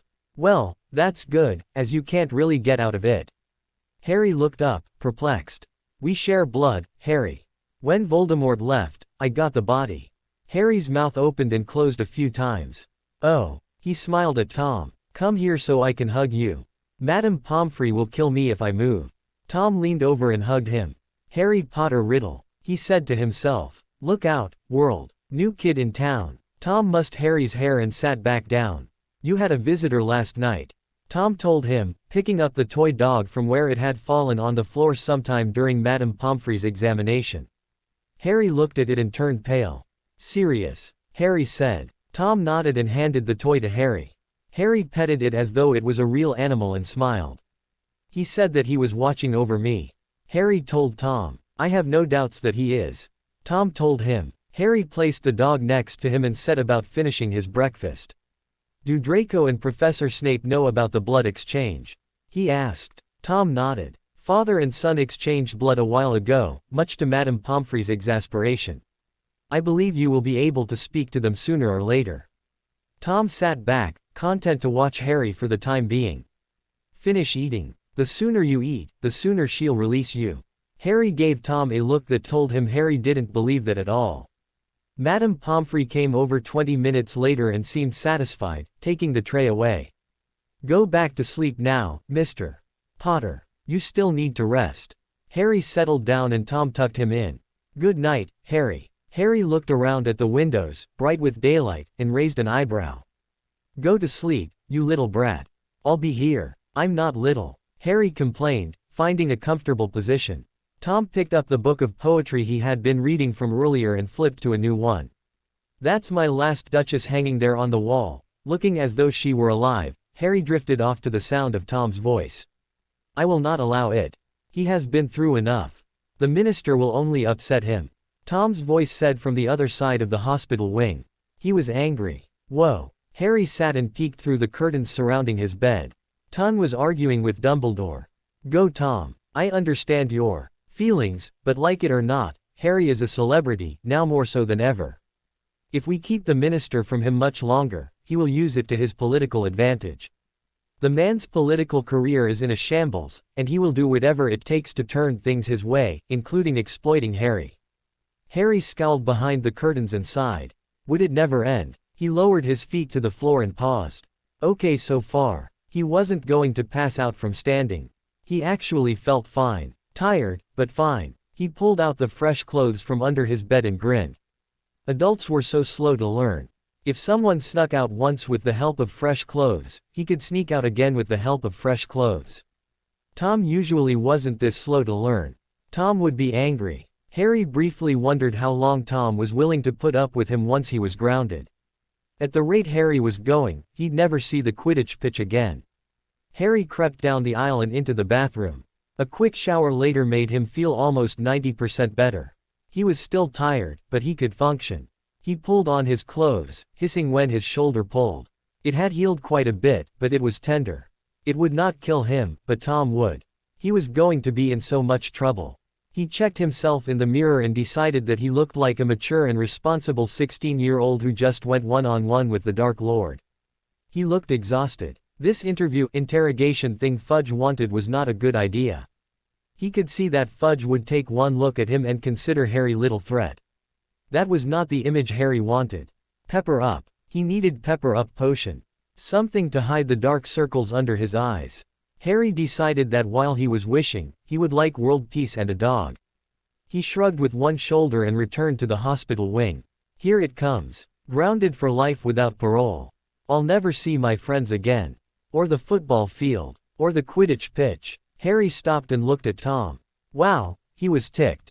I don't want that man anywhere near my son.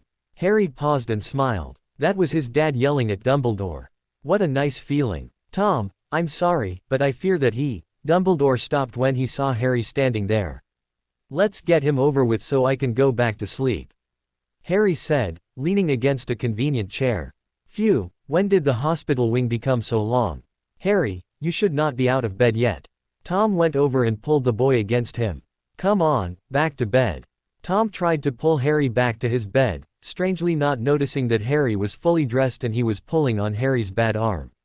Let me meet with him and then I'll gladly go back to bed for a long while.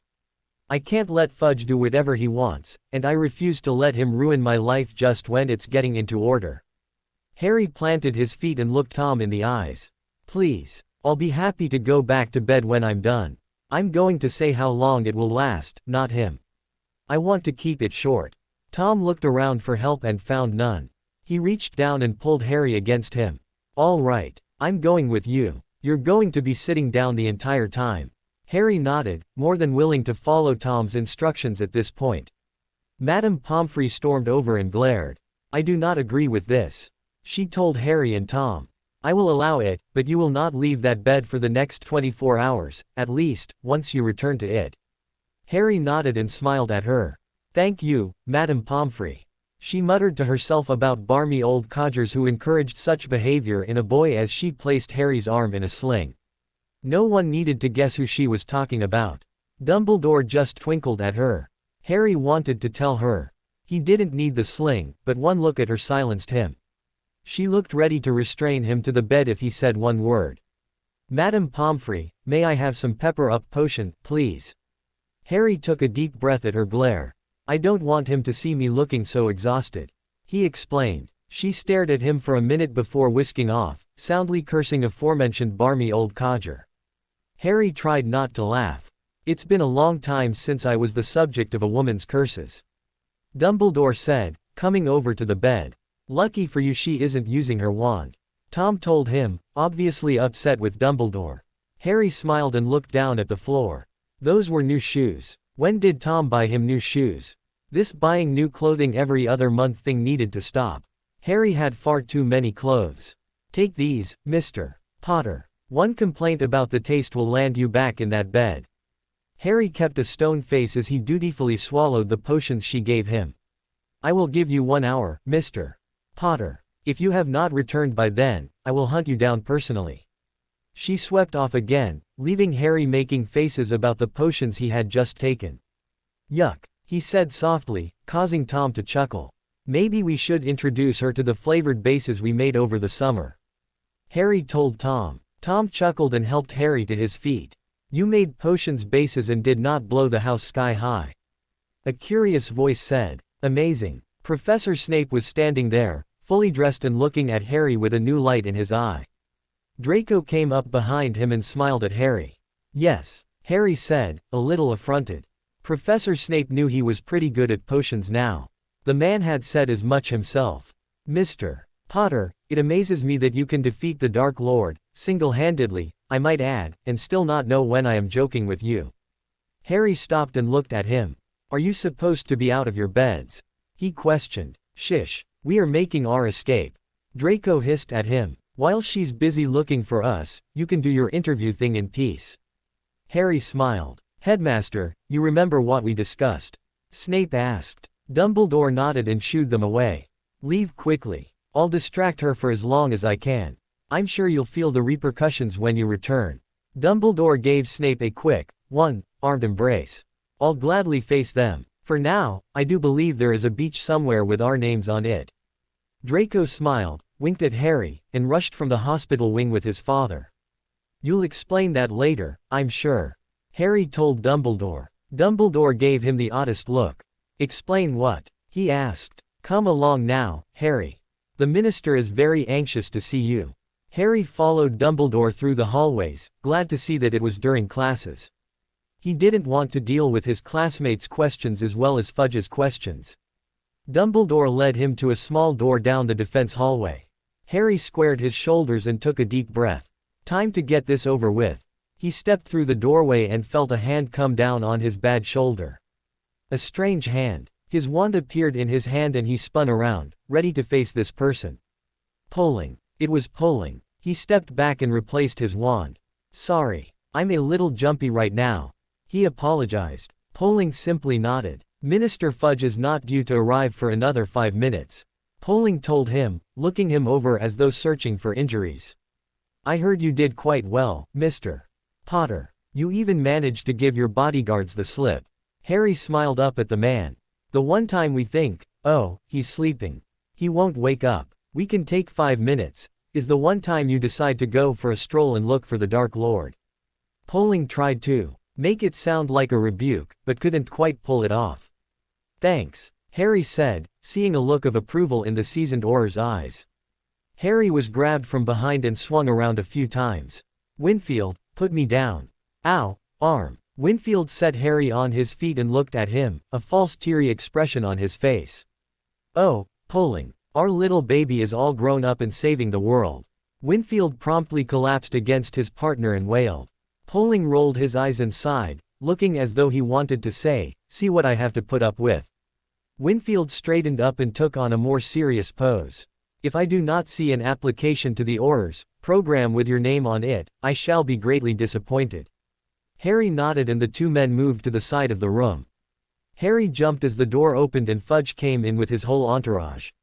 Strangely enough, Percy Weasley was missing. Mr. Potter, there are some things we need to discuss. On to the story. Hello, Minister. Harry greeted him with a smile. Please, have a seat. Harry sank into a chair when he noticed Tom glaring at him. That was nice. His glare told Harry everything he needed to know. It said, how dare you be standing this long? Sit down now. I will kill him if he says one wrong word to you. Harry looked up at the minister. I'm sure you'll forgive me, but Madame Pomfrey gave me strict instructions upon allowing me to meet with you, and I'm not about to incur her wrath for etiquette's sake. What did you want to discuss? Harry asked him, finally relaxing now that Fudge had comprehended exactly what Harry had wanted him to do and taken his own seat. Fudge sat and stared at Harry for a few seconds, making Harry feel like Dumbledore's evil twin was sitting there staring at him. I've heard some disturbing things, Mr. Potter. Harry just bet he heard some disturbing things. Most likely rumors spread around from those who found that focusing their rage towards Harry was the best thing life had to offer. Harry decided to be a Gryffindor and not manipulate the minister too much. Oh, Harry questioned, settling himself into his chair as though readying himself for a chat with his friends. What sort of things? Harry asked. He saw Dobby appear with a tea tray out of the corner of his eye. He nodded his thanks to the elf. How in the world had Dobby known that Harry would have welcomed tea? And motioned for Fudge to help himself. Harry picked up a teacup one-handed and left the saucer on the tray. That you killed you know who? Harry kept his face calm as Fudge seemed to get angry with him. Why in the world would Fudge be angry with him? He had done the man a favor, even after Fudge had threatened Harry's happiness time and again. Yes, I killed Voldemort. He answered. He took a breath, paused and released it. It's not a fact I am proud of, but he's gone now and cannot terrorize the world any longer. And I'm a murderer. Harry felt an odd feeling settle around his heart. Regret. He regretted killing the Dark Lord. Oh, wonderful. He made a mental note to tell Tom. And now, I hear rumors of you wanting to take his place. Harry froze with his teacup halfway to his mouth. The notion was so absurd that he did the only thing he could. He laughed. Harry put his teacup down and had to hold onto the chair. I assure you, Mr. Potter, that this is not a laughing matter. Fudge said, deadly serious. Harry winced as his ribs reminded him of his need to breathe. People are saying that I want to be the next Dark Lord. He asked in between laughing fits. That's ridiculous. He calmed down and regarded Fudge. The idea bears thinking on. Let's see, Quidditch matches every day, chocolate frogs for breakfast, and lessons only an hour a day. That sounds about right. Harry's face grew pensive, as though he was actually thinking about the concept. He lapsed into silence while Fudge grew tense. No, I don't believe that I'll be taking over the world. He said with a smile. It's too much responsibility. Harry picked up his teacup again and swallowed some more. What had Dobby put in this? It was really good. He noticed Tom and Dumbledore twinkling from the corner. Oh no. Dumbledore passed on his twinkle. They were spending far too much time together. Harry made a mental note to stop landing in the hospital wing, just to keep the two of them away from each other. Thank you for laying that issue to rest. Harry noticed that Fudge looked slightly upset. He couldn't quite understand that reaction. Fudge's next comment pushed all musings from Harry's mind. There is also the issue of your summer accommodations.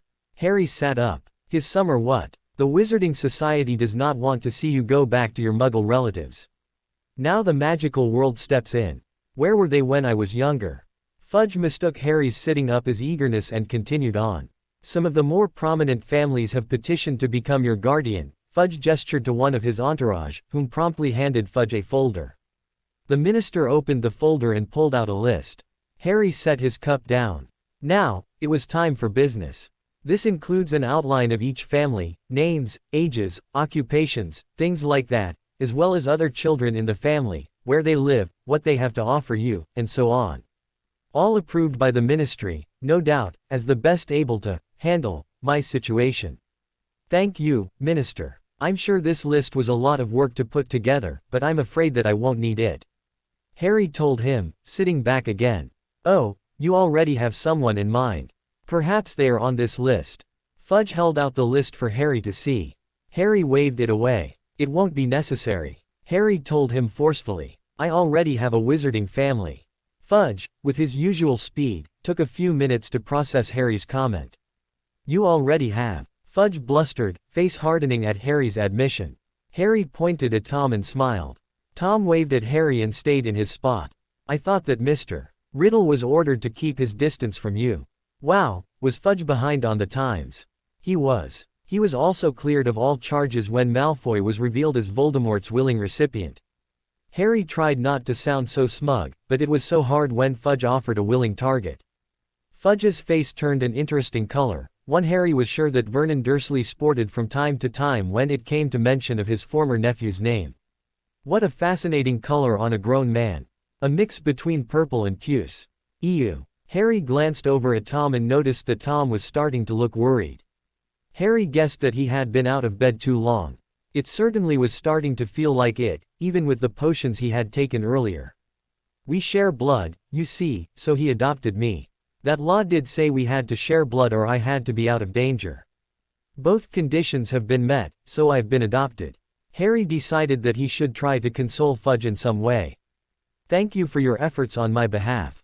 It is appreciated, he told the puce purple man sitting in front of him. Fudge seemed to take his thanks well and calm down. The world wants to see you, to reassure themselves that you are alive and the papers are not making up stories. I thought that a small press conference may be acceptable, if you have the time. Now, I can't. I'm too tired. When? Harry asked, rubbing his forehead. What an odd headache. I can have the reporters here shortly. Harry shook his head, which only caused his headache to increase. He pressed another hand to his head. Not today, he said. Not right now. Harry stood, intending to tell Tom that he wanted to return to the hospital wing, but found that the world was tipping and fading in and out. Mr. Potter, are you all right? Fudge asked. Tom and Dumbledore moved forward as Fudge let out a shout of surprise when Harry started to fall to the floor. Harry landed in someone's arms. He opened his eyes, unsure of when he had closed them, and looked up to find several people around him. Thanks for catching me, Poling. Harry said, closing his eyes against the bright lights overhead. I think that I need to get back to the hospital wing. Poling handed him over to Tom, while Dumbledore waved his wand and a silver shape flew from the room. What happened? Tom asked, helping Harry to sit up. Got dizzy. Or something, Harry said tiredly as he blinked to keep awake. I'm ready for bed again. He turned to the minister. I'm sure you'll forgive me, minister. He leaned against Tom and closed his eyes. I'm not quite up to scratch yet. Harry felt Tom's arms go around him. I'll be in touch about the press conference. It is a good idea. He told him, not liking the idea but knowing the necessity of it. May I have a statement? Fudge asked. Harry nodded and tried to come up with something worthwhile to say through his exhaustion-riddled mind. The war is over. Now is the time to remember what is really important in life and hold on to it. He shrugged. Best I can do, he said, leaning even further into Tom's embrace. The doors banged open and Madame Pomfrey came in with a stretcher. I told you that you weren't ready to be out of bed yet, Mr. Potter. Did you listen? She started. Tom cut her off. I'm afraid your lecture will be wasted. He's already asleep. Tom helped to arrange Harry on the stretcher. Minister, I'll make sure that Harry contacts you when he next wakes up, to decide about that press conference. Thank you for coming to see him. I know he appreciates it. Tom followed the stretcher out while Dumbledore offered to escort Fudge to the main doors. Harry was facing Voldemort, trying to figure out exactly how he was going to pull this off without anyone else dying.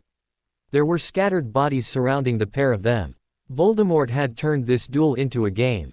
One more point to me, Voldemort said as Harry tried to push himself up to his feet. There was a crude imitation of the Hogwarts hourglasses for points to the right of Harry. He watched in horror as another person fell through the bottom and died from the killing curse. No, Harry whispered to himself as Voldemort faced him again.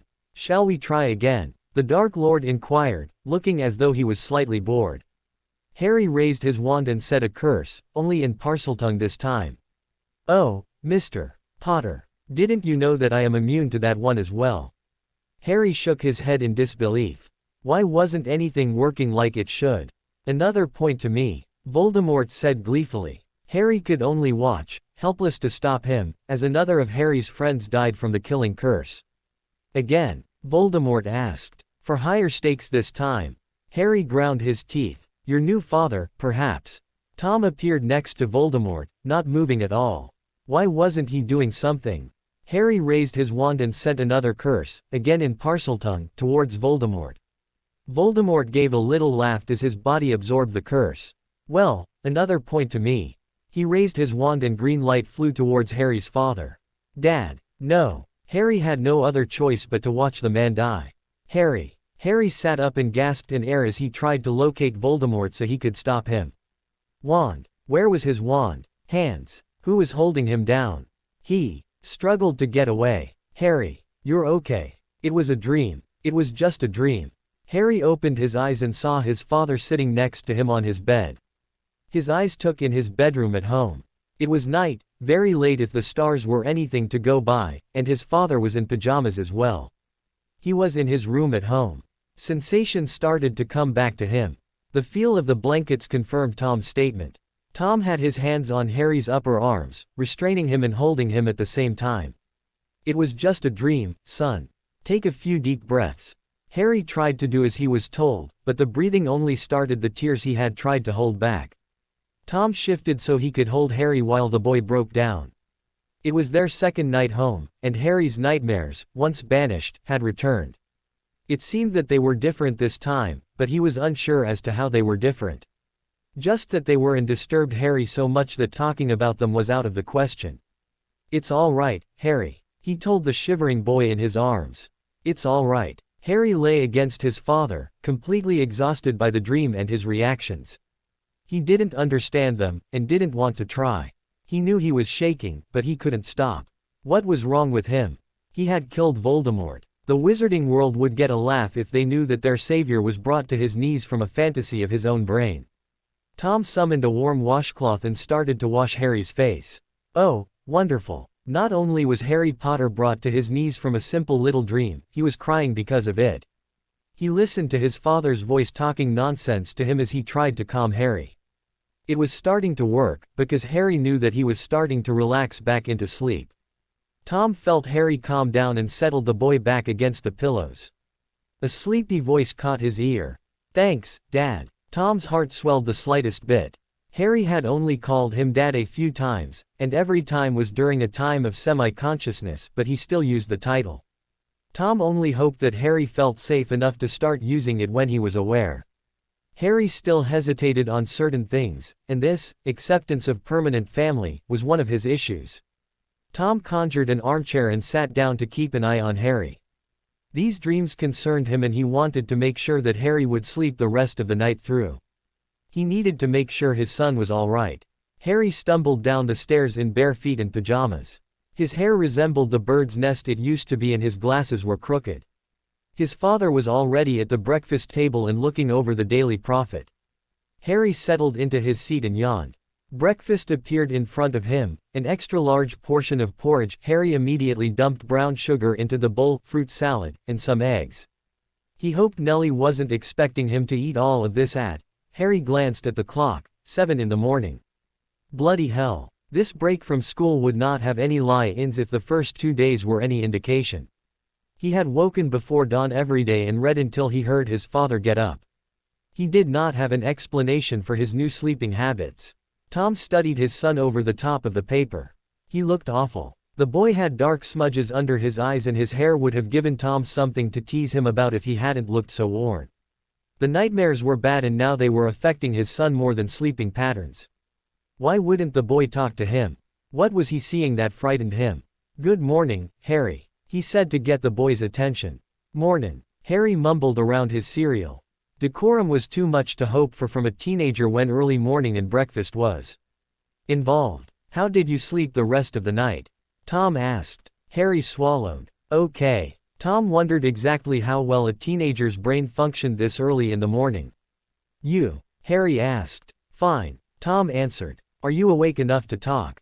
he asked, smiling a bit at Harry's hair. "Yeah, I'm just conserving energy until breakfast kicks in." He looked into his glass.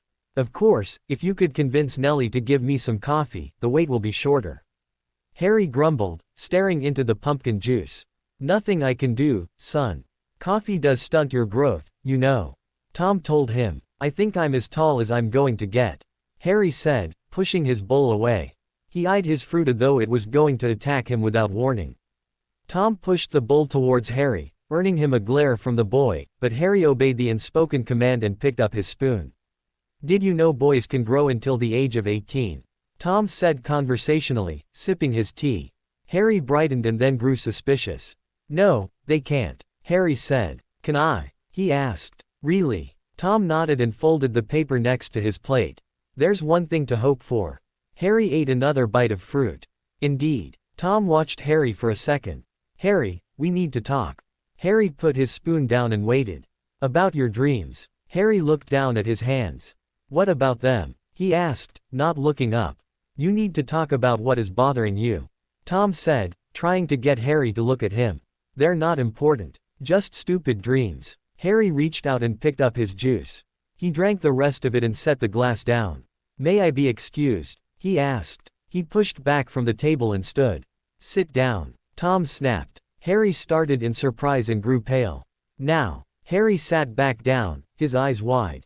I didn't mean to frighten you, Tom said, reaching out and taking Harry's hands. Harry nodded. Look at me, Harry. Harry looked up to meet Tom's eyes. I will never hurt you. Harry nodded again. Why won't you talk to me about this? Harry shrugged again and looked down. Eyes up. Harry looked up again. Are you willing to talk to someone else about this? Harry shrugged. Matthew, perhaps. They're not important. Harry repeated, pulling his hands away. Look at me, Tom said. Harry looked up again. If they are causing this much resistance, and causing you to lose so much sleep, they are important. Tom paused. I know you've been getting up early, much earlier than is normal. Harry's eyes dropped again. Tom wondered if Harry was avoiding his eyes as a defense against legilimency, since it was one of the few things Tom had learned through Voldemort. I have charms on the library, telling me which books you have read, so I do not assign them to be read for our lessons.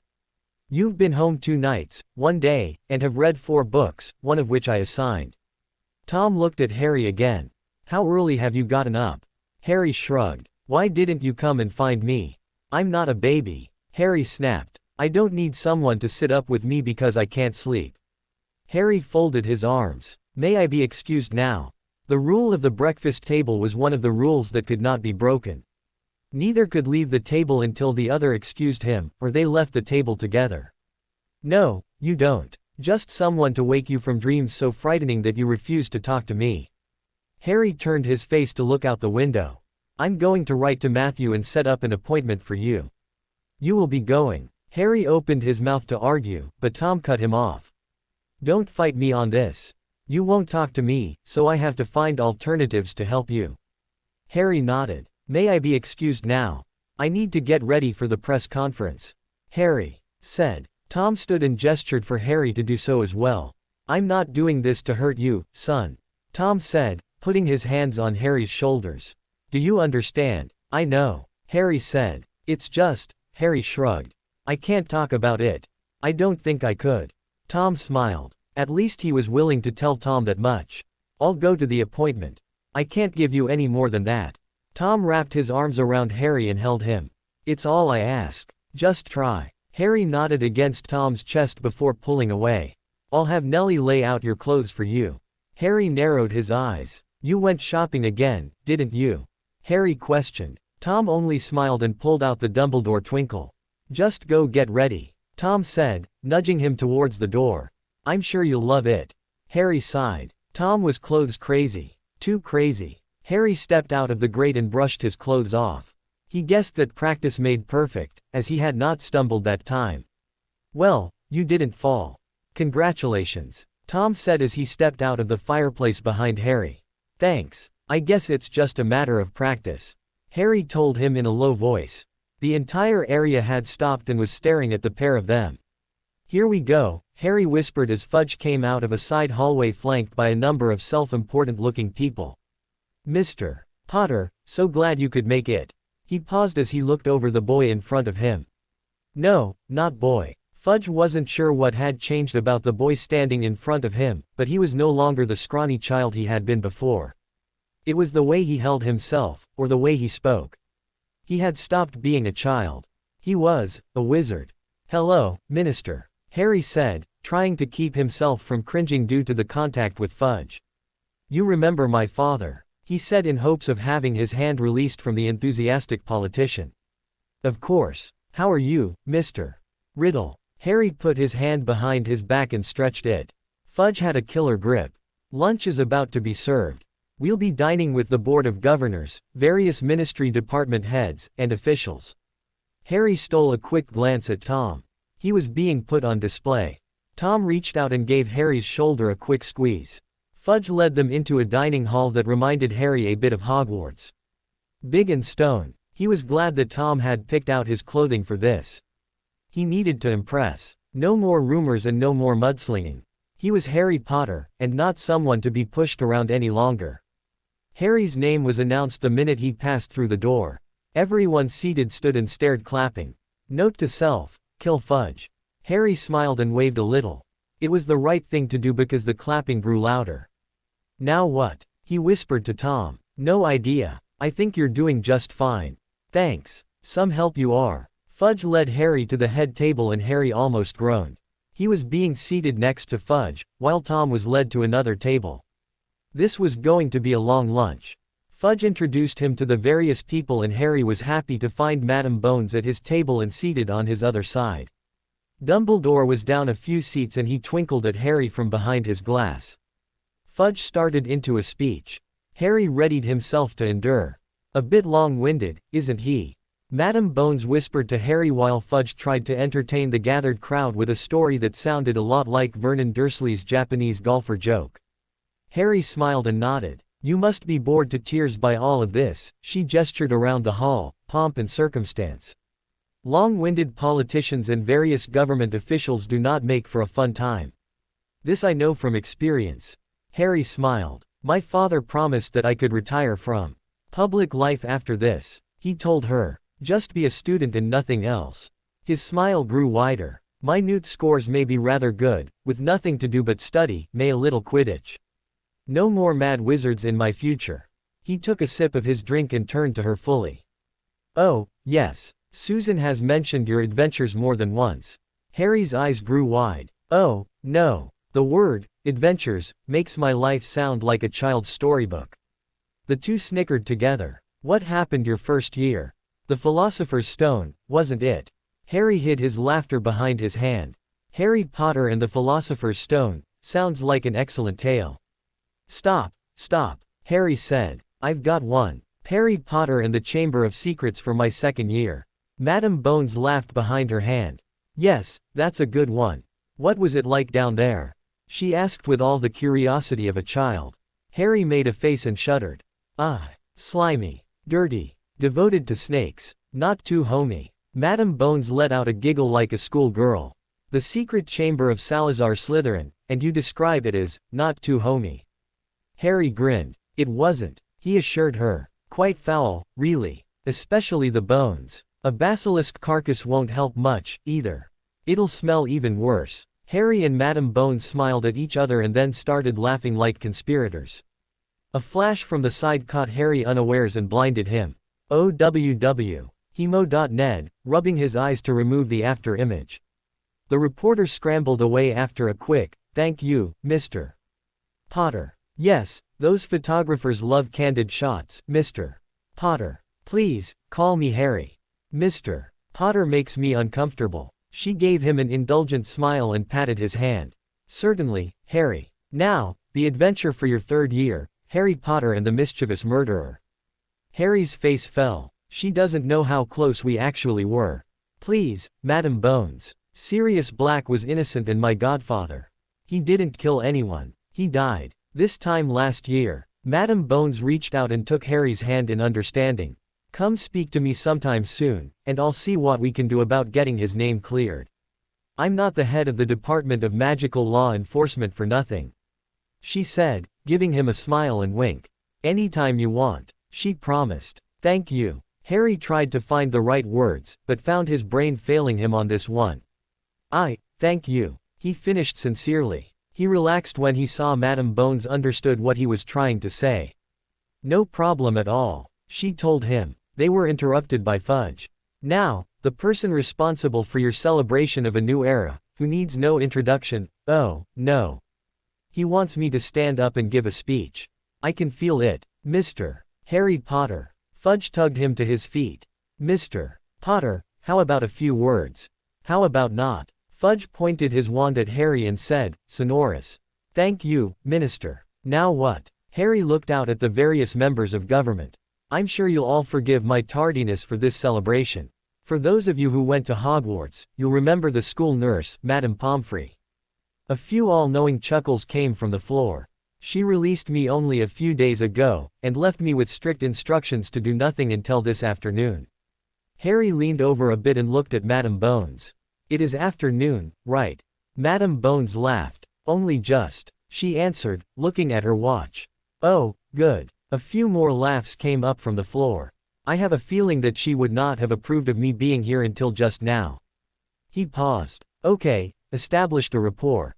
Now follow up. It is good to be here, and be able to celebrate, not just the death of Voldemort but the end of irrational prejudice among wizards and witches. Polite applause scattered about. Make a point. What is really important, however, is not that muggles will stop being killed, but the issue of superiority of one person over another, due to birth only, has been brought to the magical community's attention.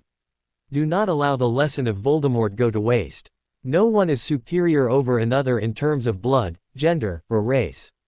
If we do not act to stop evil, we only assist in its propagation and continuation. Thank you. Harry sank back into his chair amid thunderous applause. Madam Bones leaned over and squeezed his hand. That was well done, dear. Very effective. Harry smiled and thanked Madam Bones. He looked at Tom, who whistled and looked proud enough to burst. Harry hoped he wouldn't. That would be disgusting. Dumbledore toasted Harry and twinkled at him. Harry pointed his wand at his throat and mumbled, "Quietus." Thank you. I hope I made my point. He told Madam Bones. More than adequate, she said. You made them think. That is not easy to do with this lot. Harry smiled and leaned over to her. For third year, Harry Potter and the Prisoner of Azkaban. Madam Bones smiled. Oh, good one. Harry grinned as dessert appeared. These are the central offices, where most of the national and international interactions take place. If you're interested in a career in diplomacy, this is where you'd be working. Harry wondered why Fudge thought that this tour was for the purpose of giving career information and advice. Fudge was irritating, but the real annoyance was the photographers. They were trailing Fudge, Harry, and Tom like ducklings. Now, to the Aurors department. Harry had a feeling that Fudge was using this as a photo opportunity. He could almost see the headlines. Minister advises boy who lived. Fudge and Potter career questions every room they entered. Fudge would somehow position Harry so that it looked like the two of them were very close, almost like a father-son relationship. Is there anything you can do about these photographers, Minister? He asked in a whisper. I'm afraid not. Having them take pictures now will reduce the time they will want later. Harry sighed and nodded. Helps your reputation, too. Ah, or Shacklebolt. I'm bringing Harry around on a tour for some advice on his future career choices. Kingsley gave Harry a look that reminded Harry of, oh, really? Could you give us a little demonstration of what it takes to be an Auror? Harry heard a snort from the side where a lot of Aurors were standing. It was Winfield. I'm sure we could arrange something. Mr. Potter, why don't you step up here? Fudge sputtered a bit while Harry stepped forward. Mr. Potter, I don't think. Harry cut him off with a look. I won't hurt him, Harry said with a smile. Tom smiled at Harry, giving him permission to do what Kingsley wanted. Shacklebolt gave the photographers some wonderful material for their cameras as he showed Harry different wand grips which Harry already knew, a few shield spells, which he also knew, and one offensive spell which he had known since his 5th year. The photographers blinded him with their flashes and requests for smiles. Harry was disappointed when they didn't duel. Kingsley called all the Aurors to attention and the entire crew saluted Harry, which Harry returned with a smile. The photographers loved that. Tom, Harry whispered. I'm blind. Let me. Harry groped for his father's shoulder. Tom grabbed the hand and put it down. Stop being factitious. Tom hissed back, turning and following Fudge out the door. Oh, like I really know what that word means. Harry answered back with a playful smile. He knew the word. He just liked playing with Tom's mind. Note to self, make Harry read. Dictionary. Harry laughed at Tom's statement and followed Tom. A crowd of reporters milled about the room where lunch had taken place. Harry was watching them from behind a side door. I want to walk in alone, he said as he looked over himself in a mirror. He looked different. He couldn't quite put his finger on it. It was something about the clothes. His posture. His eyes darkened as he recalled the reason for all of this. How had Madam Bones put it? Pomp and circumstance. He had killed a man. A twisted, possessed man, but still a man, nonetheless. He was a murderer, and they all loved him for it. Tom stepped up behind him. Even his father loved him for what he had done. You look fine. Just remember your posture. He smoothed Harry's shoulders. I'm going in with you, right behind you. Harry wanted to argue, but Tom's look told him that it would not be wise to challenge his father on this. He nodded and looked himself over again.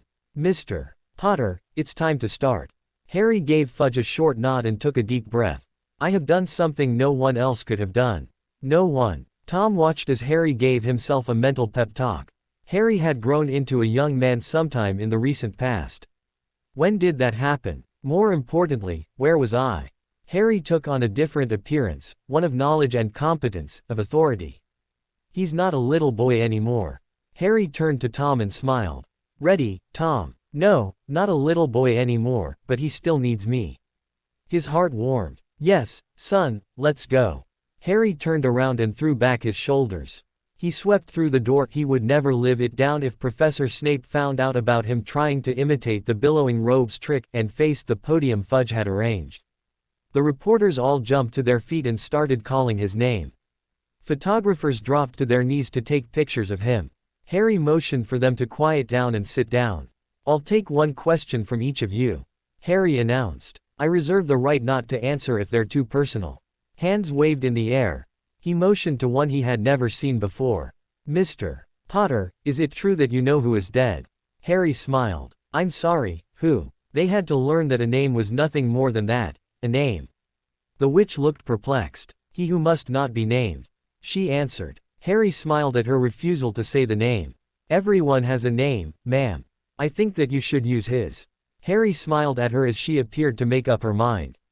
Is V versus Volume Voldemort really dead? She shuddered. Harry gave her a wider smile. Yes, ma'am. Voldemort is truly dead, once and for all. He answered. And I killed him. Next question, please. He pointed to another reporter. How did you know where to find him? He asked. Harry paused and wondered how to answer that question. He chose the direct approach. He sent me a message, telling me where to find him. He told him. He pointed to another hand and settled in for a rather lengthy discussion. They did not seem satisfied with his dodging. Did you kill V. Voldemort? A wizard asked. Harry frowned. It was me or him. Harry answered. The press all mumbled at that answer.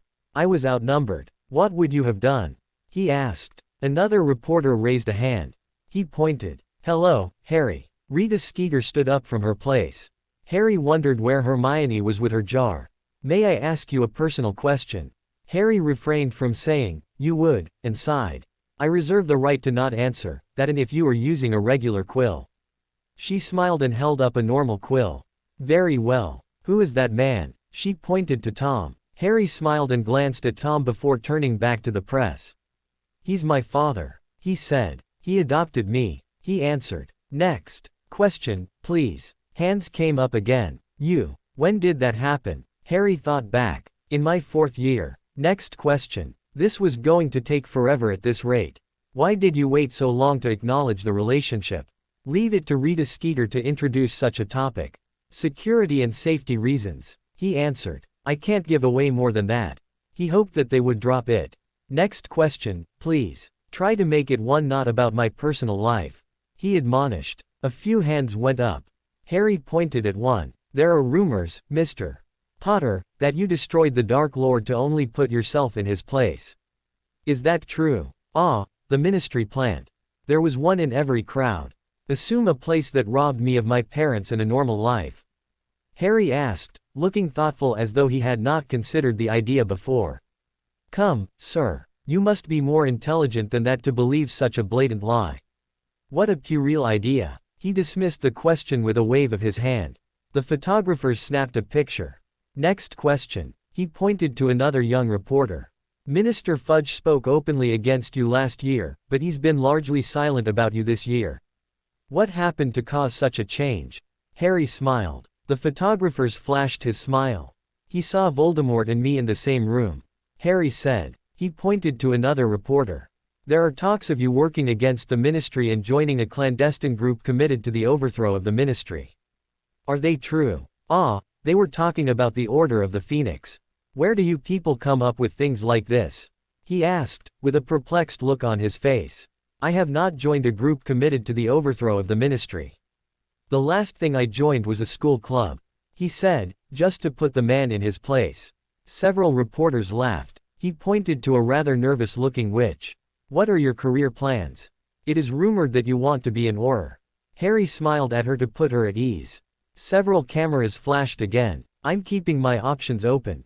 He answered. I haven't really decided yet. He gave an inaudible sigh and pointed to another one. Do you have a girlfriend? Harry dropped his face into his hands. Harry felt rather than saw the flashes from the photographers. Do you all really care about that? He asked. He was chagrined to find several reporters nodding emphatically. No, I don't, he told them. He pointed to another reporter. Do you have any plans for one? He shook his head, trying not to blush. Tom stepped forward. Last question, he said, motioning for Harry to not contradict him. Harry didn't. He was ready to stop. He pointed to a reporter. Are you all right, Mr. Potter? She asked. Harry paused and chased away some very bad thoughts. A few flashes blinded him. I'm well, thank you for asking. He mustered his strength for a final bright smile and wave as he left the room and went back into the side room.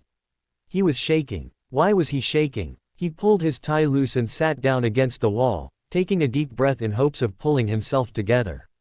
The door shut behind Tom and he stopped in front of Harry. He knelt down and pulled Harry to his feet. Come on, son, let's get you home. Harry nodded and stood again. Fudge stepped forward. I have just a few questions, he told Harry. Harry stepped away from his father and frowned at Fudge. You've had ample time to ask them, he said, barely keeping his anger in check. He felt an odd twinge. Oh, great. He was getting a headache. All them to me, Minister. I'm done for today. He walked away from Fudge, Tom following behind him. Harry reached the flow first. He dropped his flow powder. Riddle Manor. He swirled away in green flames and stepped out into the sitting room and sank into his favorite chair. He was asleep by the time Tom came through. Dear Matthew, I need your help with Harry.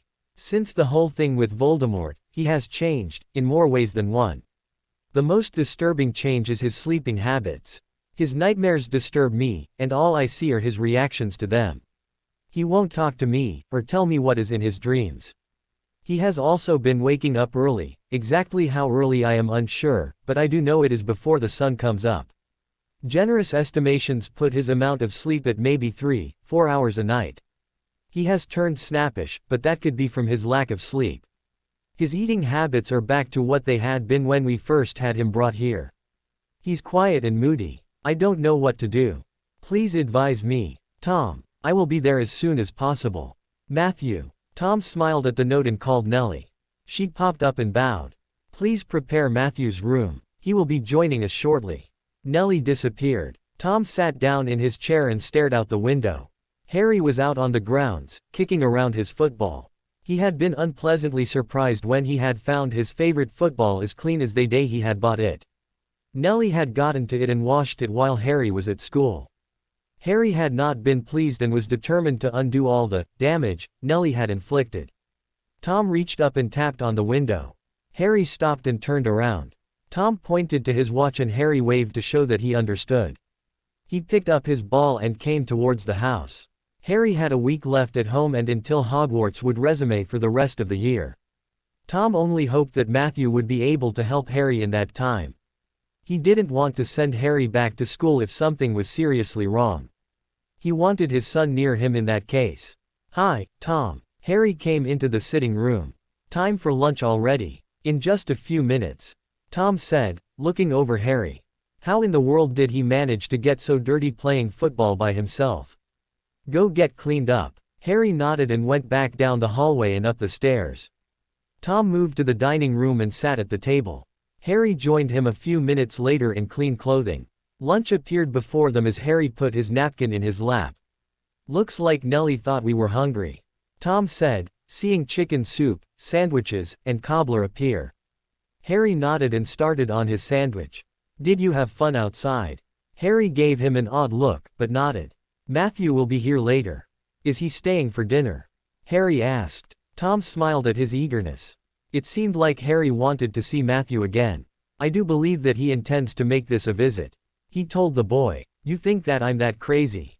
Harry asked, sipping his juice. I never said you were crazy, and you know that, Tom told him. Harry had the grace to at least look ashamed for his comment. Sorry. Harry reached up and massaged his forehead. May I be excused? You haven't eaten anything yet, Tom said, shaking his head. I'm not really hungry. Harry said in a small voice. The boy put down his glass and sighed. I don't think I can eat all of this. Tom's face grew concerned. You barely touched your breakfast and now you don't want lunch. Tom said with a worried tone. He reached out and placed his hand on Harry's forehead. Are you ill, Harry? Harry shook his head. No, I'm just not very hungry. He shrugged. That's all. Tom pursed his lips before nodding. Eat your soup and then you may be excused. Harry smiled and picked up his spoon. Tom watched out of the corner of his eye as Harry ate the entire serving. Harry looked to Tom for permission to leave. All right, you may go. Harry pushed back from the table and stood. Thank you, Tom. He paused. You wanted the charms essay this evening? He asked. Tom looked up, surprised that Harry had finished his schoolwork. He was on break. Yes, but I hadn't expected you to finish it. Harry shrugged again. I'm almost done. Just some proofreading to do. Harry left the room and Tom heard him go up to his bedroom. Tom sat in silence for a while until the flow dumped Matthew on the carpet. Tom stood to greet him. Ta-da! Fell out of the flow. Matthew looked up. Ah, Harry missed it. Where's the kid? I planned that for him. Matthew got to his feet and took Tom's offered hand. He's in his room, finishing a charms essay. Tom informed him. Have you eaten? Matthew brushed dust off his cloak and shook his head. Have a seat, then. Nellie will be delighted. A place setting appeared before Matthew. Harry is coming to finish his, right? Tom shook his head. He said he wasn't hungry. Matthew raised an eyebrow. I asked that he eat his soup, which he did, and I excused him. Matthew sat down and looked at his own. Uh-huh. Matthew looked at the bowl. Not very big, he said. Tom grimaced. It was more than he had at breakfast. Tom told Matthew, his worry for Harry coming through. Nellie popped up at that moment, twisting her ears in distress. Nellie, what's wrong? Tom asked, pulling her hands away from her ears. It's Master Harry, she wailed. Master Harry is sick in his bathroom, and he won't listen to Nellie to go to bed and call you. She broke down into tears. What do you mean by getting sick? Tom asked. Matthew answered from the doorway of the dining room. He's vomiting. I can hear him from here. Matthew turned to Nellie. Please take him a stomach-calming draft and ask him to lie down. Matthew told her. Tell him that if he does not lie down, you will be telling Master Riddle about him being sick. He'll listen to you then. Nellie smiled a bit through her tears and nodded. Come back here when you're done. Nellie disappeared. Tom stood. I really think that I should check on him.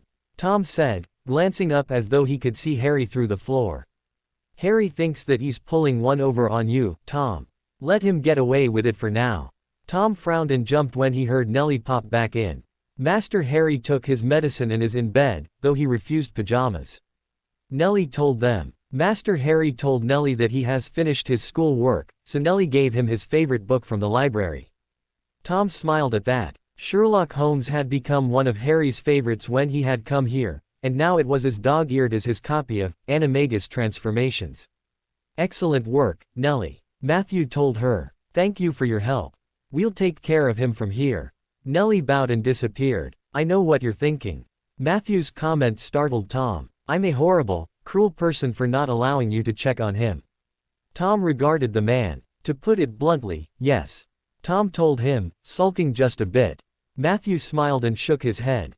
I need to talk to you before I talk to Harry. That, and if we play our cards right, I will get to see one of his nightmares. Tom sighed and sat back down.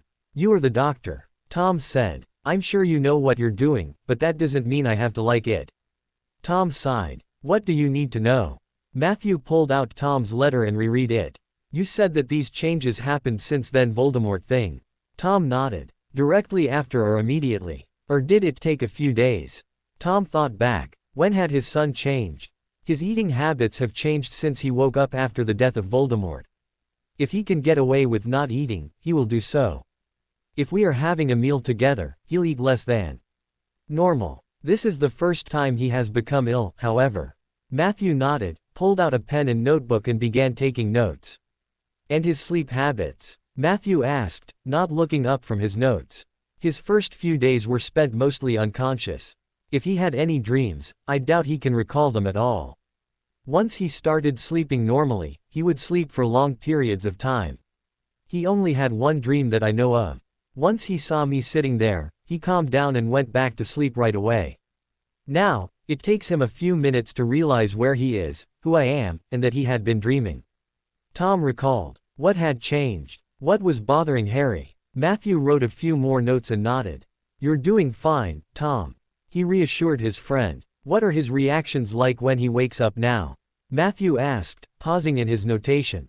Violent. Tom answered immediately. Frightening. Violent in what way? Does he hit you? Tom shook his head. No, violent as in jerking awake. He acts as though someone is fighting him, or after him.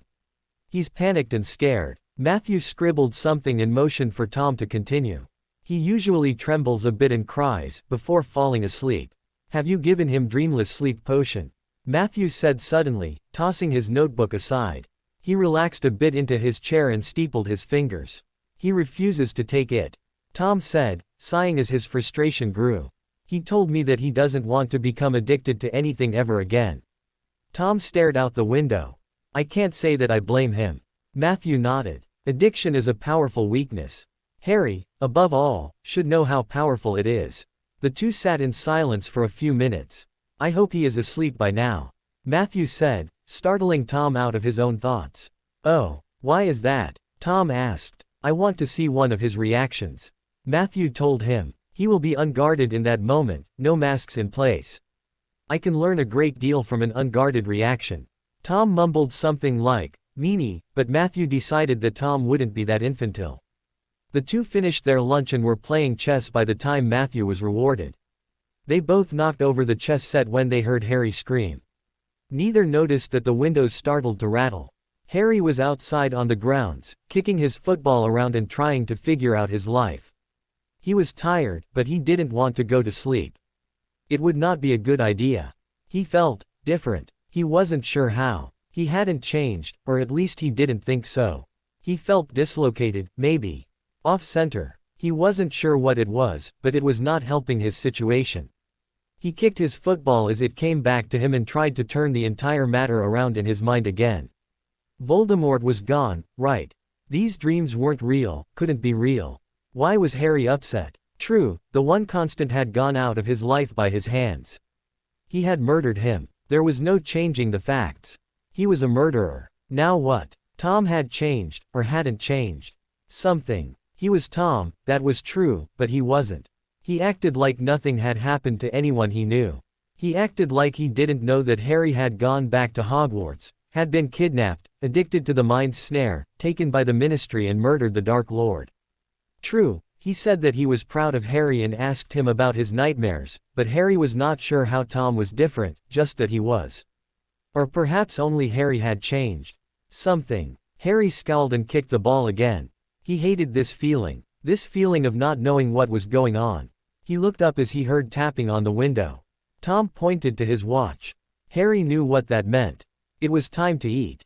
Again. He felt like that was all he did.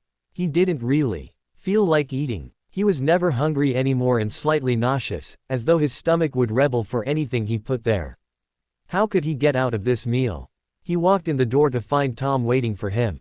Hi, Tom, he said cheerfully. No need to worry the man with his macabre thoughts. He was worried enough as it was. If he told Tom that he felt sick, the man was apt to put him to bed and hover over him. That used to feel nice and welcome when Harry had first come here to live. Now, he couldn't stand the feeling at all, or anyone touching him without his consent. That just brought back the hands and the wizards over him, forcing a potion down his throat that he had begged for, but only in his mind. Harry was brought up short by Tom sneering at him. What are you doing here? He demanded. You don't belong here, he told Harry. What in the world? Tom, what are you talking about? Harry asked, one hand flying up to hold the necklace that he still wore. Cherished one. That's what Tom had said. He was his son. The man had adopted him. I thought I was rid of you. Tom opened the door and pushed Harry out of it. What? Tom, what are you talking about? What happened? Tom pushed him again and Harry allowed it. He didn't want to disobey, but he didn't understand what had happened to make Tom hate him so much in such a short amount of time. A minute couldn't have passed in the time it took for Harry to respond to Tom's signal and walk through the door. Why are you doing this? Tom seemed set on escorting Harry off the grounds, because he took a firm grip on Harry's arm and proceeded to drag Harry down the path to the gates.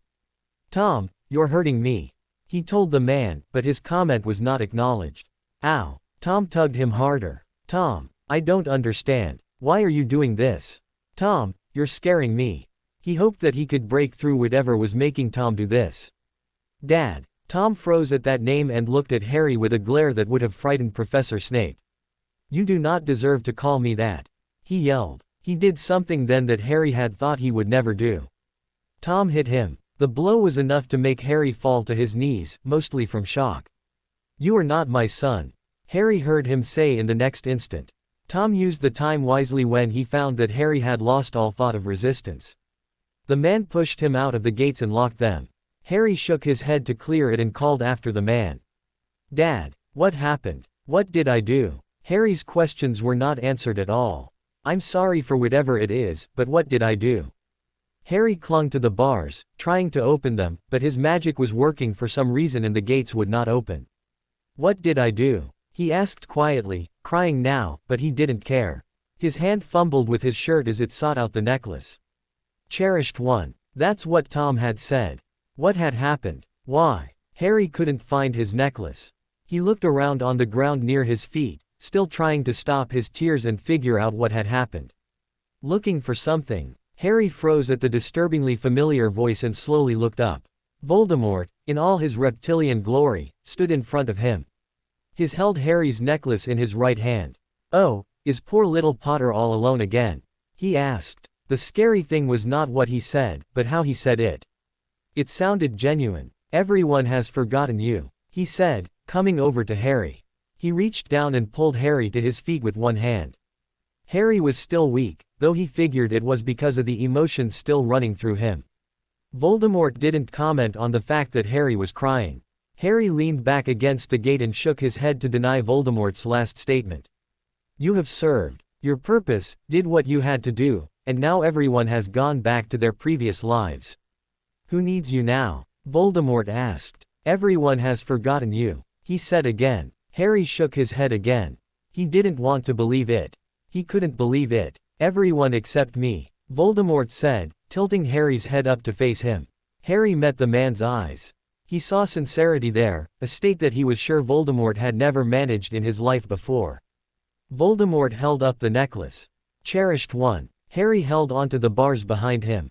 What was wrong with this picture? What had happened? He let his head drop again, his tears still falling into the dust on the road.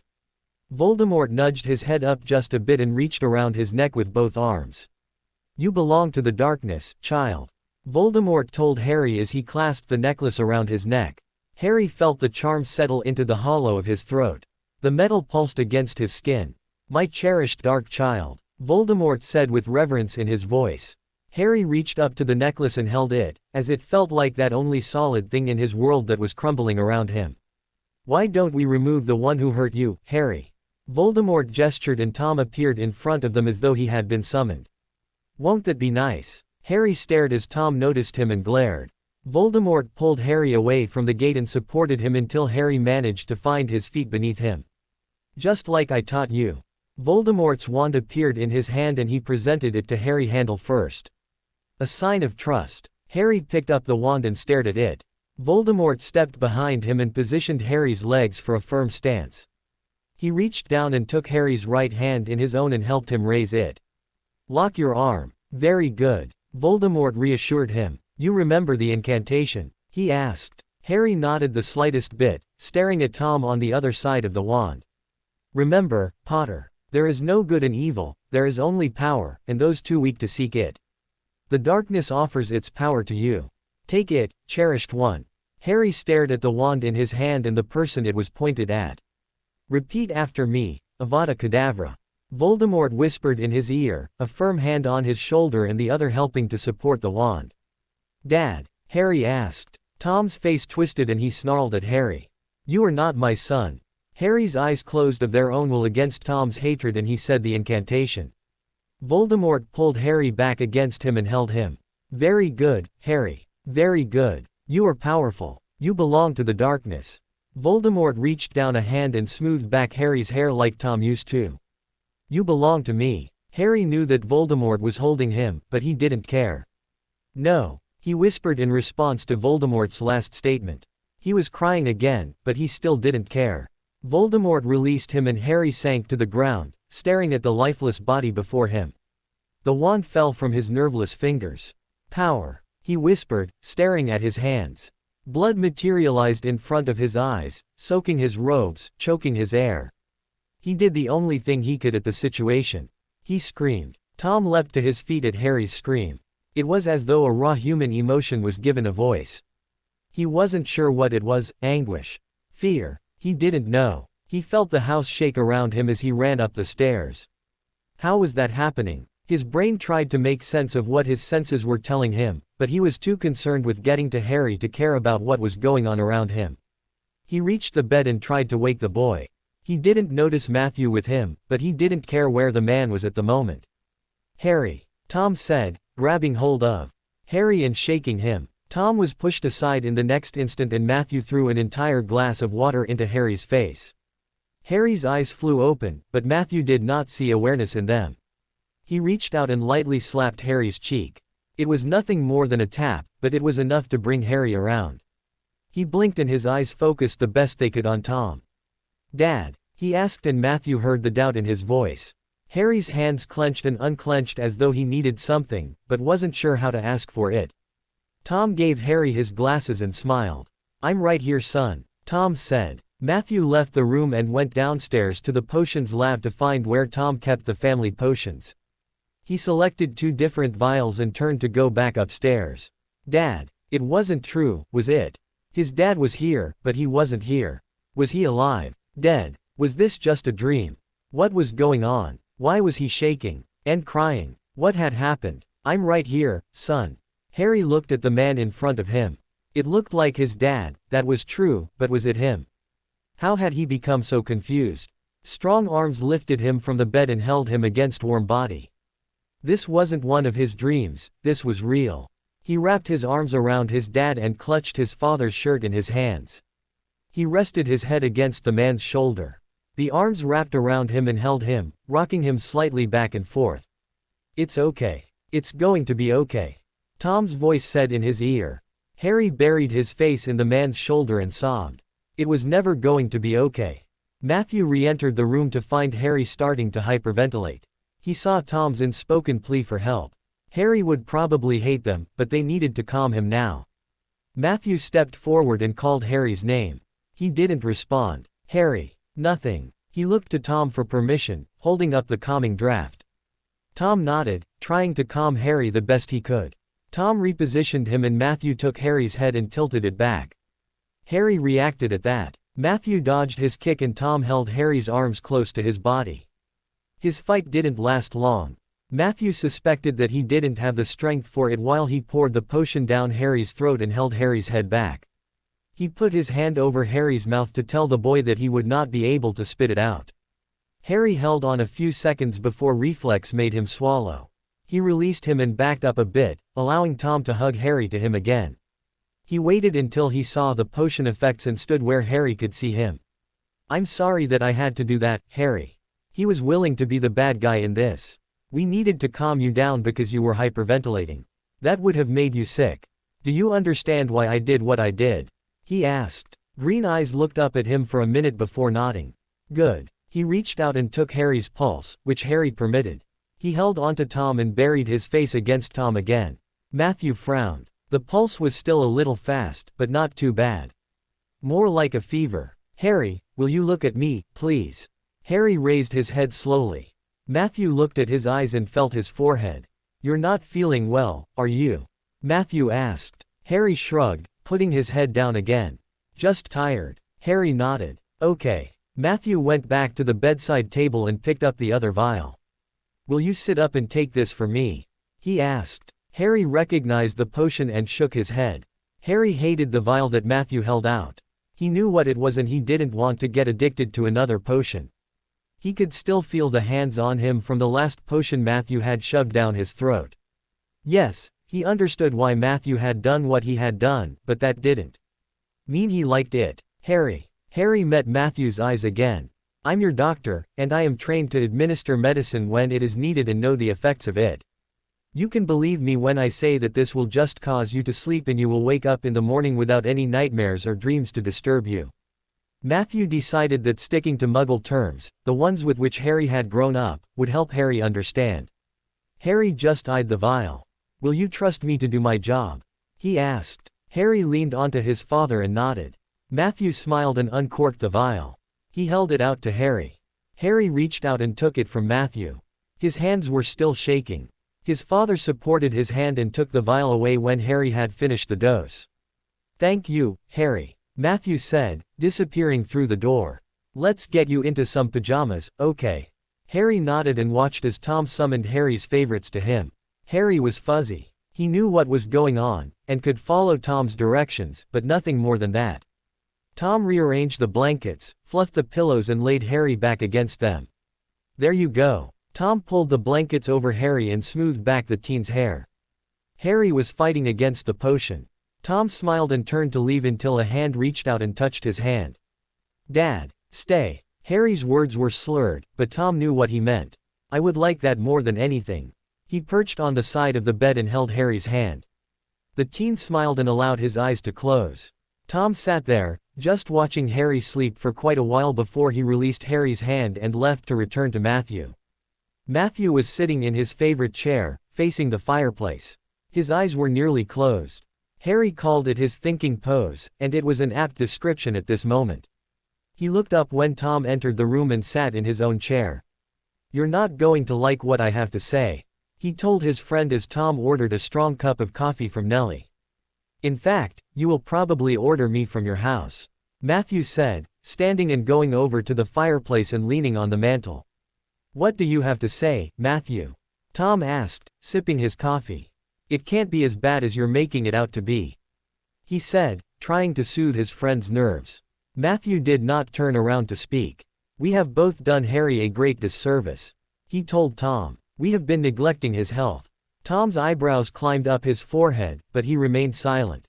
He wanted Matthew to elaborate. Have you spoken with him about what has happened? Tom smiled a bit and put his coffee down on the table. It depends on what you mean by, what has happened. Tom paused. I've told him that if he wants to talk, I am available, and that I am willing to listen. Matthew shook his head and picked up a Muggle photograph of Harry in his football uniform. That's not what I meant. Matthew put down the picture and turned to face Tom. Have you stopped to think about what that boy has been through?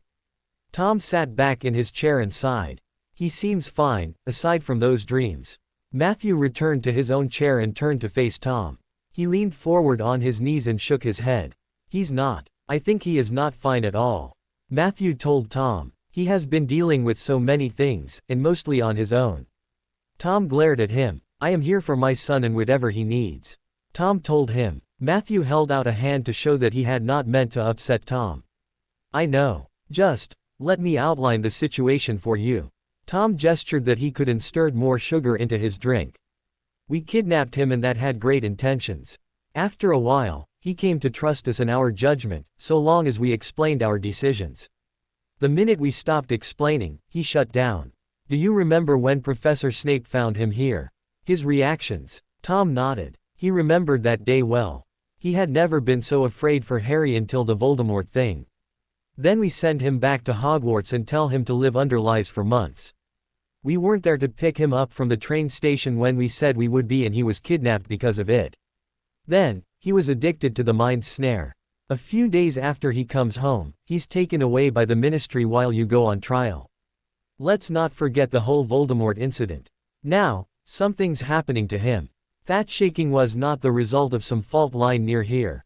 That was Harry's magic. He may be losing control of it. Matthew stopped and looked Tom in the eyes, his face growing grave.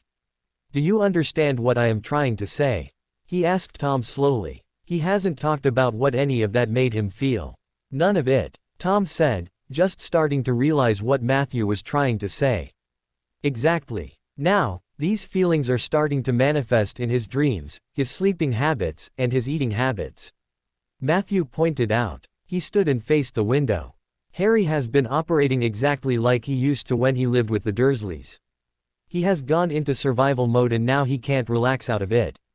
He's hurting Tom, and no one has realized it. Tom covered his face with his hands.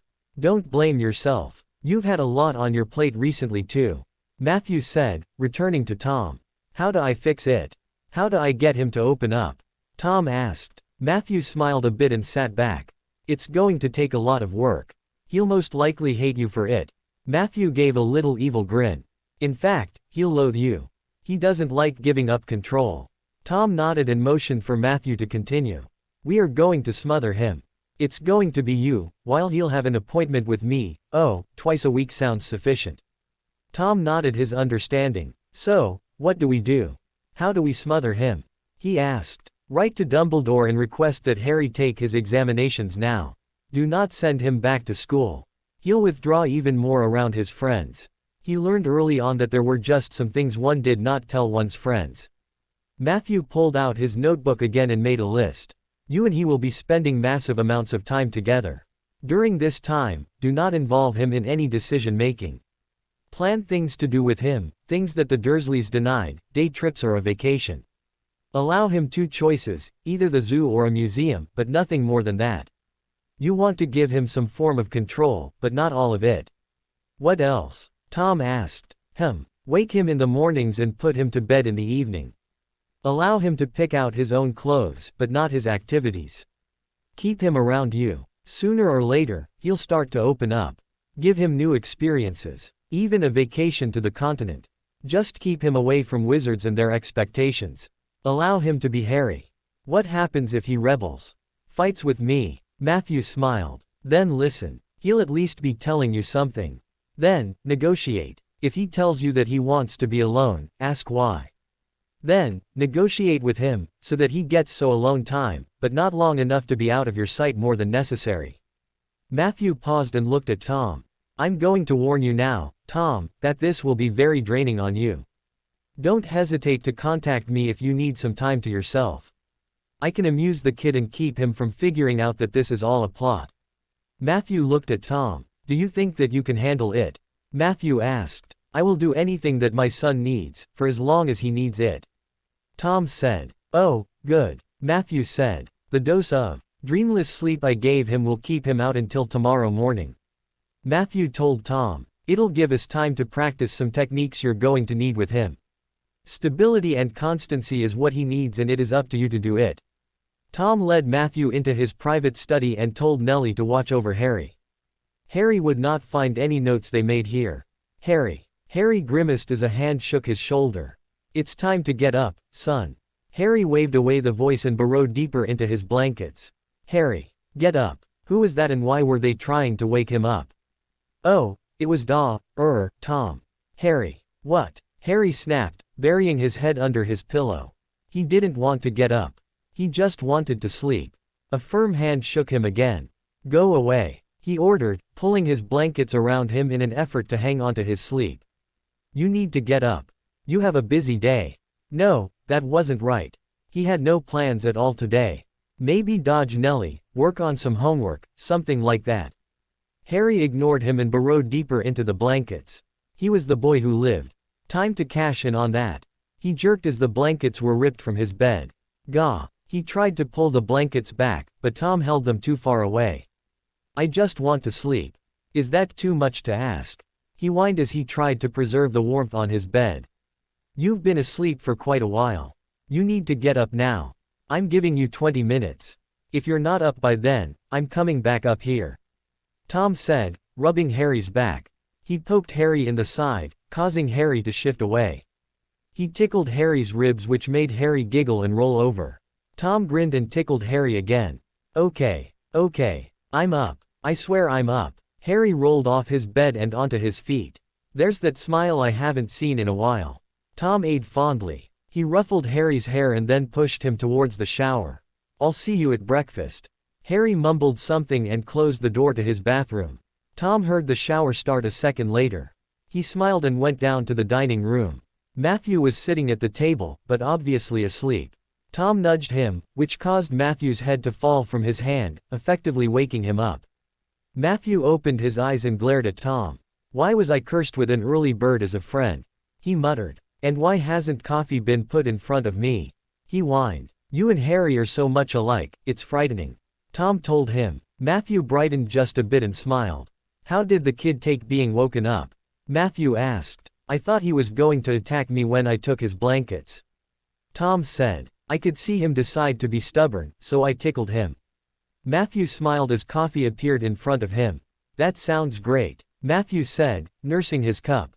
Nicely done. Just remember to be firm. Tom nodded and patted his East pocket. I've got your suggestions all right here. He held up a hand as he heard Harry's door shut. Here he comes. Harry came down the stairs at a rather sluggish pace. Tom smiled at Matthew's face. Grumpy teenager at 12 o'clock. He mumbled. Harry came into the dining room just a second later.